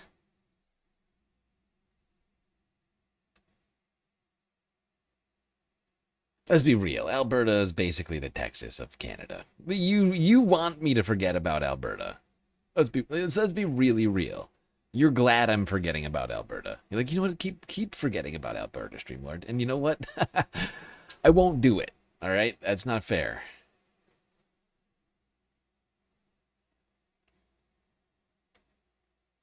And none of it? I forgot about none of it? Oh. Damn it. Aww. Once again, not perfect. Michigan is cooked right now. Pretty cooked. Certainly covered in smoke. Minnesota, too. With wildfires there stretching over the Canadian border. Because fires and smoke don't respect borders. Very rude. How rude. Right to jail, right away.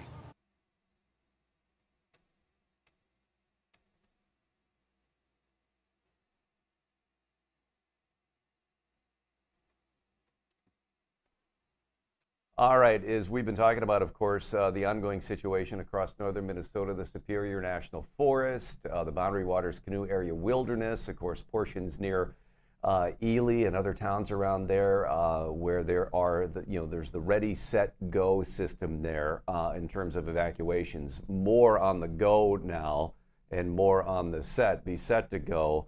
Joining us now to talk more about the latest of the wildfires burning up there and the the situation in terms of evacuation. St. Louis County Sheriff Gordon Ramsay. No, this is a very, very busy time for you, so we appreciate you taking a few minutes with us. Yeah, thanks for having me on. I appreciate it. Sure. What is the latest from your standpoint in St. Louis County? And I know you're assisting other agencies around there, so what's happening right now? Well, yesterday was a big day for fires. The small fires that began last week really expanded significantly. Many of them moved up into Canada, but these fires exist from one end of the boundary waters to the other. And yesterday, they all grew in size, some of them significantly. So today, we're watching the smoke, we're watching. Okay, that was 2 days ago. Now this one's from yesterday. So we got fires burning across the border, but the smoke itself certainly knows no borders, making an appearance in cities across the Midwest and Northeast, the northeastern quadrant of the country, I guess you might call it.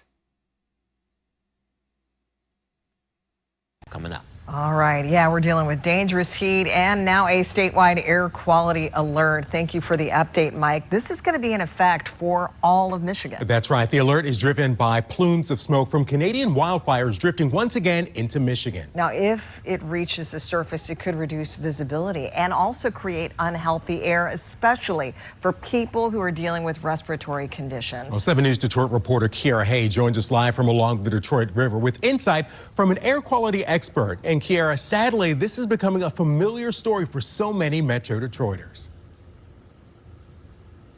Oh, absolutely. It's becoming the summertime tradition none of us ask for or want, and that is a poor air quality because of the wildfire smoke coming from our friends in Canada. But also this time we're also dealing with that smoke from wildfires coming from Minnesota as well. So this air quality alert is being issued statewide. Obviously, nobody wants to breathe bad air, but for people in sensitive groups like elders, babies, and people with underlying health conditions, the air can be dangerous. Yes, it can. And millions are under wildfire smoke threat the last day or so. This morning, wildfires triggering thousands of evacuations in northern Minnesota. And out west, hot and dry conditions are supercharging flames in Napa County. Firefighters bulldozing fire lines to keep the combustion contained. This is the right one. Back in Minnesota, the U.S. Forest Service shutting down access to the million-acre Boundary Waters canoe area. This is one of more than a dozen fires in Superior National Forest. But north into Ontario and throughout Canada, there are more than 800 wildfires burning. Because we're experiencing heat waves, there is increased fire activity. All that smoke provoking air quality alerts from the Great Lakes to New York and New England. In Manchester, New Hampshire, a thick, haunting haze turning skies an eerie shade of orange. We have extreme heat warnings from Los Angeles to Minneapolis to Philadelphia, all under that heat dome that's riding under the jet stream. And that is the very direction that the smoke is going to be following, burning again from northern Minnesota into Ontario. Watch as that smoke starts to travel down to the south and east. We put some timing on here, so watch the clock. All this smoke just sort of wafting straight through the most populous regions in the Northeast. Blam, blam, blam, blam, blam. Not great.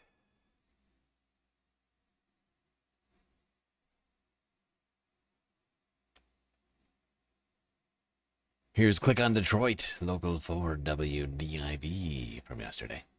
Let's get out to Amaya because Nikki, she's live tonight. Amaya, combined with this heat, it is pretty miserable out there.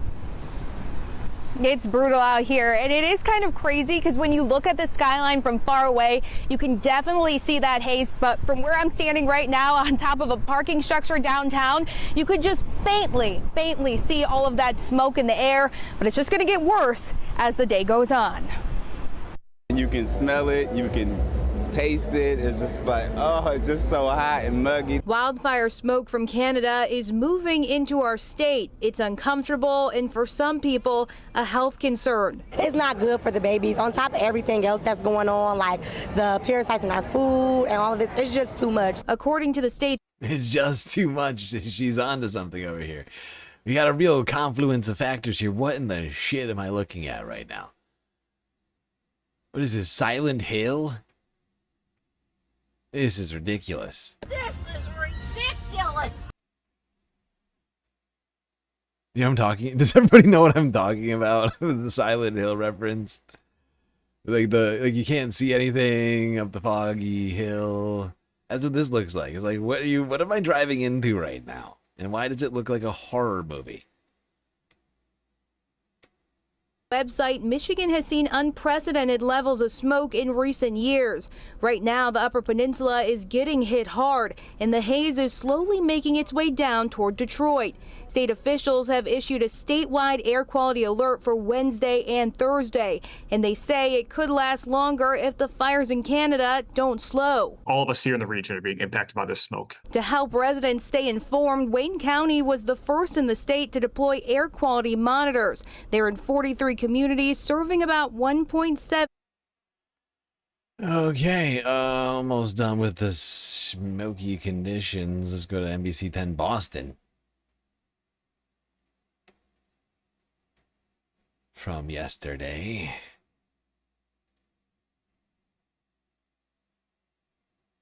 So the skies outside are filled with smoke. If you've been outside at all, you've likely smelled it. It's because of northern wildfires. Take a look at this burning in Minnesota. This is right on the Canadian border, but you could see that wildfire and the smoke from it just billowing into the sky. The U.S. Forest Service says this is the Camp Fire, and it is burning fast. It's one of a number of wildfires that have broken out across the region, and all that smoke, yeah, it's headed right for us. Meteorologist Pamela Gardner here now with a check of the forecast. Hey there, happy Wednesday to you. First alert weather day today. For the air quality, the forecast remains really unhealthy for that air quality. It's due to the wildfire smoke in the sky, just like yesterday. But unlike yesterday, it's now at the surface, and it's affecting our breathing. You want to limit your time outdoors. If you have to be outside today, working outside for any reason, or if you have to take the dog out to do their business, you know, I mean, have a mask. You don't want to breathe in this stuff. It's gross. It's the smoke. So tomorrow we get into the Very unhealthy, yeah, so unhealthy to moderately unhealthy. Next few days for people in Boston.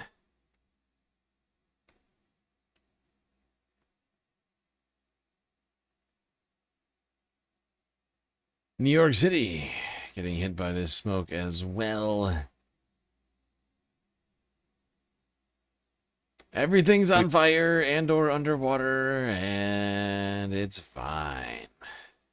No big deal. In addition to the heat, you might have smelled smoke or noticed a thick haze outside. Canadian wildfire smoke, making things worse outdoors and causing air quality concerns. News 4's Checky Beckford is reporting in Hoboken with more on that. Checky? Hey, Dave. Well, we're not really smelling smoke right now, but if you do, it could be from those wildfires, the wildfire outbreak in northern Minnesota near the Canadian border and in Ontario. And you may be able to see it behind me. I'm not sure how well the camera is picking it up, but kind of that hazy backdrop we have here over the Hudson as we look towards lower Manhattan. Chopper 4 was over the scene earlier today, and it got a better view of that hazy look. Take a look at that, the hazy view as it looked towards the Manhattan skyline. Now, you may remember a similar phenomenon back in 2023 when smoke from Canadian wildfires alternately turned skies orange and dark in some instances. And this isn't the worst of it, we're told. While it shouldn't impact air quality much today, the National Weather Service says we should expect to see more smoke tomorrow and Thursday. This time immediately, if not sooner. Yeah. Even I saw smoke from down on my earth apartment balcony earlier on Thursday morning. Looks very strange.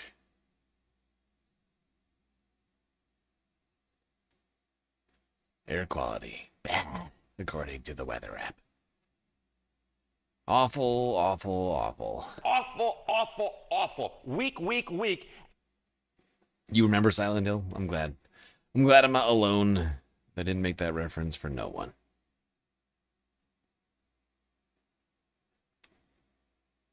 Now, it's not just Canada and the United States, North America, if you will, on fire and or underwater. It's, of course, the rest of the planet, too. We're all in this crazy ride together as we continue to do not enough about climate change. United Kingdom and much of Western Europe seeing severe heat waves in recent weeks, now being hit by wildfires. In the wake of those,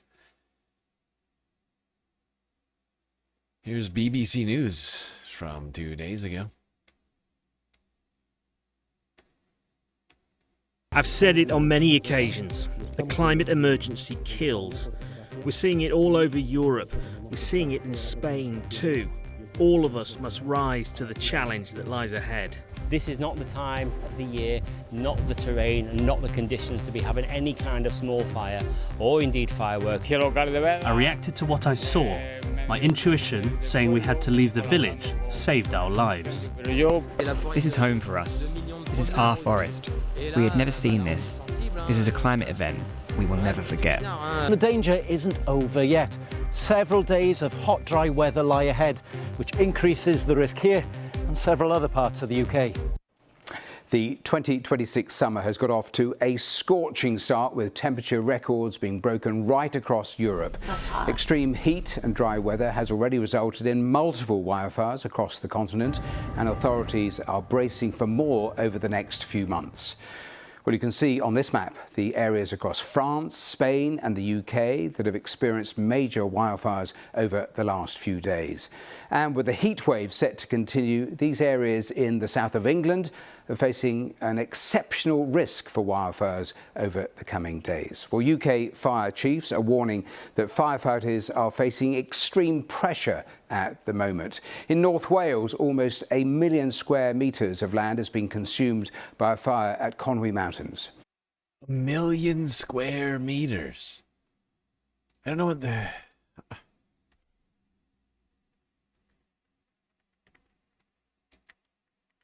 1,000? 10,000? 1 million. So what is that? 100... 10,000 to 1 times 100, that's 1 million. So, 300, I think 300 acres. I think I'm doing the conversions correctly. It was like 3 different conversions I had to do. Smoke from the fire was even visible from space. In Greater Manchester, this fire has burned above Dovestone Reservoir for 3 days now. More than 60 firefighters are trying to get it under control, using drones and a helicopter to drop water. So, how does a wildfire actually start? Well, to answer that, here's Ben Levy from Greater Manchester Fire and Rescue Service. Okay. Now, we already covered these fires the other day, I think, quickly, if I'm not mistaken. So I'm going to keep going through this footage.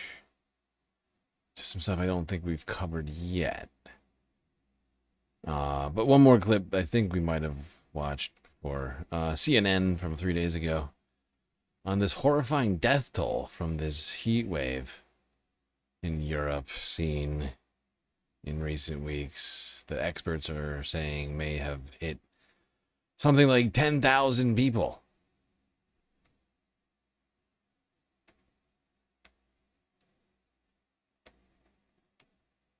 While much of Western Europe continues to swelter in dangerous heat, the World Meteorological Organization, try saying that 3 times, says that it was the hottest June ever on record. The deadly heat wave led to more than 10,000 excess deaths, with 9,000 of those in the 65 and older community. That is according to the European Mortality Monitoring Network. Yeah, the extreme heat continuing well into July, where many cities are sweltering. The harsh conditions accelerating fire danger, leaving France and Spain to both battle wildfires. For more on these dangerous conditions, let's bring in our chief climate correspondent, Bill Weir. So, Bill, just this idea that Europe has had 10,000 more people die as a result of these heat waves. I mean, it's really striking. And I think that a lot of people are concerned that this could be what is coming down the pike. This could be the new normal if these temperatures continue on this trajectory. Just walk us through your assessment.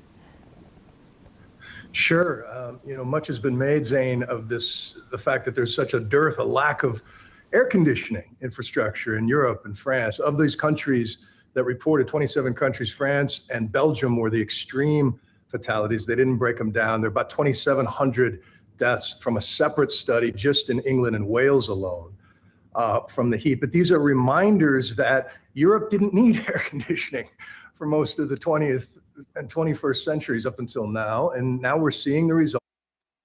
Yep, and now we have climate change. And after centuries of one climate, we have a different climate. One which we have not built for adequately. God, I am hungry. How did I not make food before the stream? Again. I'm very bad at this, at feeding myself. I wish I had the money for for things like DoorDash in these moments where I could just be like, you know what? I can afford it. I deserve to eat. Nope. I don't. I don't deserve to eat. Sadly, that's what capitalism is telling me right now. My bank account is at least telling me that.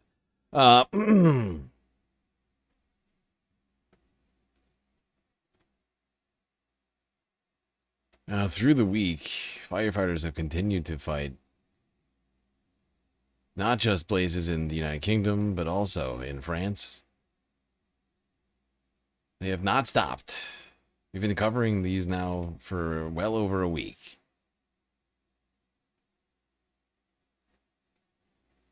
This is Reuters from 2 days ago. 5% of the Fontainebleau forest has been destroyed, equivalent to 5% of the Fontainebleau forest has... No, this is not the... There we go. You piece of shit.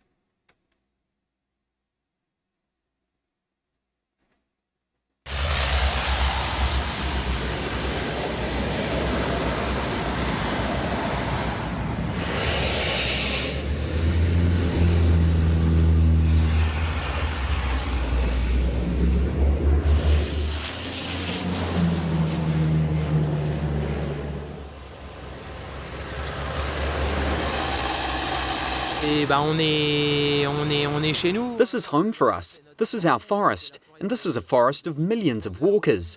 And right now we're sensitive to it. It's weird. We had never seen this. This is a climate event we will never forget.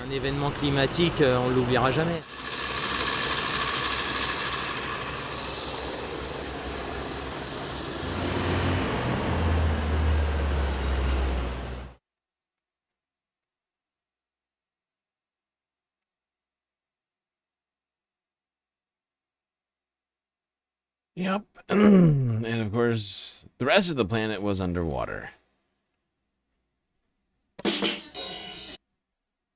Yeah, I wish I was kidding. But over in China, Typhoon Bavi made landfall earlier this week, causing an incredible amount of destruction. Here's ABC News Australia from Monday. It was Donald Trump's fault? Which thing, specifically?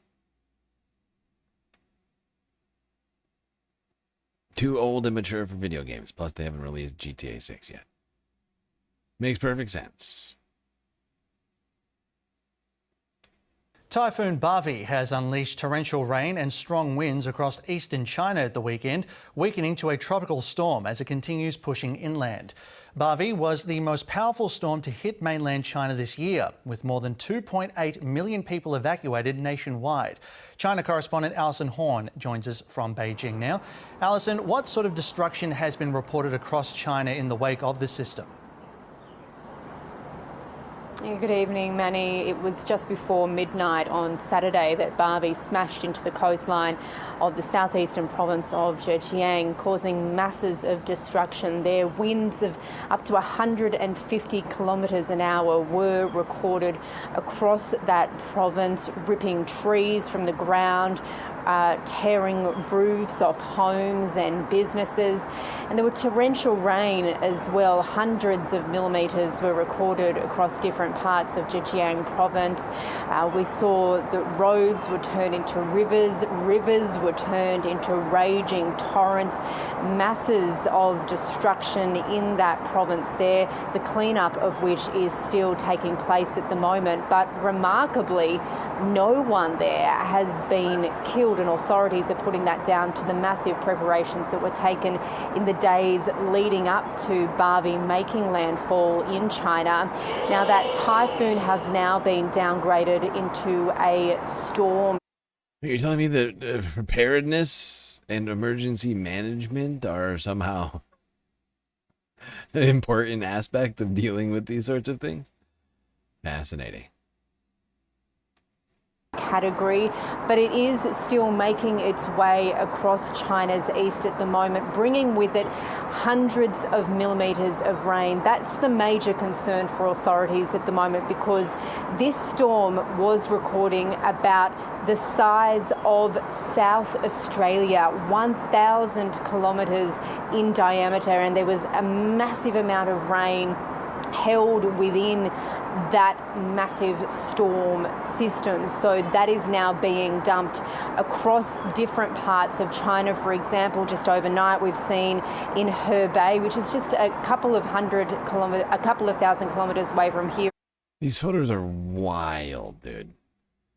Like this reminds me of like the Rio do Sul, just like full cities just underwater. Millions were evacuated ahead of this thing, and it seems like China was right about doing that. I mean, you just look around. People would have been trapped. Have we talked about the former Soviet military site with exploding old left-back ammunition in Germany? Which one? I mean, all the World War II era munitions across EU countries. It's crazy how many. I'm like, no, we haven't covered that. Maybe we will.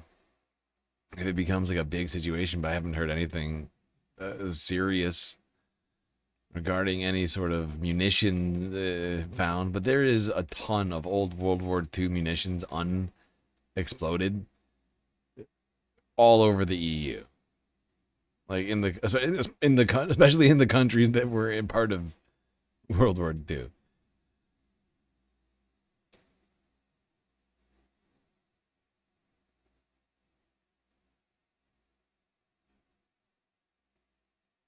So it's not really like, unless like, I don't know, one exploded and led to something crazy.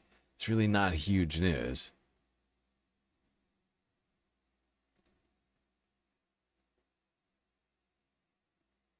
But now there is a wildfire. Yes. Yes, there is, as well as a super typhoon. Here's some more footage of what that looked like on the ground.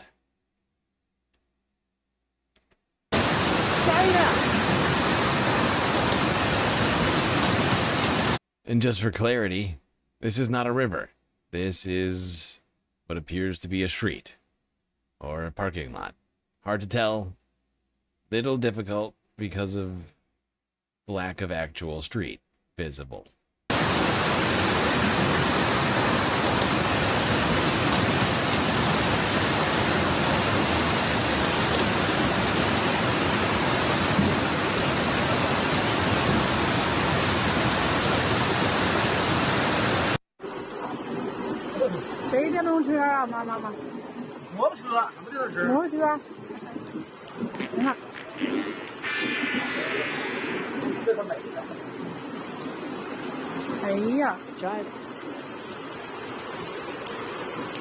汇源超市啊，这个大浪头都肩膀头子高了，顺着文明园小区里头出来那个冰箱、冷藏柜、小白炸串的车、炸七炸鼓的车，那还有个车，两个混混的车到处跑了，哎。 Yeah, the footage here in China is fucking crazy. I watched a lot of this and was just sort of mind boggled by what I was looking at. Super Typhoon Bavi really was a super typhoon. These images are insane.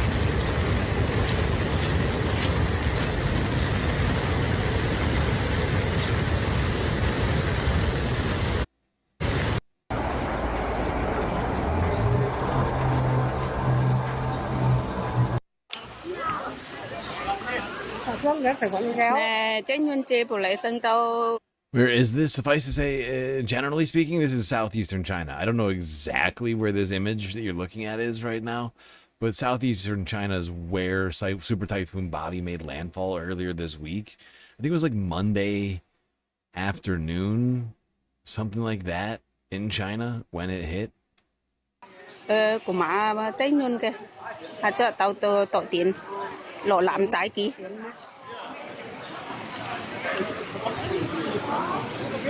Nhận sâu ý câu này.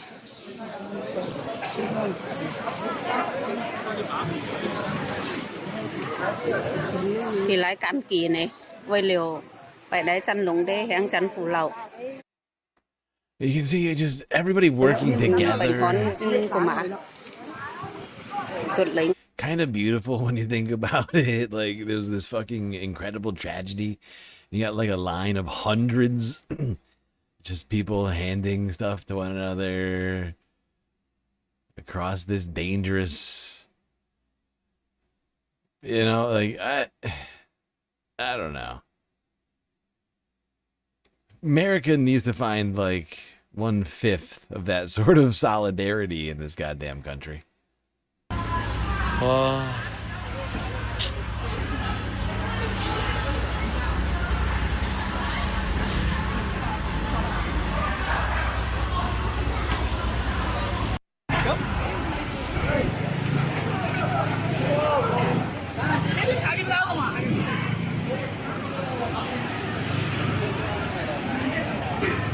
Look at this, though. It is crazy. The piles of just dirt and trash. Just all. It probably wasn't. Most of it probably wasn't trash originally. Just all slammed down this street by this torrent of water. Yeah, like I don't think that moped was originally trash, but now, debatable.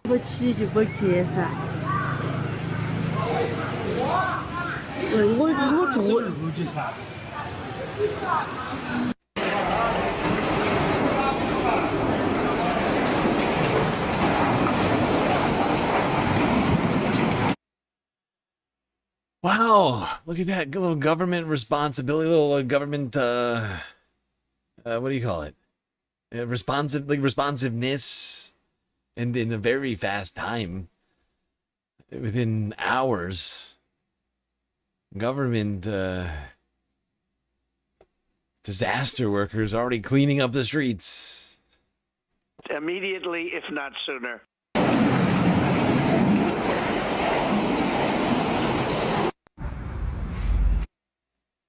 Jesus, look at this. Somebody's house? Jesus Christ. This is ridiculous!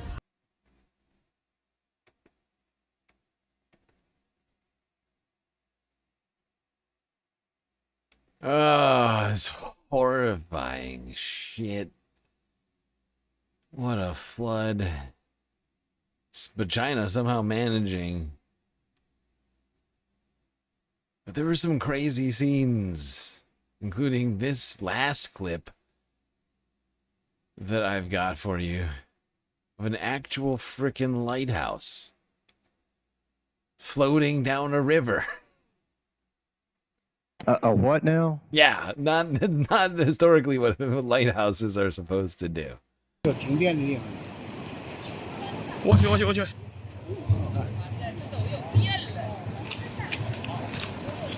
20的，侧点20的。啊，侧点。 Yeah, there he goes, crashing into a bridge.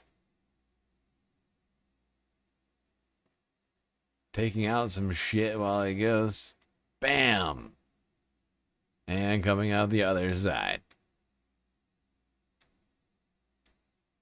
Come on! Yeah, the journey of the lighthouse. Usually a stationary structure intended to prevent people from getting into water-related accidents near shore, now getting into its own water-based misadventures.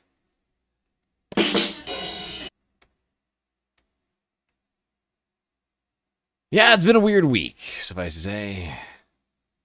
Weird week.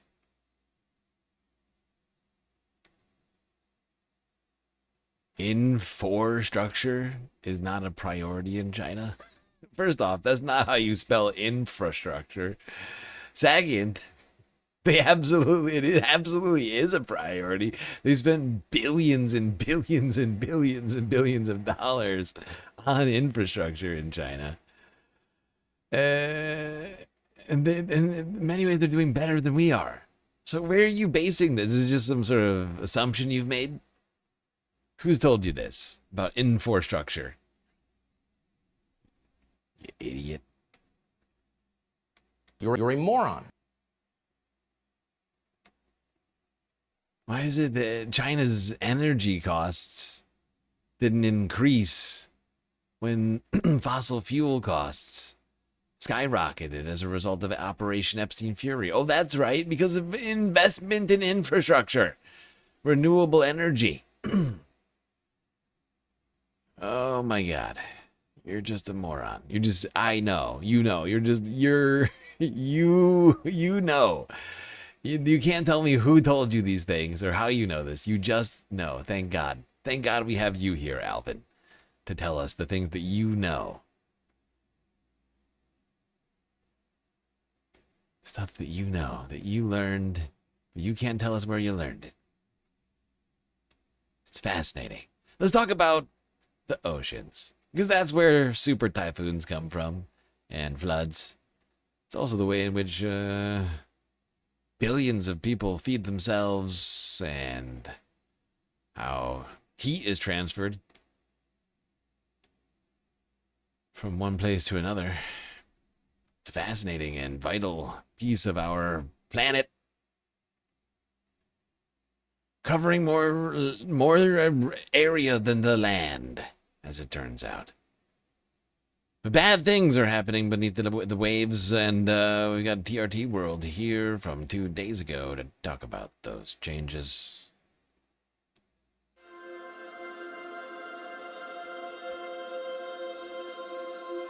These heat waves are no longer just fun. They're quite frightening. Europe experiences a month few will forget. The schools are closing, train lines are buckling. And beneath the waves, the ocean is sending warning signs of its own. Coming up, we explore one of the Earth's hidden climate engines, where scientists are discovering the unexpected. Do you see that happening again, possibly in 2027? It's entirely possible. Our trajectory is, not the most positive. We'll also meet some of the smallest life forms on Earth with one of the biggest jobs. Just 2 degrees is on. Now. By the way, before we actually get to the meat of this, I would just like to point out the title of this podcast, Just 2 Degrees. Just 2 degrees being the amount in Celsius that if our oceans warm, we will hit a tipping point according to science, the Paris Climate Accords, and a bunch of other shit. And this year we blasted over that because of the El Nino. But we have been on that trend already. But we're going we're going to be going over like a degree over 2. We're going to be hitting 3 degrees. Just 3 degrees, and that's not good. It's not a good situation. TRT is going to have to change the name of this podcast.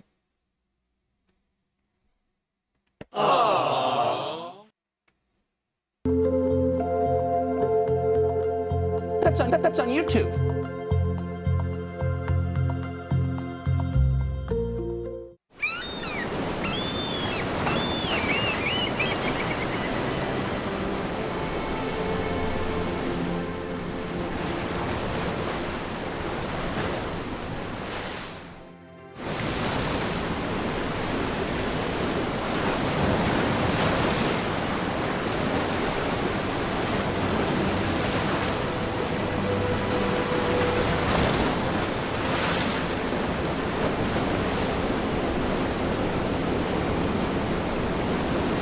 The ocean. It is the largest living system on our planet. Covering more than 70% of the Earth's surface, it connects every continent, shapes our climate, and makes life on Earth possible.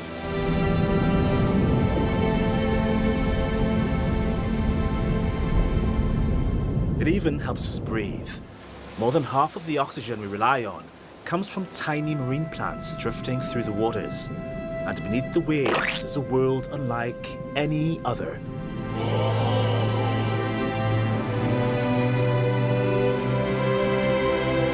Honestly, I think these TRT episodes are fucking great. We're not going to watch the whole thing. I'm getting myself sucked in by the beauty of the planet.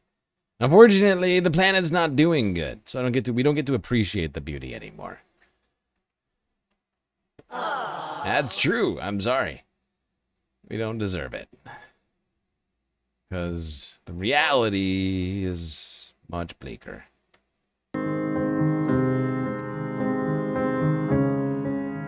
On June 21st, the world's oceans reached their warmest temperature ever recorded in human history. Two independent data sets by Europe's climate change agency, Copernicus, confirmed the same record-breaking trend, showing the oceans are, goddammit, please hold.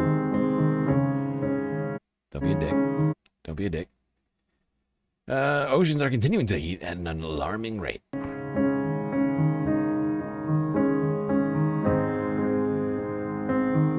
Scientists say the climate crisis is the main driver, with the return of El Nino expected to bring even more heat.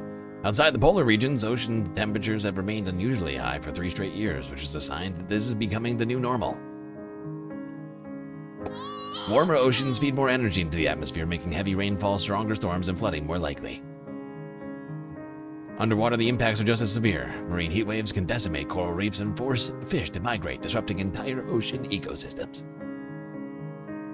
Scientists warn we're entering uncharted territory. If the oceans keep warming, new temperature records and new climate extremes could become increasingly common. The ocean absorbs around 90% of the excess heat trapped by greenhouse gases. Without it, life on Earth would already be dramatically hotter. With marine heat waves, they change the physics, the chemistry, and the biology of the ocean.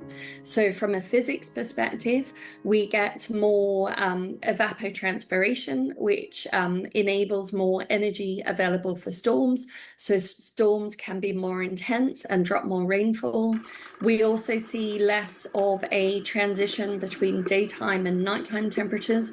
So when you have a very hot coastal ocean, you're not getting that cool sea breeze coming in at night to provide that relief from the temperatures during the day. So warm ocean temperatures amplify the heat waves. And then it changes the chemistry. So oceans that are warmer carry less oxygen, they're more acidic, so it's harder for life to grow.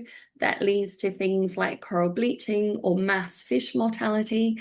And then it also changes the biology. So we get things like harmful algal blooms, organisms that we don't particularly like jellyfish, are more comfortable in these conditions. We see more invasive species, and we see range shifts with fish moving offshore to other parts of the ocean where it's cooler and where they can find those prey species. So that brings potential challenges for people whose livelihoods depend on the ocean resources. Yeah, these are all things that we've warned about here on this podcast over the last 3 years.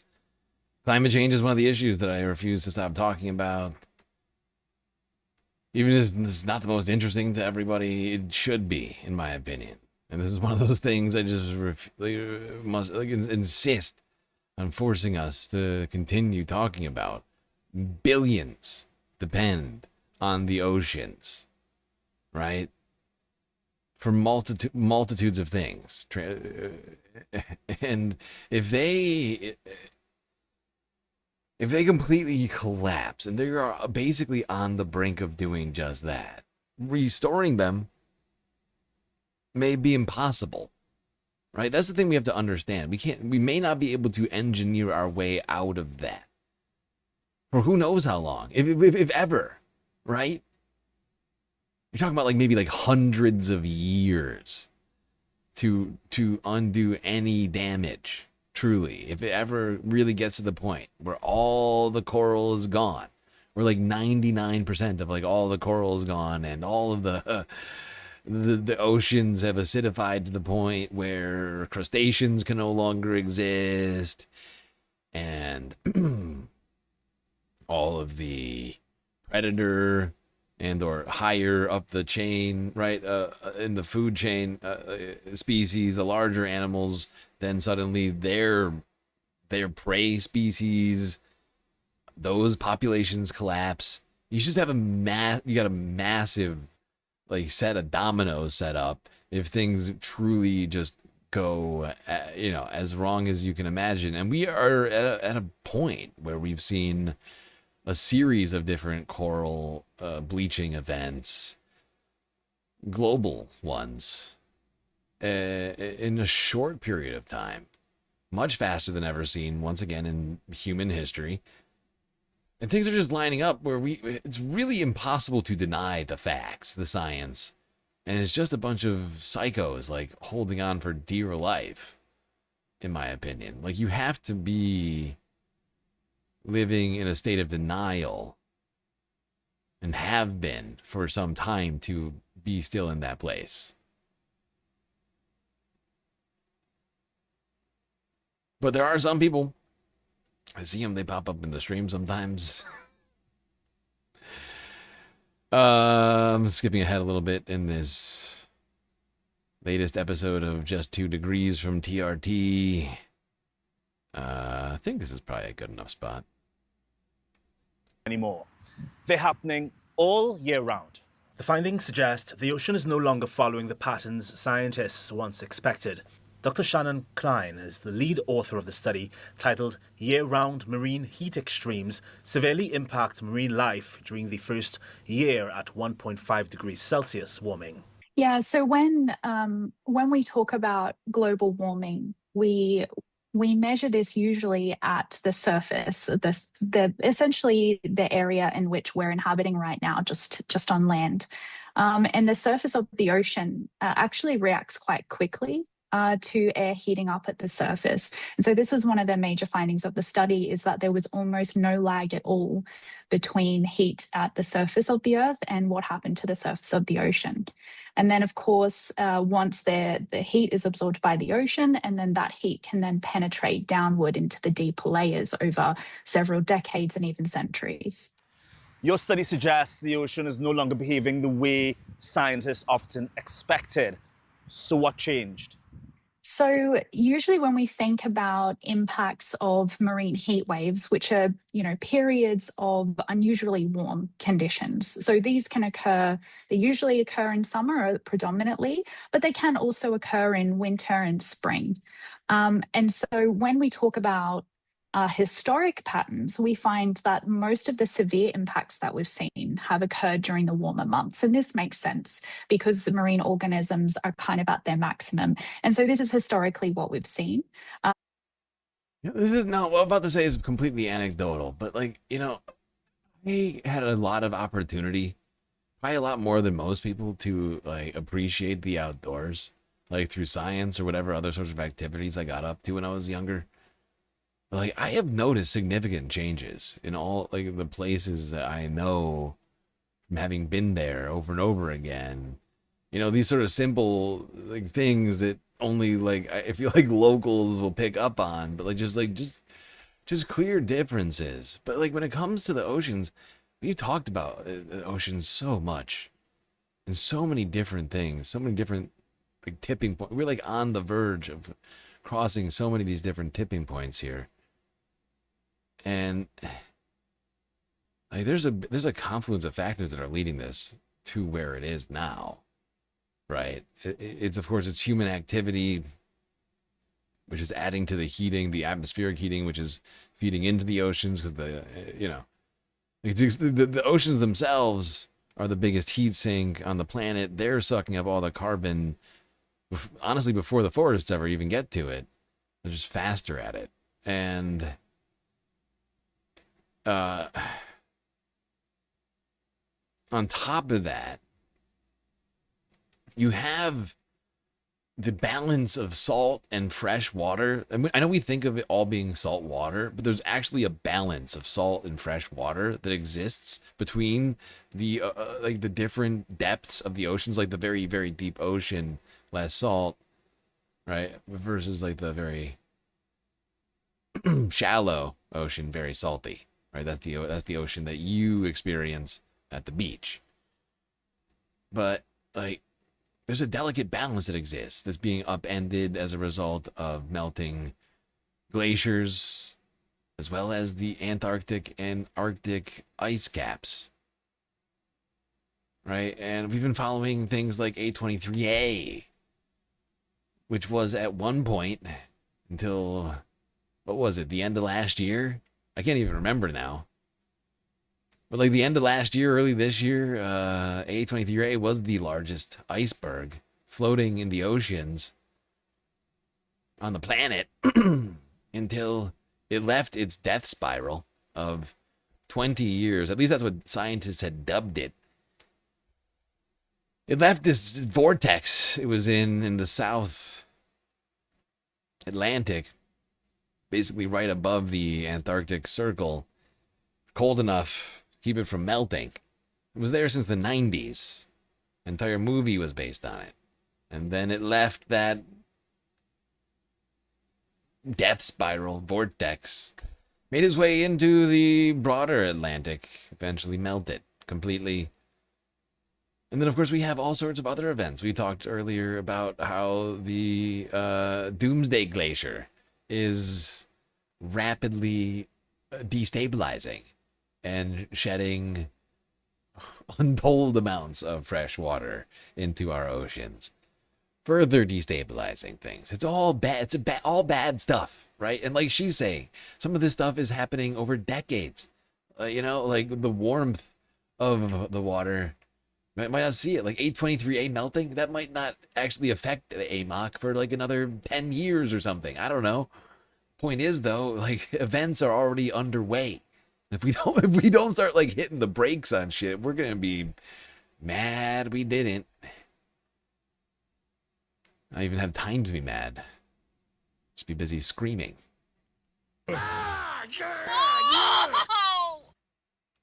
The Atlantic, a powerful system of currents, carries warm water north. As that water cools and becomes saltier, it sinks deep into the ocean before flowing back south. Scientists call it the Atlantic Meridional Overturning Circulation, or AMOC. I know, another acronym experts expect us to remember. Science. But to simplify, AMOC acts a little like a giant conveyor belt, is how they describe it, for the climate, moving warm air from the Caribbean and along the eastern coast of North America towards northern Europe and back again. But that conveyor belt appears to be slowing down. As the planet warms, melting ice and heavier rainfall are adding more fresh water to the North Atlantic. That makes the water less salty and less dense, making it harder to sink and slowing the conveyor belt that helps regulate our climate. Scientists don't all agree on if or when AMOC could collapse. What happens if the AMOC does collapse?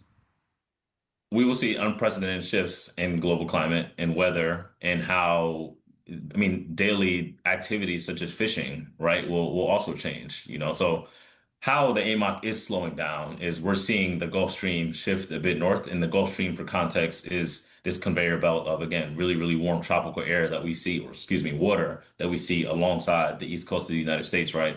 And we're starting to see that shift a bit further north. So how is that impacting places like where I live now in Boston, off the coast of Cape Cod, right? We have lobster fishermen and things like that, right? That are seeing differences in how, much they catch every year or where the position of these different animals are, right? So that's one side of things, right? Wildlife, will we get confused? You already have sea turtles that are getting really, really confused about where they're supposed to go because of how the water is, right? So how warm the water is in certain places. So that's one element of it, right? The also biodiversity and then also the food part and how that affects human life. But then if we also talk about weather, we're also seeing a shift in how, or we will see a shift in how, different pressure systems up in the atmosphere respond to what the temperature of the water is. So yeah, no, it will be great. Like it won't necessarily be as catastrophic as what's shown in The Day After Tomorrow, but some of the effects are the things that scientists have postulated as being possible. The fact is it's hard to know for sure how this will all play out. This is a system so large, it's hard for humanity to project with exact certainty what will happen, but possibly entire northeastern seaboard of the United States suddenly in a very different climate, closer to that of the Ice Age. Same thing for northern and northwestern Europe. But not 100% sure, because we got a bunch of stuff happening simultaneously here.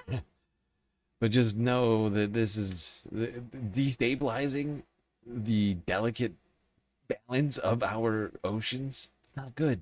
It will be bad. It will be bad in all of the ways imaginable, and maybe some fun, novel ways that none of us even considered. Science is great like that.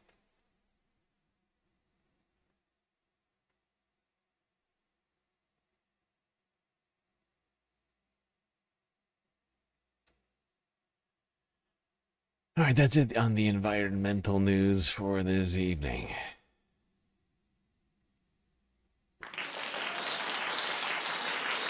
Yes, I know it's bleak, but at least we managed our way through it. Actually, I take it back. We'll take a look at the people who are doing the work. One last clip. I'm sorry. It's very rude of me, but I think just to bring our spirits up, let's at least just see people actively doing the science to try the science that will hopefully at least inform us. Maybe even save us if we can start using this data to do things. Get us off our goddamn asses. A British company believes the next great era of exploration won't happen in space, but underwater. So Vanguard is our prototype subsea habitat. It's intended for a crew of 4 for mission durations of 7 days or more. I say prototype because this is just the beginning for deep. This is the beginning of a much larger roadmap of subsea habitats. Modular, deeper water intended for installations in oceans around the world. Habitat supports researchers and scientists because they're allowed to stay on the bottom and really immerse themselves in that environment. So instead of just dropping in a single dive and seeing what's happening in this really short time frame, you actually get exposed to what's happening in that habitat 24/7. So you really get to know that environment and really get immersed in that environment. You also have the opportunity to do those dives outside of the habitat up to 6-8 hours at a time versus just a single hour on the bottom. So you can really expand the research capabilities on the bottom. We've talked about this actually. I think this is a different company, but this is the future. Everybody's saying of research, basically C-Lab. C-Lab is the future of trying to get a sense of what's happening in our ocean, supposedly. One way or the other, we already know what we need to do to some degree. We have to keep track of what's happening in the oceans, but we know what, as humanity, needs to push for. It's carbon neutral. Right? Carbon neutral. Especially when it comes to things that are societal, right? Like the grid, like our transportation infrastructure, and our agricultural practices. Right? It's less about whether or not you put that plastic bottle that, I don't even have time for this, can't really be recycled for that long It's about us making genuine changes that prevent this horrifying present and possibly not possibly, certainly more horrifying future if we continue down this same fucking road. Because that's the thing that we need people to grasp at this point. Everyone. I need people to grasp is that we are. I just literally just grabbed the microphone unintentionally. It's like, first, we can still technically make changes. In the same way that we're making negative changes, we can make positive ones. 2, things are going to get way worse if we don't do that. Those are really the only 2 things that I need people to understand. Because beyond that, we have the solutions. We have solar panels, we have wind power, we have a bunch of other sorts of solutions people have come up with for different things that can be implemented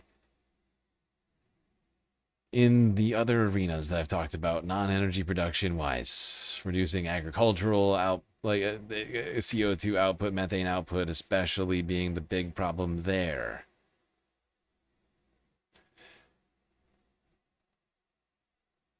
But I could go down the list on practically every environmental issue and tell you the reasonable solution to it. It's just about implementing them and not letting big business get in the way of actually making those things happen.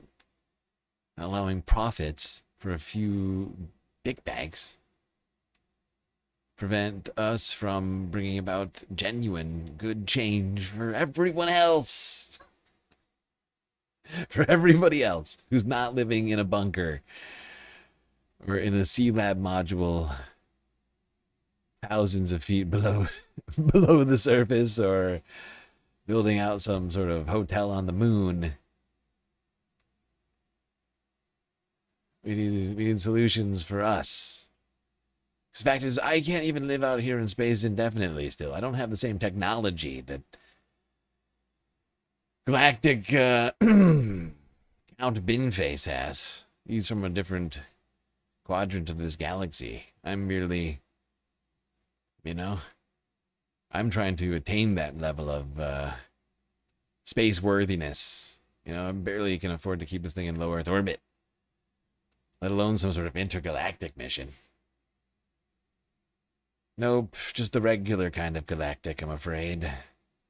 Milky Way galactic. Oh, speaking of that, one quick space story of a sweet finding. Astronomers finding supposed evidence of sugar in space between the stars. Here's the AP from Monday.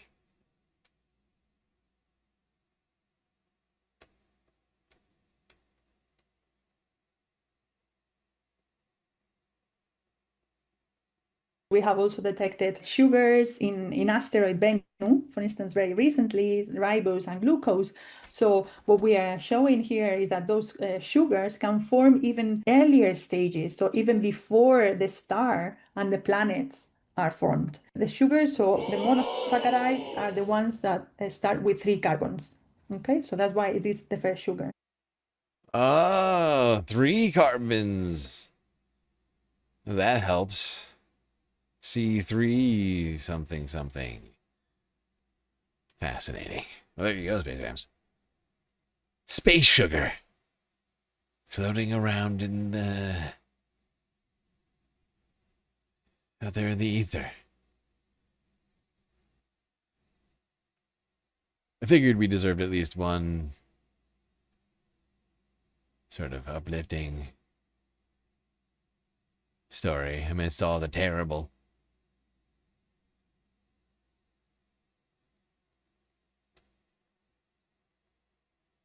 Maybe 2. Let's go back in time. Long, long ago, when an asteroid of an electoral variety hit the Tories.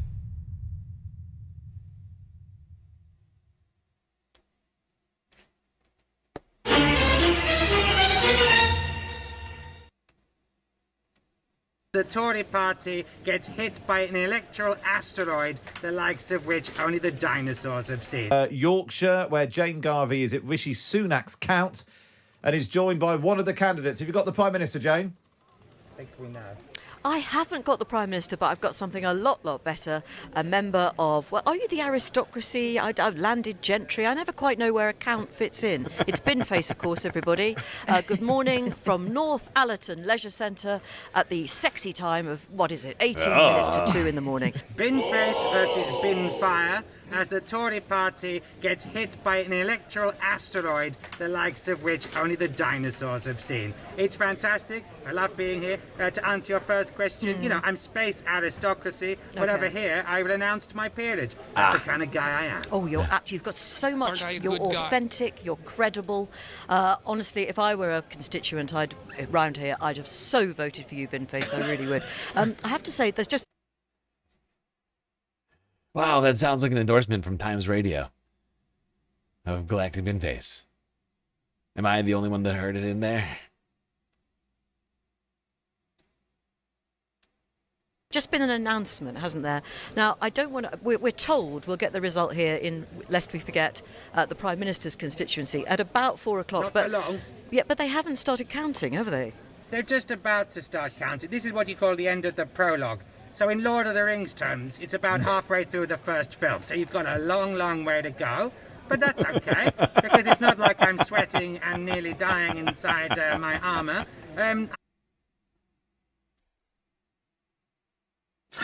You're in the end of the prologue, aka in Lord of the Rings terms, you're at the end of the first film. This is ridiculous.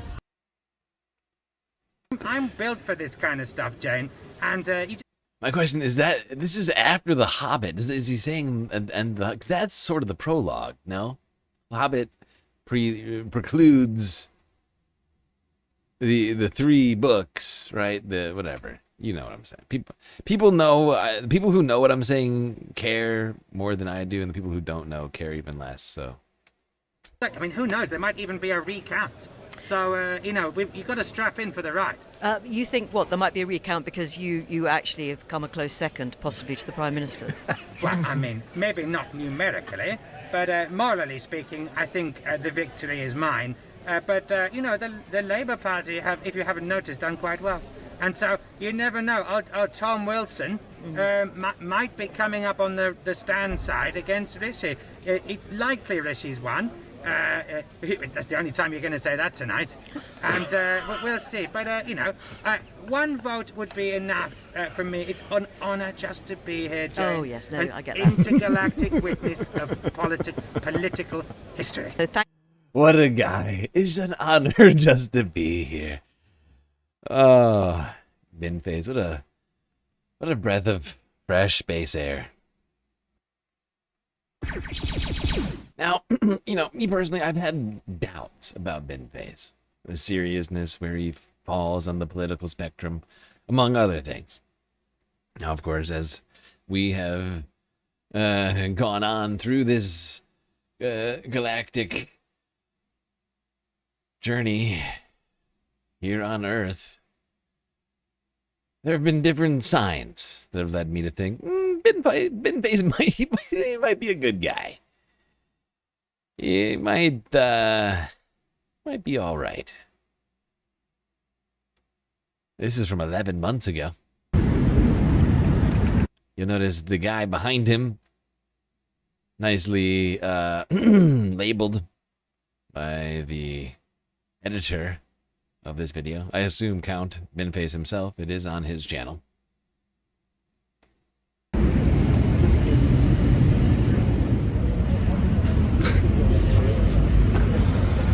Did you see that?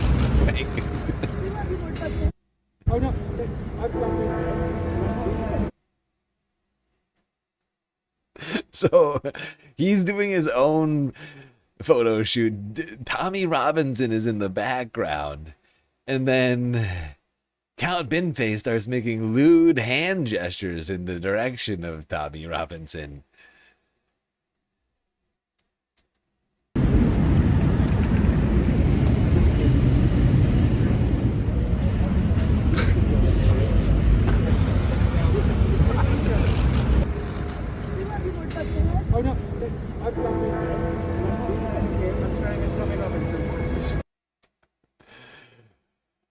Wow. Flipping the bird. I believe the wank gesture was thrown in there as well. Well, the wank and a bird. Coming from Count Binface towards right-wing lunatic Tommy Robinson.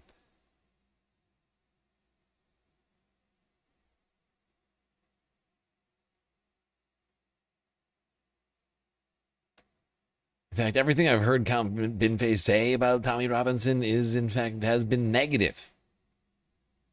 Quite negative, in fact. I believe I've heard him call him a terrible bigot. And a moron. Or maybe that was me. You're a moron. I don't know. One of us said it.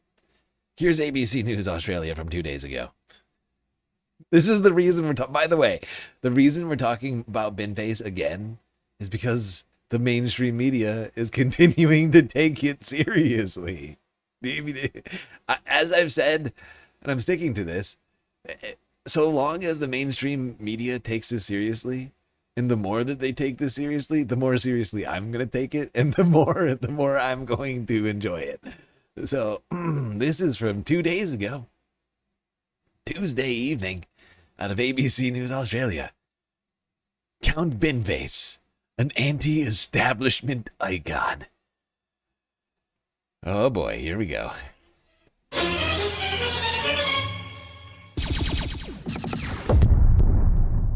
Yeah!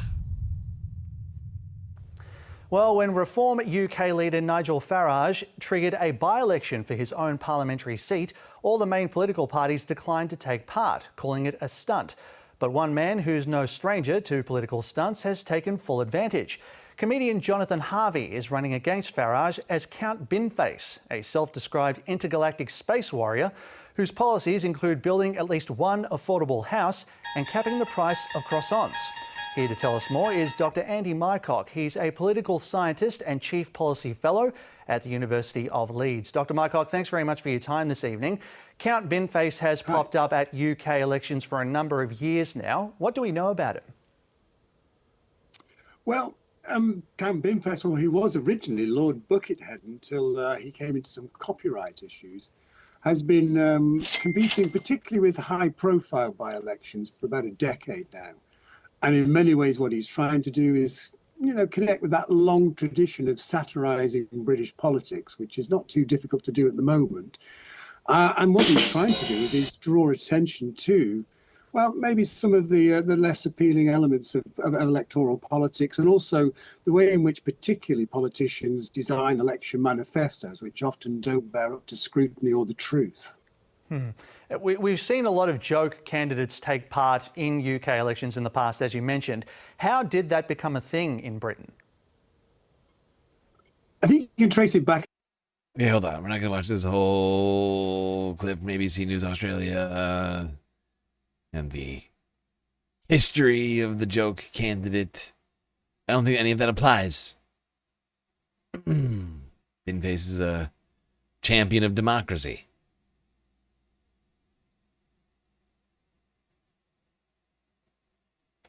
This mix of practical solutions about how to reform Wait, hold on. I went too far. Democracy in the country, and some. Wait, I've gone too far. Please hold. Britain's political circles and the political establishment, or has he actually made a point with some of the satirical policies that he's announced over the years? Yeah, I think it's a good point. He's an interesting mix. So quite often there are some, quite humorous policies in there, like nationalising the singer Adele. But in there, he's also been very supportive of reforming the House of Lords, and indeed abolishing the House of Lords in its current context, of lowering the voting age to 16, and looking at that way in which, we may be able to reform British electoral practice. So what you get is this mix of practical solutions about how to reform democracy in the country, and some less serious policies. As you noted, keeping the price of a croissant to £1 is a very popular idea in the UK. Well, that's something I can get behind as well. That's the thing, though. That's not an unserious policy, though. Like, people like that policy because it's deflationary. People don't like how much they pay for croissants or anything else for that matter. Even the presenters like, yeah, actually, I think that's a great policy. I'd vote for that one too. Like the concept of affordability is an electoral winner in most countries right now because everything's fucked. Everything is completely fucked. Is that all I wanted from this one? Actually, wait, is there more? Hold on. They do talk more bin face. Hold on. Yeah.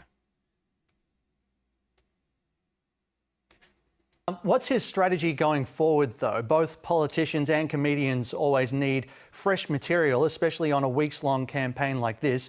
Will he just peddle the same jokes over and over again, or do you see him changing things up a bit?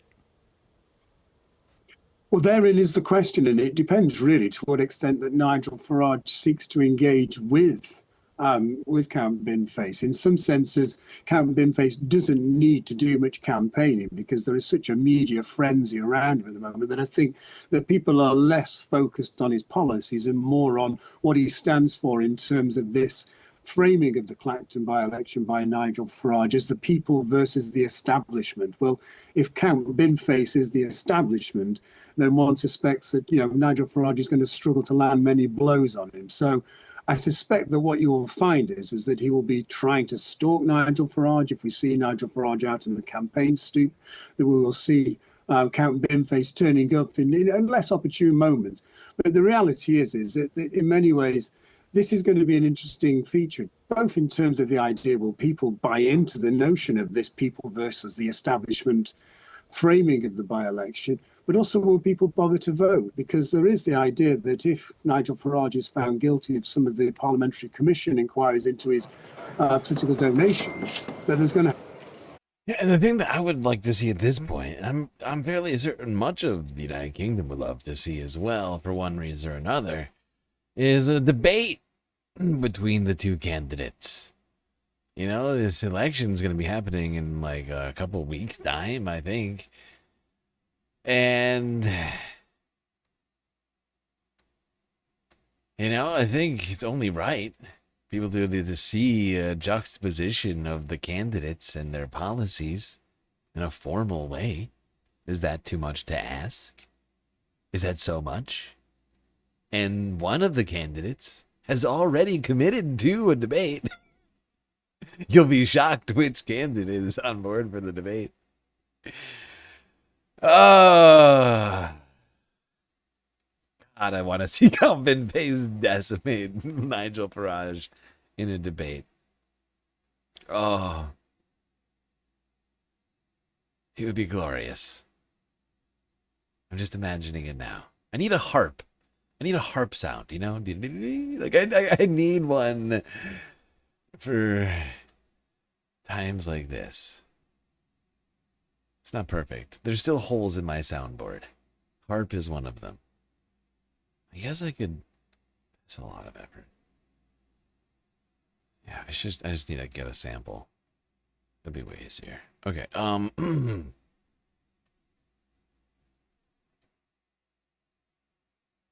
I've lost my place on what I'm doing here. Oh, right. We're slowly moving our way out of this election discussion. With the Clacton-on-Sea. It's Clacton-on-Sea. I finally figured it out, by the way. Clacton-on-Sea by-election. Okay, it's a by-election for Clacton-on-Sea. It's by the sea as well. It's near it and by it, but it's called Clacton-on-Sea, which is honestly a little bit weirder, right? When you think about it. Isn't that a little bit less right? Is Clacton actually on the sea?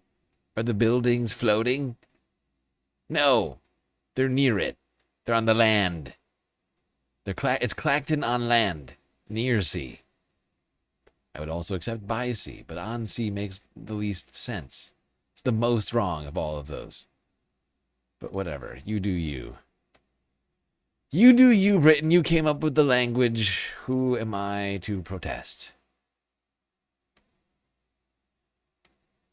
Nigel Farage, who is the son of a stockbroker, educated at a prestigious public school, made a killing in the city as a commodities trader, gets showered with a £5 million personal gift from a Thai-based billionaire who's the richest British-born person alive, who gets paid vast sums for selling gold bullion, who lives in a 5-storey house right by Buckingham Palace thanks to a convicted fraudster on top of his own property empire, who is personal friends with the President of the United States. Yes, that Nigel Farage claims this is the people versus the establishment. You cannot make this shit up. I did everything right and they indicted me. Yes, indeed. This is a quick short from Owen Jones on just the deep corruption, the heart of the man that is Nigel Farage. Now, let's go here. I just want to talk about this really quickly because there's been talk about a wealth tax. The concept of a wealth tax has been hugely a huge hot button issue, not just in the United States, but also in the United Kingdom. One man has been at the heart of this discussion. That is Gary Stevenson, or whatever his name is. Gary's Economics, that guy. He released a new documentary in collaboration with Channel 4, which had some issues, I'm not going to lie, like in the way that it was done. I think like we'd have been better off working with not the mainstream media. So they, like, I wonder what it would have been like had it not been done with them. But suffice to say, he's been getting a lot of heat. People claiming, oh, this documentary proves just how unserious the wealth tax people are. Gary went on to this show. Is this Channel 4 too? I can't remember. What? Are you happy to see? This is, I'm pretty sure, I think this guy is a conservative. He could be a Lib Dem, I don't know. Or Reform, actually. I don't know. I don't think he's reformed, though. Number of the super rich go down in the UK.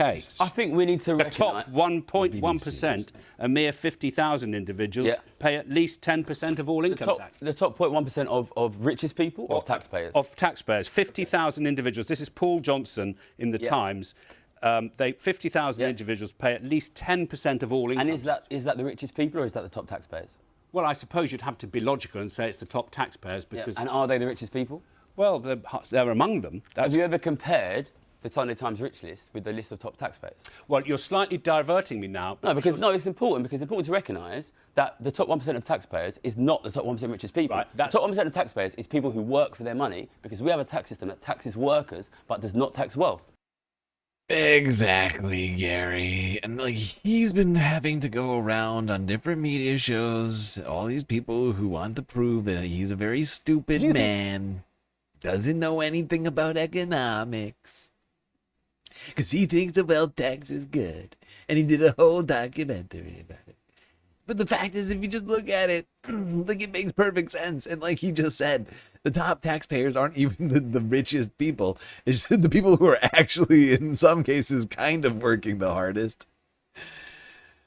Not earning all of their money from at least, from fucking stocks and dividends and interest or whatever else. Probably not actually working the hardest, but you get what I'm saying. They're actually working. They're getting a W-2. They're paying taxes because they actually did some amount of work. Who was that? That was Gary. Of Gary's Economics. He's on YouTube. That's on YouTube. Although he's been talking about quitting, apparently. I've been thinking about that too. I'm not going to do it. He's really talking about it. I'm just stressed out and underpaid and still demonetized on YouTube. I haven't given up.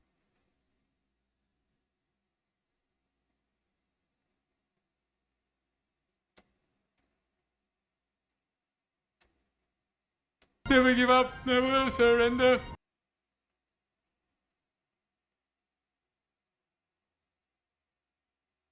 Rafiq, Trump will go down as the weakest and worst president in history.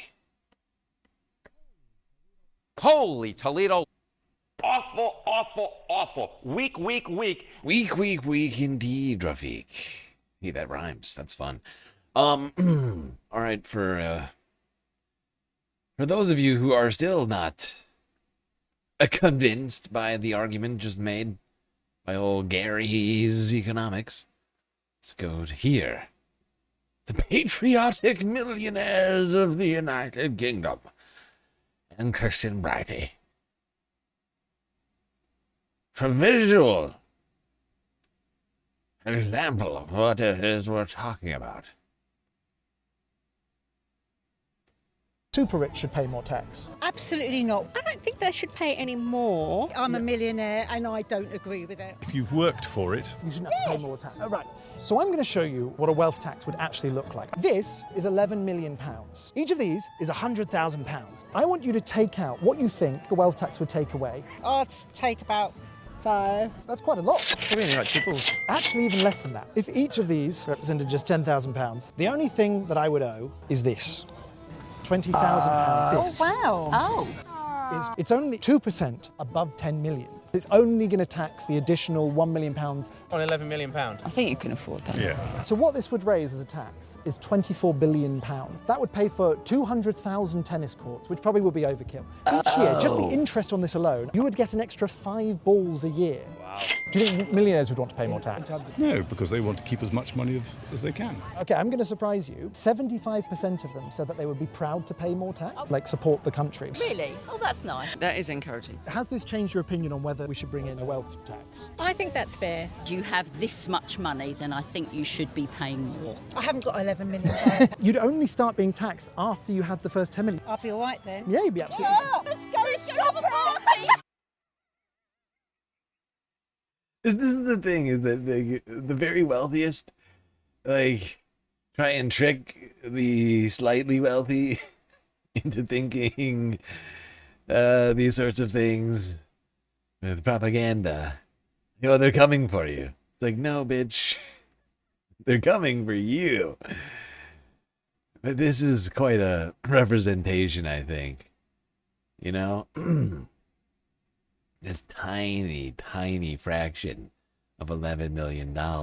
And only if you have $11 million. The fact is, the richest on the planet are not earning their money in the same way everybody else is. It's not being taxed. Like, they're not paying into Social Security. You know, every time Elon Musk makes money on the stock market and becomes, you know, richer and richer by the billions, day in, day out, none of that's going back into the system. You know, he can get loans on it. He can live off of that, but it does not go into our system at all.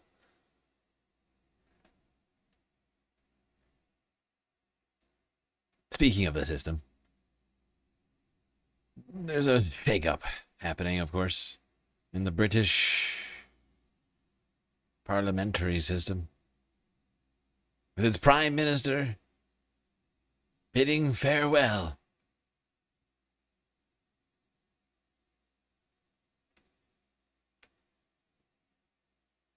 Walking out for the last time, 10 Downing Street, for his final Prime Minister's questions. I stand believing, Prime Minister! UK Prime Minister Keir Starmer left Downing Street on Wednesday to answer questions from UK lawmakers in Parliament for the last time. Prime Minister's Questions is a weekly ritual in British politics, where the leader answers questions from opposition party leaders and others on topics they don't know in advance, with often boisterous results. But Starmer's last session was a gentler affair, a mix of seriousness and political criticism, personal tributes and jokes, as he defended his record in government. And after 2 years, we've stabilised the economy, we have invested heavily in our public services, we've put better protections in for children, particularly on child poverty. So in, what, a year's time, Keir Starmer, a little bit, is it more? When did Keir? Hold on, let me double check this. It's only been a year? When did he? It's 2024. No, it was the right. Okay, right. It was fall of 2024, wasn't it? So a year and a half, almost 2, for Keir, which is better than some Tory ministers of past. Liz Truss comes to mind, but certainly not his expected length of tenure, leaving in disgrace after plummeting in the polls, losing faith from his own party.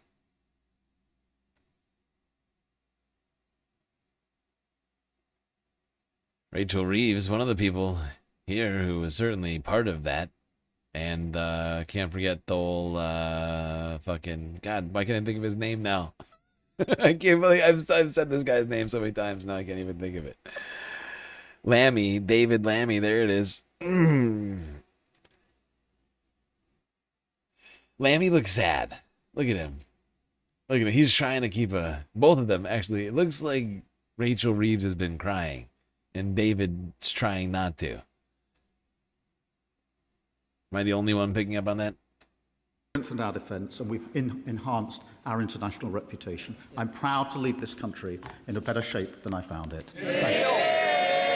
He also used his last session to highlight his horror at the killing last week of former lawmaker Anne Widdecombe, with counter-terrorism police investigating it as murder. Mr. Speaker, it is chilling that during my time in this Parliament... Oh, God. I hate to say it, but that's one death I couldn't be brought to caring about. Heartfelt condolences go out to all of her friends and all of her loved ones.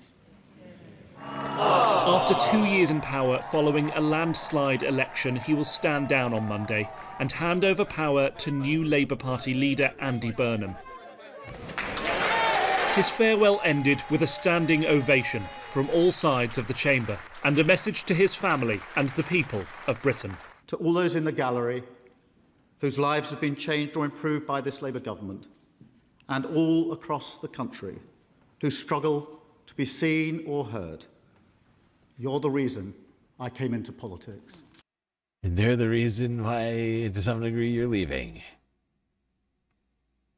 Because let's not kid ourselves.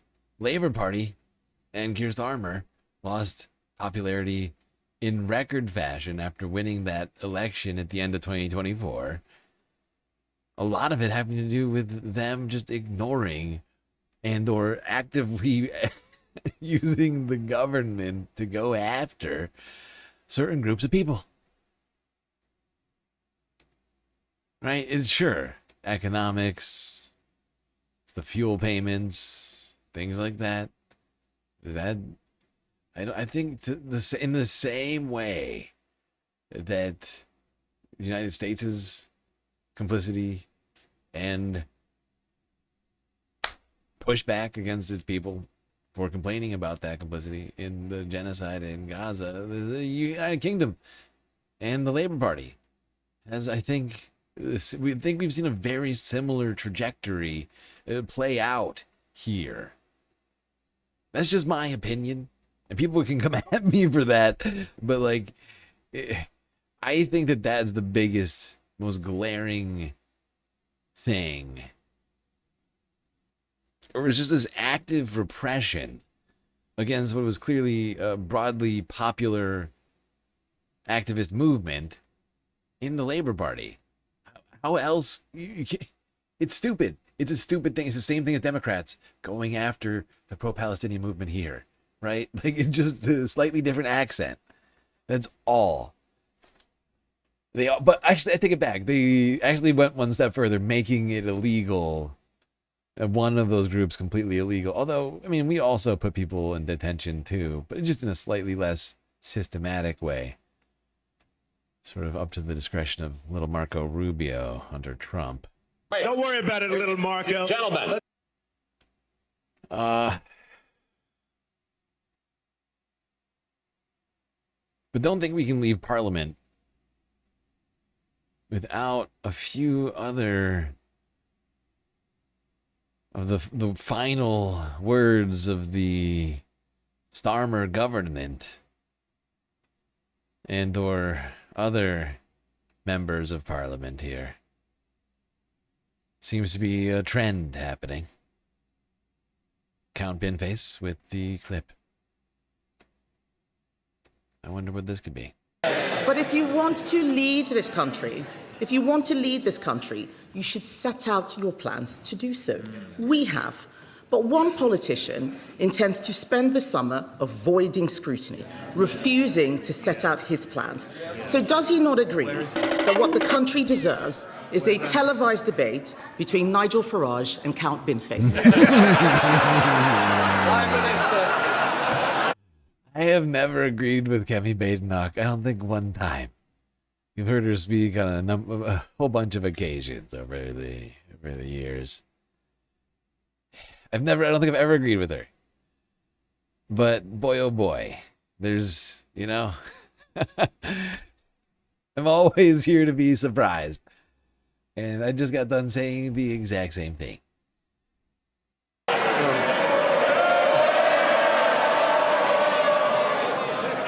Well,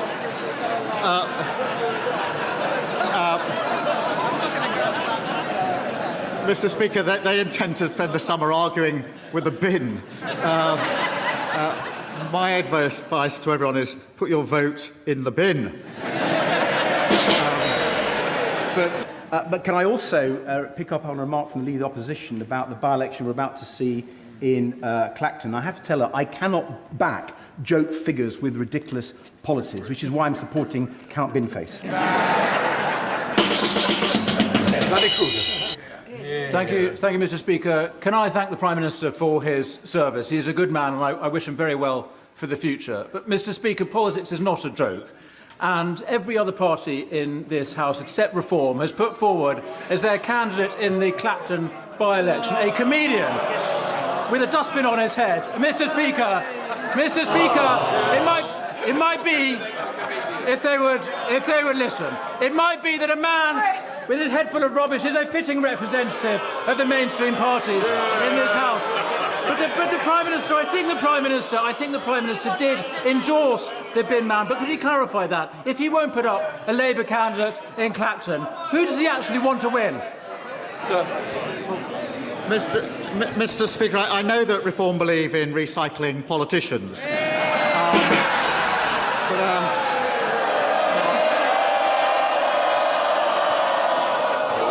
I wonder if he really thought spending his summer arguing with a bin was what he had in mind when he defected to the benches up there.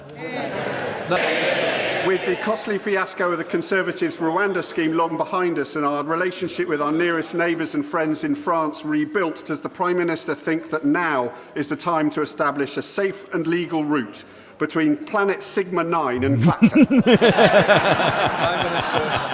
Well, Mr. Speaker, I am pleased that net migration is down 82%. Goodbye. Fitting for a joke Prime Minister that we should have this serious discussion around Count Binface and his candidacy in the Clacton-on-Sea by-election against joke candidate Nigel Farage. That's it for old Keir, Kevin, Keith, whatever you called him during his time. The Starmer is finished. Kid Starver is no more. That's it. That's the final one. That's the last PMQs. Now we're going to have Andy Burnham, it would seem. Although, it's not clear to me that the Labour Party has made the decision yet. I haven't been as focused as on that as I have been on the Clacton-on-Sea by-election. I think, like the rest of the planet, that's less interesting. Less relevant, less compelling. Although probably equally as important when you really boil it down. But in different ways. Because, of course, Labour's still in charge. You got to get somebody in there. Andy Burnham has been making some weird claims about being a business... Small... Was it business... friendly socialists or something like that? This is nonsense, a bunch of nonsense words that have been making their way out of Andy Burnham's mouth, suffice to say. It's been weird. It's still not clear to me where he lands on many of the issues. Perhaps most of the issues. But he's saying he'll be better than Keir. And it's really just up to the Labour Party.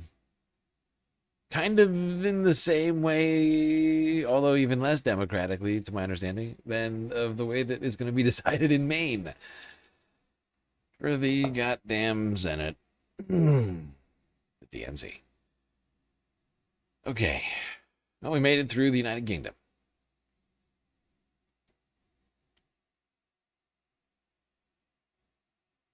Kevin Starmer, exactly. You know the one.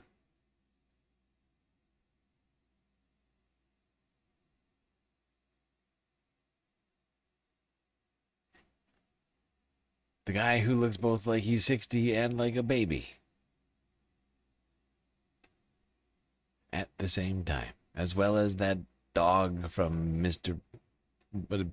Peabody or whatever that is. Doesn't he look like that dog?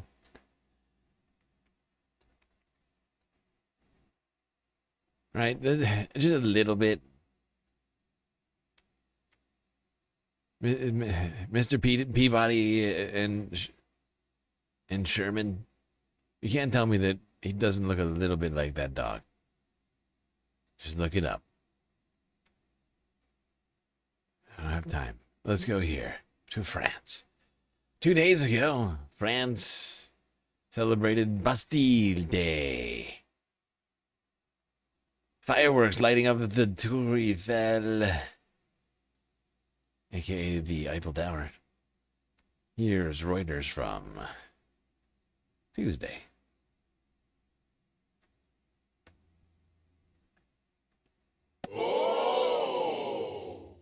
I don't have a mouse. There it is.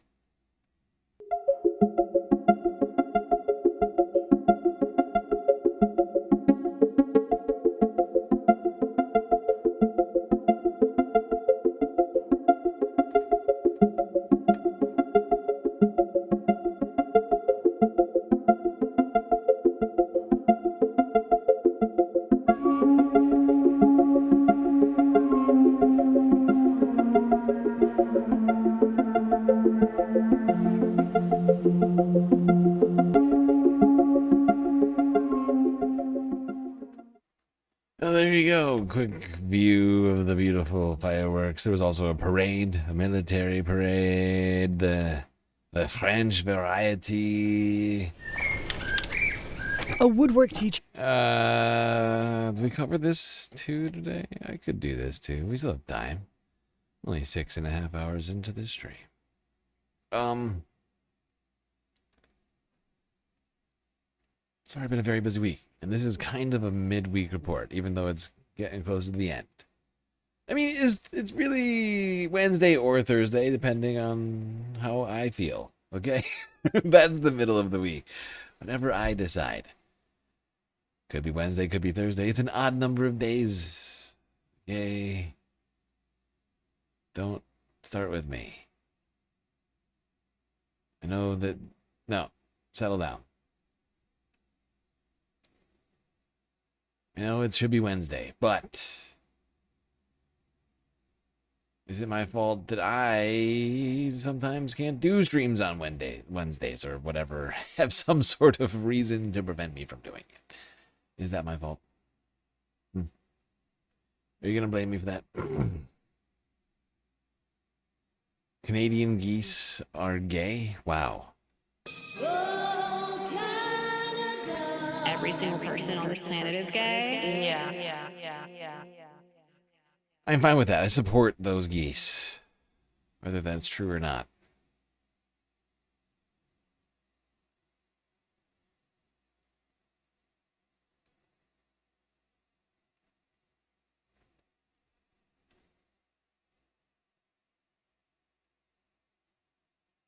All right, let's go to Germany.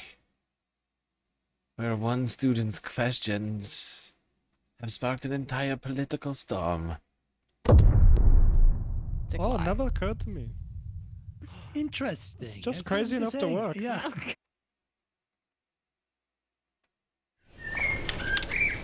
A woodwork teacher in the eastern German state of Saxony-Anhalt has become the focus of a political fight over classroom freedom of speech. And it comes ahead of a regional election here that could produce radical changes in schools if the far-right AfD party wins. Max Heckel, who teaches craft and technical work at a high school in the town of Stendal, was reported to school authorities last year after a conversation with a pupil who Heckel said asked him whether he had voted for the AfD. Heckel said he explained that he had not voted for the party, in part because the domestic security services had classified it as extremist. A couple of weeks after the conversation, he said school authorities summoned him for a meeting and warned him he faced a formal reprimand for breaching neutrality rules. He is appealing the reprimand and says he has faced online abuse, threats of violence, and vandalism. Der Ton hat sich schon krass verschärft und es ist This one's fucking insane. Like, the fact that this guy is getting like death threats and shit online because he just told a child the truth. And like, you know what I mean? Like, he told a child the truth, and now he's being accused of being biased and indoctrinating the children by telling them that the AfD is an extremist party, which, like he said, it's all true. They've been deemed even an extremist party by the government of Germany. This is nonsensical. Has definitely become much harsher, and it's just turned into this ultra self-righteous debate. And what's new is that it's got so much closer to home. This morning, for the first time, I had stickers on my car from the AfD, anti-Antifa things too. The school authority declined to comment. For months, opinion polls have shown AfD likely to win the upcoming provincial election here. It is disturbing how the far right has been making gains in some places. Very disturbing. People like the AfD have been catered to too much by the centrists. And it's, in my opinion, the reason why they're gaining ground. The fact is, like, if you look through, like, the last number of years, like, the centrist, like, the sort of center-right, like, the neoliberal, neoconservative wing that's been in power in Germany has, like, either catered to the AfD, although they've claimed that they're an extremist group, they've also, like, framed things like they're the AfD, like, on a number of occasions. They just, like, listen to AfD talking points, like, tone them down by, like, 5%, 10%. Like, does this sound familiar to anybody? Like, we're, like, this does not work. They will just vote for the extreme. If you're like, well, they got some good points. Immigrants do suck, but should we be so mean? Like, that's not the play. But that's kind of been the play.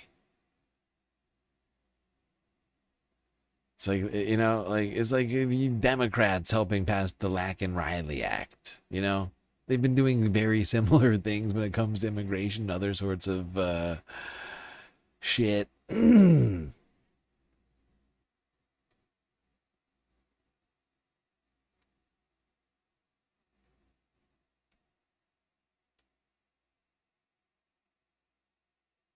We'll get too deep into German politics today.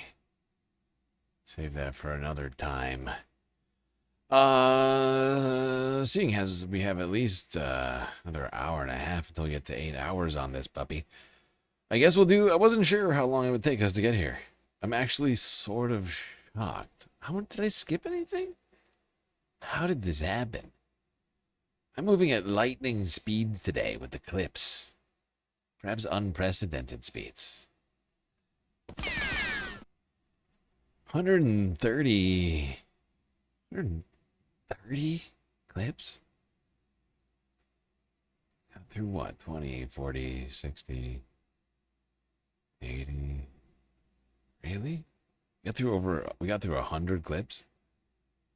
That's crazy. Well, we still have like 30 to go, but blasted through this stream today, Space Fams. I don't know. It was like we did some weird time warp. So we will talk about what's happened this week in the Middle East. With the Middle East. There certainly has been plenty to talk about. Started off the week with renewed fighting at a scale not seen really since the beginning of the war between the United States and Iran.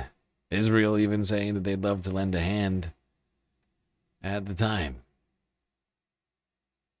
Even though it's, of course, our weapons they'd be using. And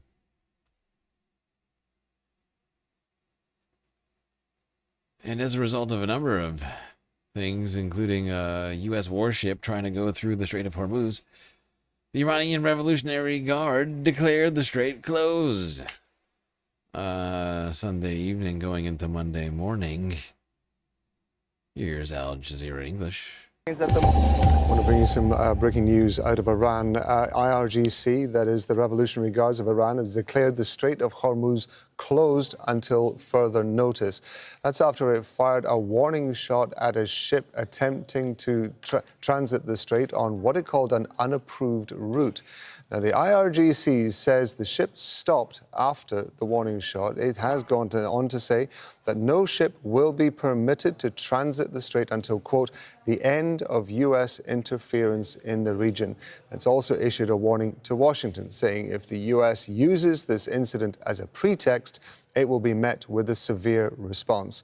Earlier this week, attacks on commercial ships in the strait prompted Donald Trump to order airstrikes across Iran. As we get more information on this, we will, of course, bring it to you later in the program. Okay, thank you, Al Jazeera, for that one. I'm just going to try and blast through some of these here as well. It's been such a busy week. I'm trying, like, lately I've been trying to not linger too much on any one particular clip because we just have so much shit to talk about. Like, everything's fucked. Like, everything is just all fucked. The Middle East is no exception this week. This is from 4 days ago. After closing the strait, Iran let off a barrage of attacks on U.S. targets and U.S. targets in its Gulf neighbors, countries. This war is at a dangerous inflection point. On Saturday night, another commercial vessel was targeted off the coast of Oman, this time a Cyprus-flagged container ship. The crew evacuated in a lifeboat, and one Indian national is missing. In a statement shared on Iranian state television, the Revolutionary Guard said it fired a warning shot after the vessel took what they're calling an unapproved route through the Strait of Hormuz. In response, the US attacked Iran for a third time this week.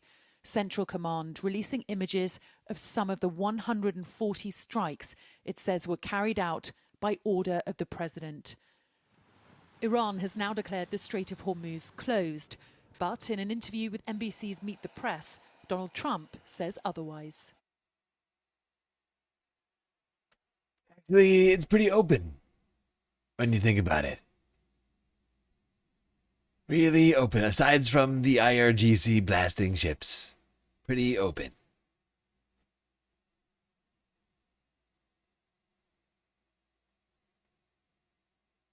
So yeah. Now something not seen for a while was seen earlier this week. This Monday, an Iranian missile, a number of, I think, of Iranian missiles making their way to Jordan, a country that shares a border with Israel, and is home to a bunch of U.S. assets, including radar, missile interception systems. Basically, the what do you want to call it? The U.S. infrastructure in Jordan is the stuff that precludes Iron Dome stuff going off in Israel. The Jordanian government now says it intercepted 8 missiles launched from Iran toward Jordan right now. The U.S. Embassy also alerted the incident just minutes ago. Iran said it was targeting a U.S. base in Jordan. Tell us a little bit about what's going on, because in the past, when Iranians have fired missiles that went towards Jordan, they were designed to continue towards Israel. That's right, Wolf. And one of the key things to note is this is the area right in here where that U.S. base actually is. So yeah, and here's what I think. I think Iran is trying to take out the U.S. infrastructure here in Jordan. They already proved that they could make Swiss cheese of the Israeli Iron Dome. Imagine what they could do without the massively important radar systems at the U.S. base here. And I think there's another one here. It would be bad. Could be possibly catastrophic.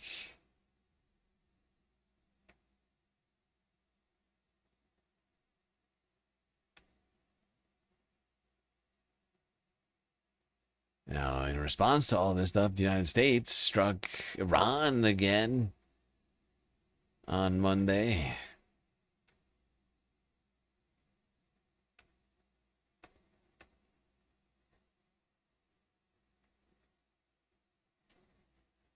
Attacks on southern Iran for yet another day as the standoff over the Strait of Hormuz intensifies. Iranian state media reporting explosions have been heard in at least 4 areas. The port city of Bandar Abbas, as well as Sirik and Jask, have been hit. Keshem Island off the coast of Iran has also been a target. These latest strikes come after U.S. Central Command, or CENTCOM, confirmed it hit at least 140 military targets in Iran overnight on Sunday.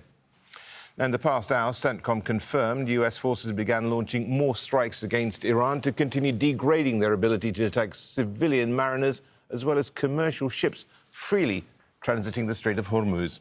The commander-in-chief has directed these strikes to hold Iranian forces accountable. Well, Heidi Joe Castro's live for us.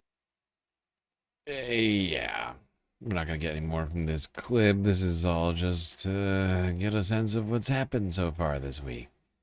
It's been pretty crazy, if you haven't picked up on that. Now, Tuesday, Donald Trump reinstated the blockade of the blockaded strait. We're back to the blockading of the blockade by Tuesday. But taking it to a new level, not recommending, but suggesting that the United States would start taking a 20% passage fee for any and all boats that went through the strait. Basically trying to get a cut, Iran style.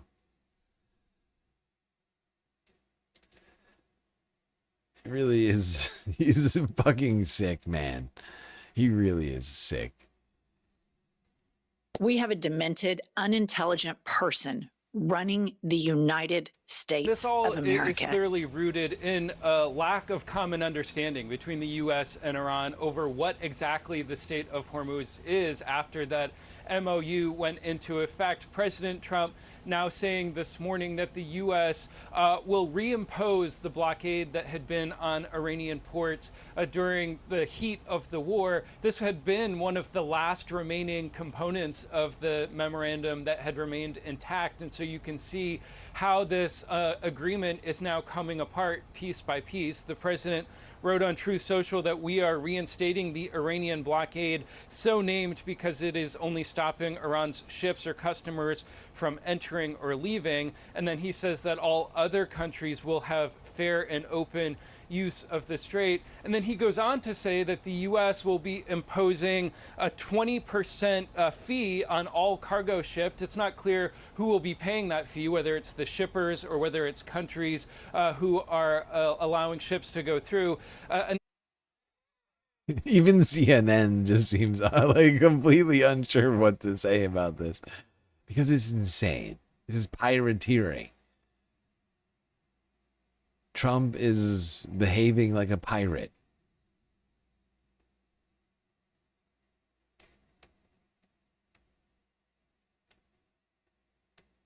To what he said there. We've had 10 deals with these people, and so we're just going to hit them very hard, and we're going to keep the strait, and we'll probably run it. We'll become the guardian of the strait. Maybe we'll call it the guardian angel of the strait, and we should be reimbursed for that. When we do that, we're going to be reimbursed because the other nations are very wealthy. They're on our side, and we can't be expected to do that for nothing, unlike we had for many years. You know, if we guard. They're on our side, so they're gonna love it. The strait for 50 years more, and we never got paid for it. They made all the money, and the United States was just, not. They wouldn't. It's amazing. It's we never made. We guarded it for nothing. We guarded and now it. We're going to guard it. And we're going to get paid for guarding it. Now this idea. And now we're gonna get paid, like all guardians do. You think those guardians of the galaxy are doing that shit for free? Come on.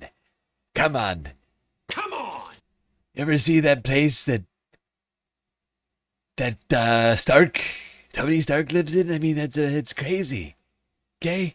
Why shouldn't old Trumpy boy in America see a little bit of that money for doing all that great guarding that we're doing?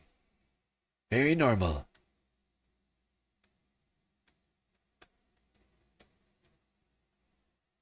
You think they're not giving Groot some, like, sweet fertilizer or something? I mean, come on. Come on. We deserve just as much as anybody for guarding that strait. We blockade a blockaded strait. We deserve a cut too, okay? That's how that works. If you blockade an already blockaded strait and then let people go through, don't you deserve a cut? It's only right. He is a fucking lunatic. But that's been the week. Hasn't been the whole week. But it's been the week. More U.S. attacks on Iran. Continuing. Throughout the next 24 hours. After that statement from Trump about the Strait of Hormuz. The U.S. military says it's carrying out more attacks on Iran for the third consecutive night. Explosions have reportedly been heard in Keshem Island, Bushehr and Bandar Abbas. President Trump says the strikes are targeting Tehran's capabilities related to the Strait of Hormuz. Earlier, Trump announced a new U.S. blockade in the strait would take effect on Tuesday. The U.S. military said ships suspected of passing without authorization will be subject to interception, diversion and capture. Immediately, if not sooner. Yeah, there's Kish Island on fire thanks to more U.S. attacks.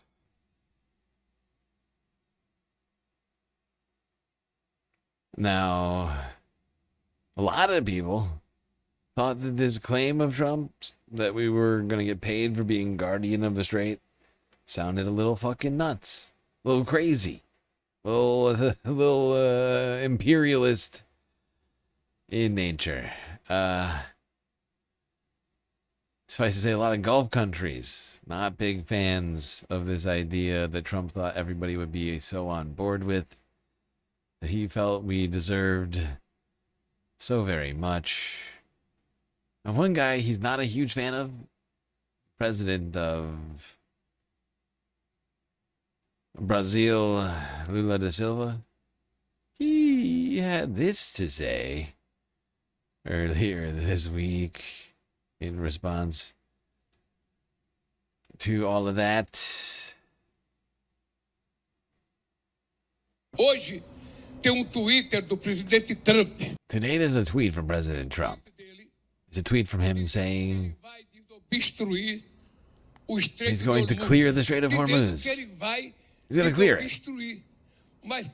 But for every ship he clears out of the strait, he's going to charge a 20% fee to the owner of the oil. Back in the day, that used to be called piracy.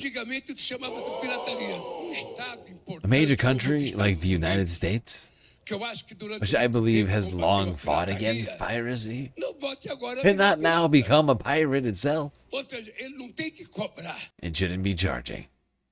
Yeah. There's Lula, president of Brazil, saying that's piracy. And he's right. There's no other way to slice it. This is high seas crimes. Trump just trying to profit off of this military aventurism that he's engaged in is just fucking, it's beyond the pale.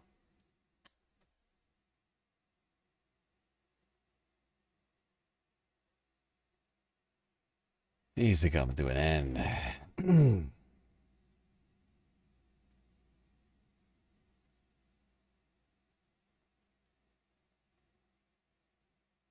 Now the United States unleashed a third night of strikes on Iran Wednesday night.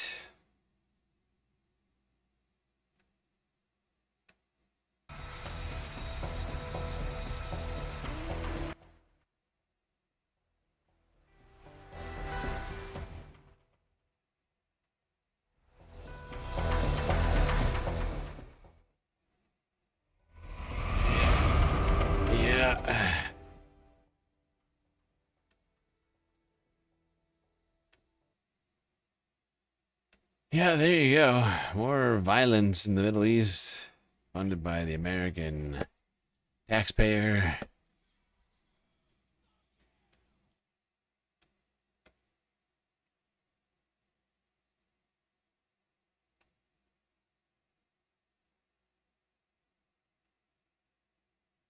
Give me some testosterone, please. Well, if you join the U.S. military, you can get all the testosterone you want, according to Pete Hegseth.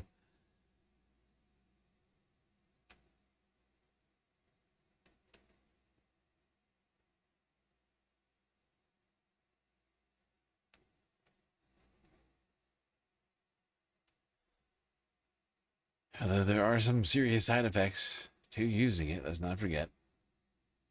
Aw, somebody tried to send me Trump speech bingo earlier. Would have been too difficult to make that happen in such a short period of time.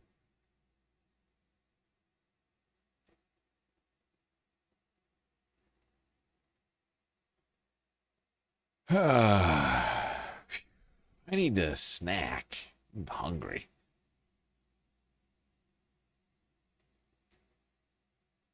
All right, so that was 2 days ago. Was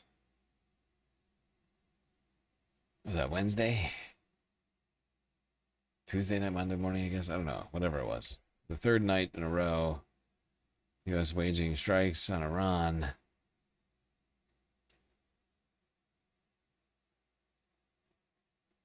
In response, Iran released a barrage of missiles. But before we get to that, we got to talk about what else happened this week, including the visit of Iraqi Prime Minister Ali al-Zaidi. Met at the Gilded House, as seen here. See little Marco Rubio, Scott Bessent. Trump had this to say. Well, thank you very much. We've had already a good meeting. We're going to decide to do a little lunch. It wasn't scheduled, but we are going to do it on the fly because we have a tremendous chemistry together. The Prime Minister of Iraq has been amazing. He won an election that a lot of people didn't anticipate could be won by anybody else other than another person who was not, in my opinion, a good person. Not good for America. I don't think good for Iraq. And I played a role in, it was very important to me to have somebody get in there that can do the job and do it well. And we have a fantastic champion, a new champion. And he won the election very soundly, very conclusively, and he wasn't favored. But by the time they got to know him, he ended up winning. And he's going to be there for a long time. So I just want to say it's a great honor to have the Prime Minister of Iraq with us. He's, He's been a great fighter, and he's been a great fan of America. We'll be discussing that a little bit with you, but they have tremendous oil reserves. They have tremendous potential wealth, and they have tremendous wealth, not only potential. But he's done in a short period of time, he's changed that country so much, especially toward their thinking about the United States. And we have partnerships. Chris was just saying we have tremendous oil partnerships all of a sudden being formed over the last short period of time. And I guess you're going to be announcing them this week or next week. But massive, among the largest. So they have done a fantastic job over the last very short period of time. He did a really great job. Really, really great. He says this like 4 times. I wonder if he picks up on it. I don't know if I didn't watch this whole thing. I don't know if Ali Al-Zaidi speaks the English or not. There appears to be a translator with him, but I wonder if he picks up on the president just repeating the same thing over and over again. Or that he was calling him a really handsome guy at the beginning. Wow, really good looking. Really good and handsome, and he's doing a great job with Iraq and all the oil. And making people love America. Really great. It is super fast. Did I mention that he made people love America really fast? Or that he's turned it around in a really super short time? It's crazy how fast he's done it. And did I mention he's really good looking? Crazy good looking. Nice beard. Big, thick, dark beard.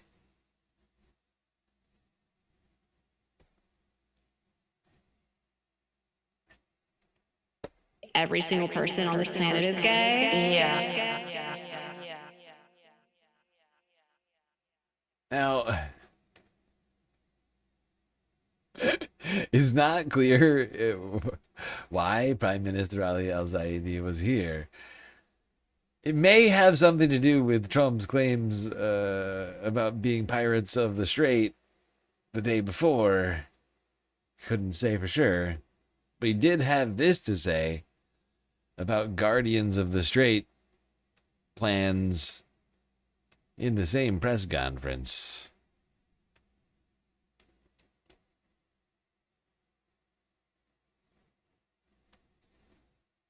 If you could explain your changing thinking on the Strait of Hormuz, applying a 20% fee.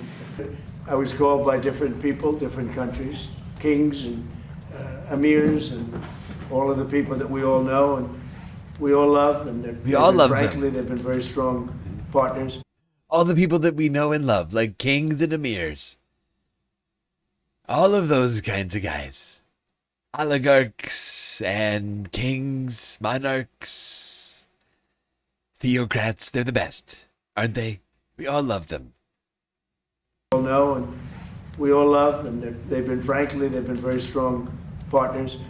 And they said, we'd love to do it a different way. We'd love to invest in the United States with billions and billions of dollars, because I don't think anybody should be able to charge a fee for the Strait or for any other straight relationship in terms of other sections of the world. I don't think anybody should be really in that position. Right. But we were doing it as a reimbursement. We were doing it as a reimbursement for us. For us guarding the Strait. I love how he is walking this thing back in historic fashion. From Guardian of the Strait to... Actually, I don't think nobody should be guarding the Strait. It should be free and open, and there's no reason anybody should be making any money. And if anybody is going to do anything, it should be investing. And that's really what we were just trying to reimburse people. You're like, it's just not fair. We were just going to take the money to reimburse them. It was a reimbursement project. All the people we know and love, like the kings and emirs of the Gulf countries, called me and said, you're a fucking moron, and you should probably stop doing this. And I said, okay, look, listen, I was just spitballing, just ideas. A guy can have ideas, can't he? Suffice to say, this was a very unpopular idea. There's a lot of people. Everybody's saying it.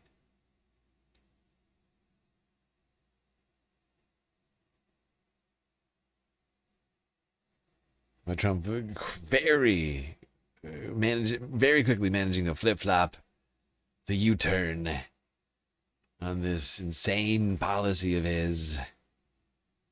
Meanwhile, this week, the Houthis in Yemen launched a strike on Saudi Arabia in retaliation for attacks Saudi Arabia almost certainly did with U.S. weapons on an airport in Yemen.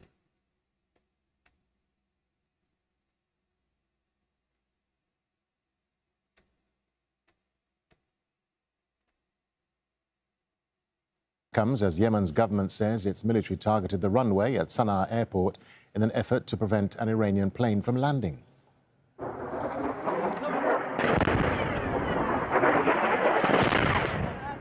This is the moment the missile struck the runway. A delegation from the Ansarullah Houthi group was returning from Tehran after the funeral of Iran's supreme leader. The Houthis have blamed Saudi Arabia for the attack on Sana'a airport, but there's been no confirmation of Saudi involvement. Yemen's legitimate government, with the help of the international community, has tried on so many occasions through diplomacy and other legal means to convince the Iranian regime and the Houthis in Sana'a to correct course and come back into the international fold. We called on them not to breach Yemen's airspace. This is not the first breach, but this time was different as it challenged the legitimacy of all internationally recognized laws. And now we tell them that our patience has run out, and we will respond to the breach with adequate means to confront the plane violating our airspace. Yeah, let's not forget that Saudi Arabia has been occupying either itself or through militias that it's backed different parts of Yemen. Since Trump took office, they've been sort of boldly doing things like this.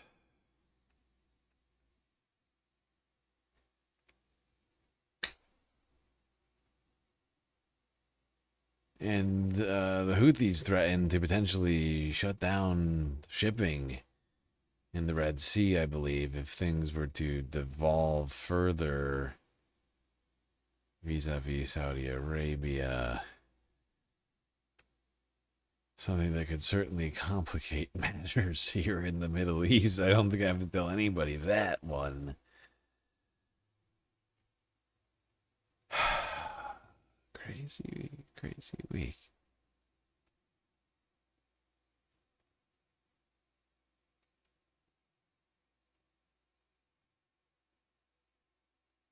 All right.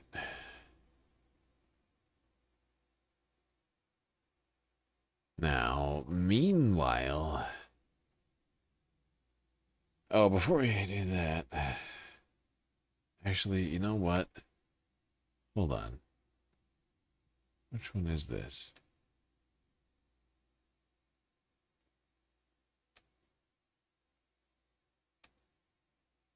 Yeah.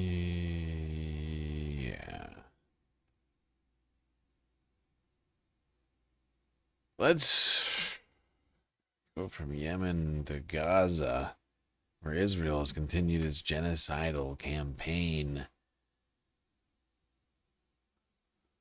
Its murderous ethnic cleansing of the Strip has continued this week.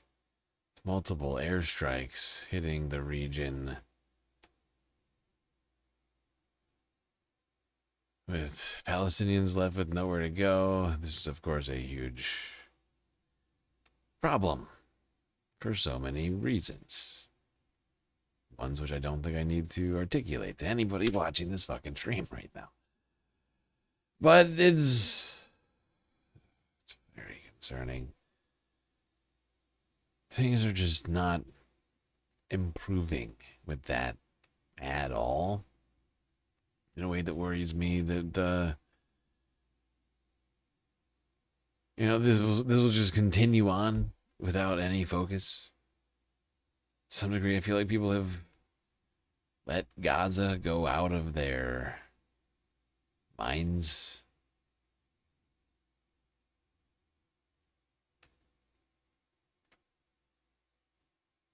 But we shouldn't do that.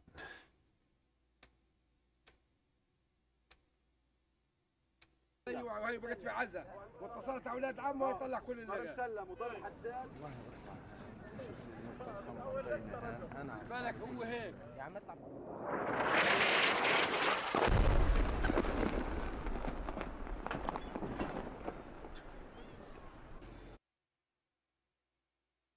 Why is this necessary? They just continue to try and flatten already flattened buildings and rubble. And do more fucking war crimes on tent camps.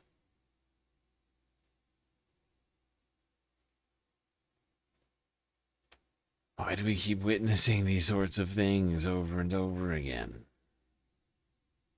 It's partly because the government's funding all this refuse to stop them. Right? Especially the United States. Something we could prevent, in theory. To a large degree. If we, replace the people who have been funding this with people who refuse to fund this. It's good old electoral politics. This year, in fact. In the coming months. Our votes will be very much involved in all of that.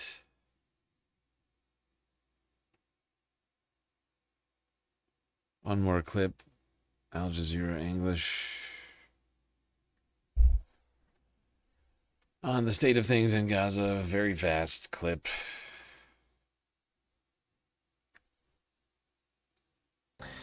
Israeli airstrikes have hit central Gaza following a forced displacement order.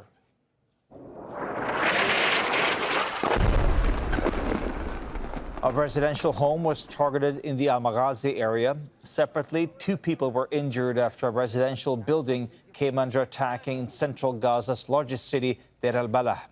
Israeli forces have issued at least 4 forced displacement orders for parts of central Gaza within just 2 hours. There is nowhere left for people to displace themselves to. If you've looked at the yellow lines, it's ridiculous. There's no land left for people to go. Climb on top of each other? It's ridiculous. Oh. It's just the never-ending war crimes.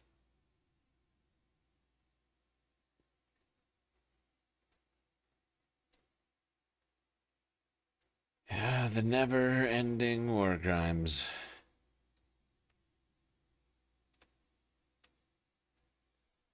Let's go back to the United States. See what the DoD officials had to say about the budgeting, the costs of this war.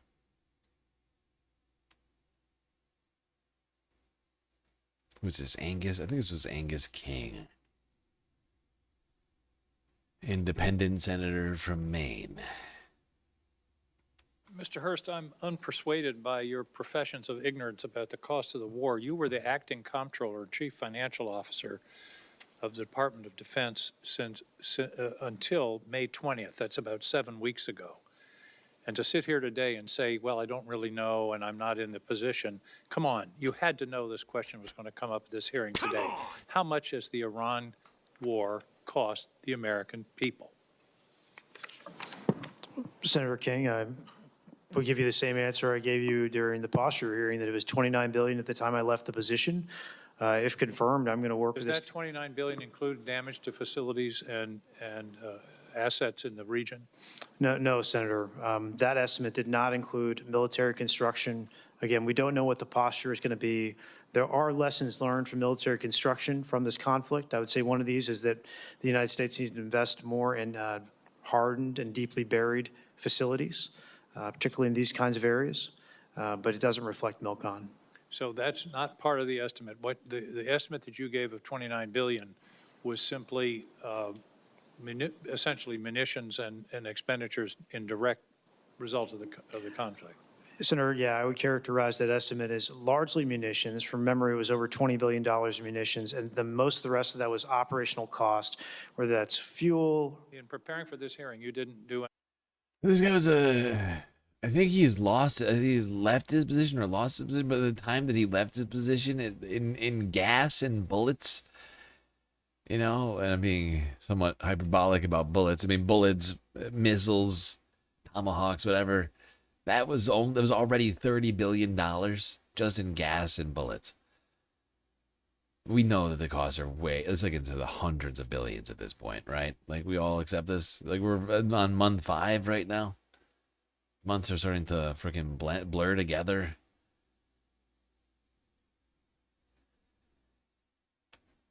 You didn't ask any questions about updating that number.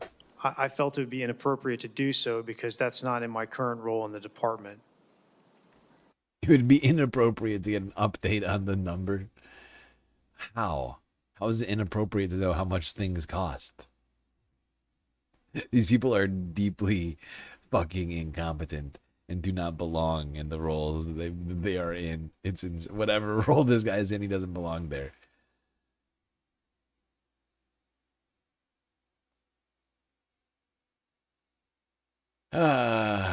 This thing is looking more and more like a forever war. A war that we know is costing us at least $1 billion to $2 billion a day. And by that math, the low estimates, seeing as this has been over 4 months, is $120 billion. It adds up quick, doesn't it? Third consecutive night of attacks. President Trump's trying to characterize this latest round, if you will, as a military skirmish. Senators, though, Admiral, are now debating if this has reached forever war status. Can you give me your sense of where are we? We are closer to forever war than we are to a ceasefire, and I take no joy in saying that. I have felt for a long time, ultimately the two parties here would get to a negotiated conclusion, but certainly the ceasefire is frayed, if not completely off the charts. And Kate, you pointed out the most important. Well, that's all I need from this clip from CNN. Forever war. Closer than ever. Yeah. I'm not sure how I want to characterize this thing, but it certainly feels forever-y. Gives me vibes of all of the wars of the previous administrations. The ones that have cost this country trillions of dollars. Thousands of lives.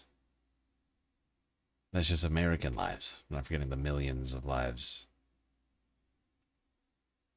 in the Middle East.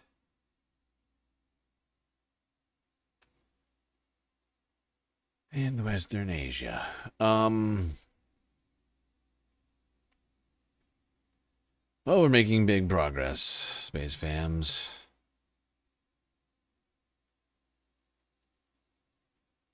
Oh, good. Well, let's check in with... oh, good. How good. How good and great. You know that thing we were just talking about? You know, with the Houthis? Well, what do you call it? The chevron. The news banner over here on Al Jazeera. What does this say? Hold on. Iran says it attacked... Oh, wait, no. Hold on. Go back. Revenge for 7 soldiers, Iranian soldiers, who were killed Sir, in attacks yesterday. I need you to shut your mouth.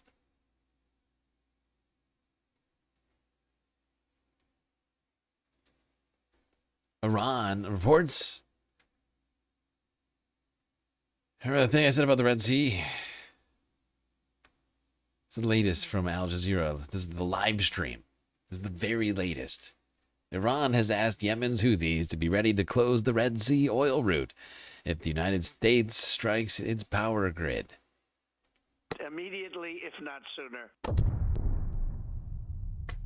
I don't think I need to hear any more of this right now.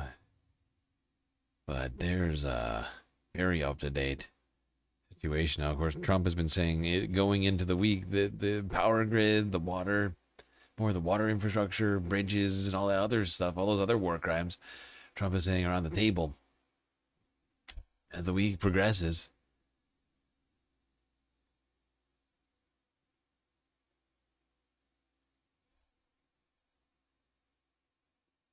Chevron, Chiron, whatever it's fucking called. Fuck you.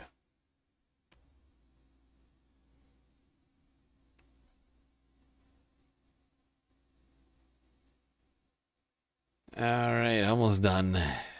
Few stories left. Asia and what's it called?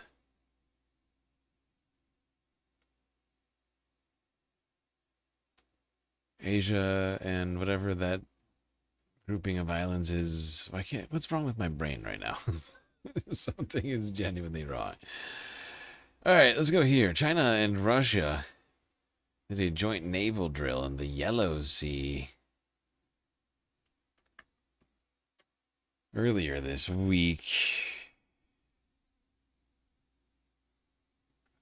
The Yellow Sea being the region between South Korea and China. China!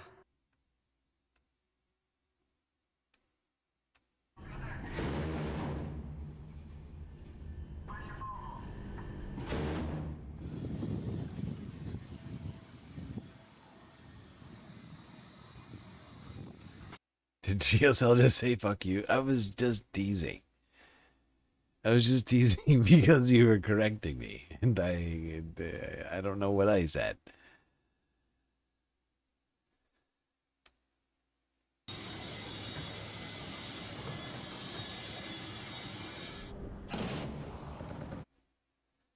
Anyway, things super chill on planet Earth this week.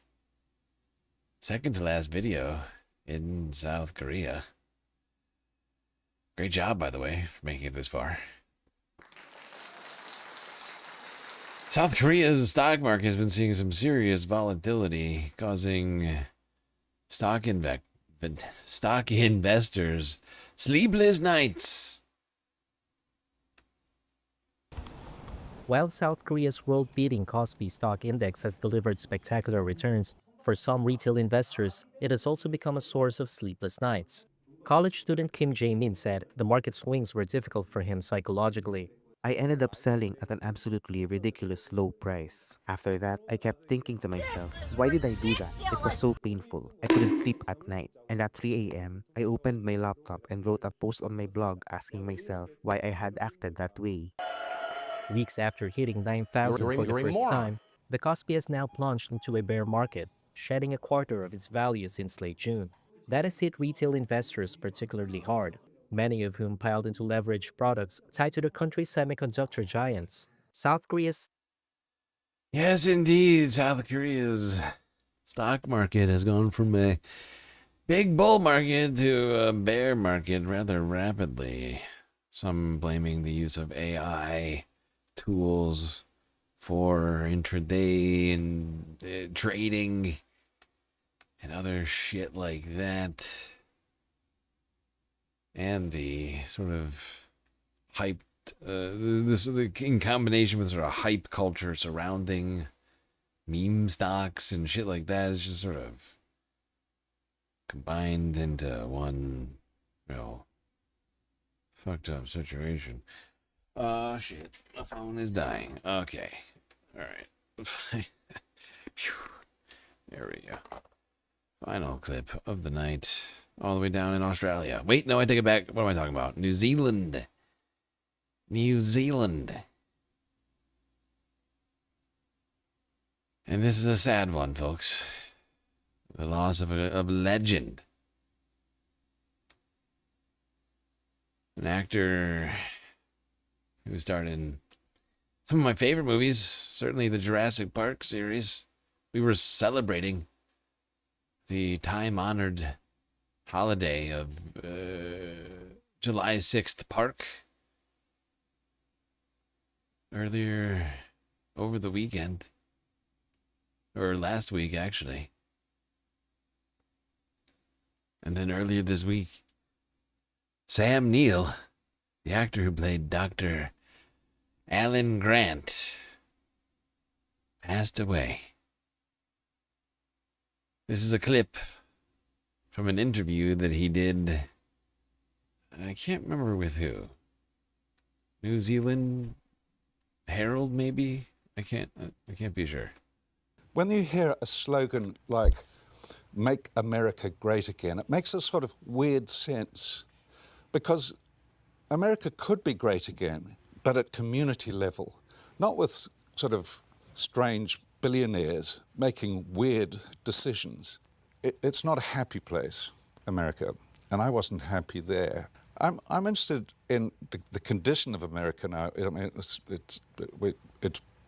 beggars belief what's happening there now. But this is 25 years ago, and the director, Charlie Hayde, he said to me, "America is finished." I said, "What do you mean by that?" He said, "Look around you. Do you see anyone that's happy here? Let me show you why." And we drove down the main street of this beautiful little town. The main street was all boarded up. He said, "This is what life's become in North America. Everyone goes to the mall. Everyone is in their pickup trucks and they buy fast food, and that's how they live, and no one talks to one another. It's miserable." Sam Neill with an accurate assessment of America to some degree. Simultaneously slamming Donald Trump and the MAGA movement. A legend lost too soon. Well, there's your mid-ish week's report here. Pretty crazy week so far. Couple days left. There's no way it can get crazier, right?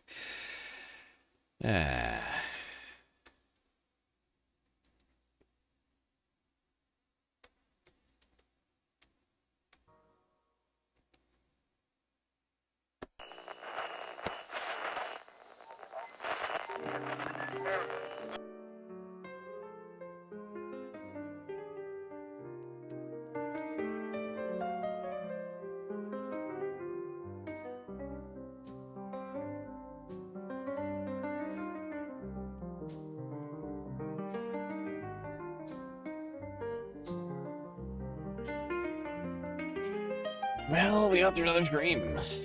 It's quite long and also difficult, but thankfully we had each other to get through it. That's gonna be it for me tonight. Till I see you next. You stay classy, Galactic Stream Nation.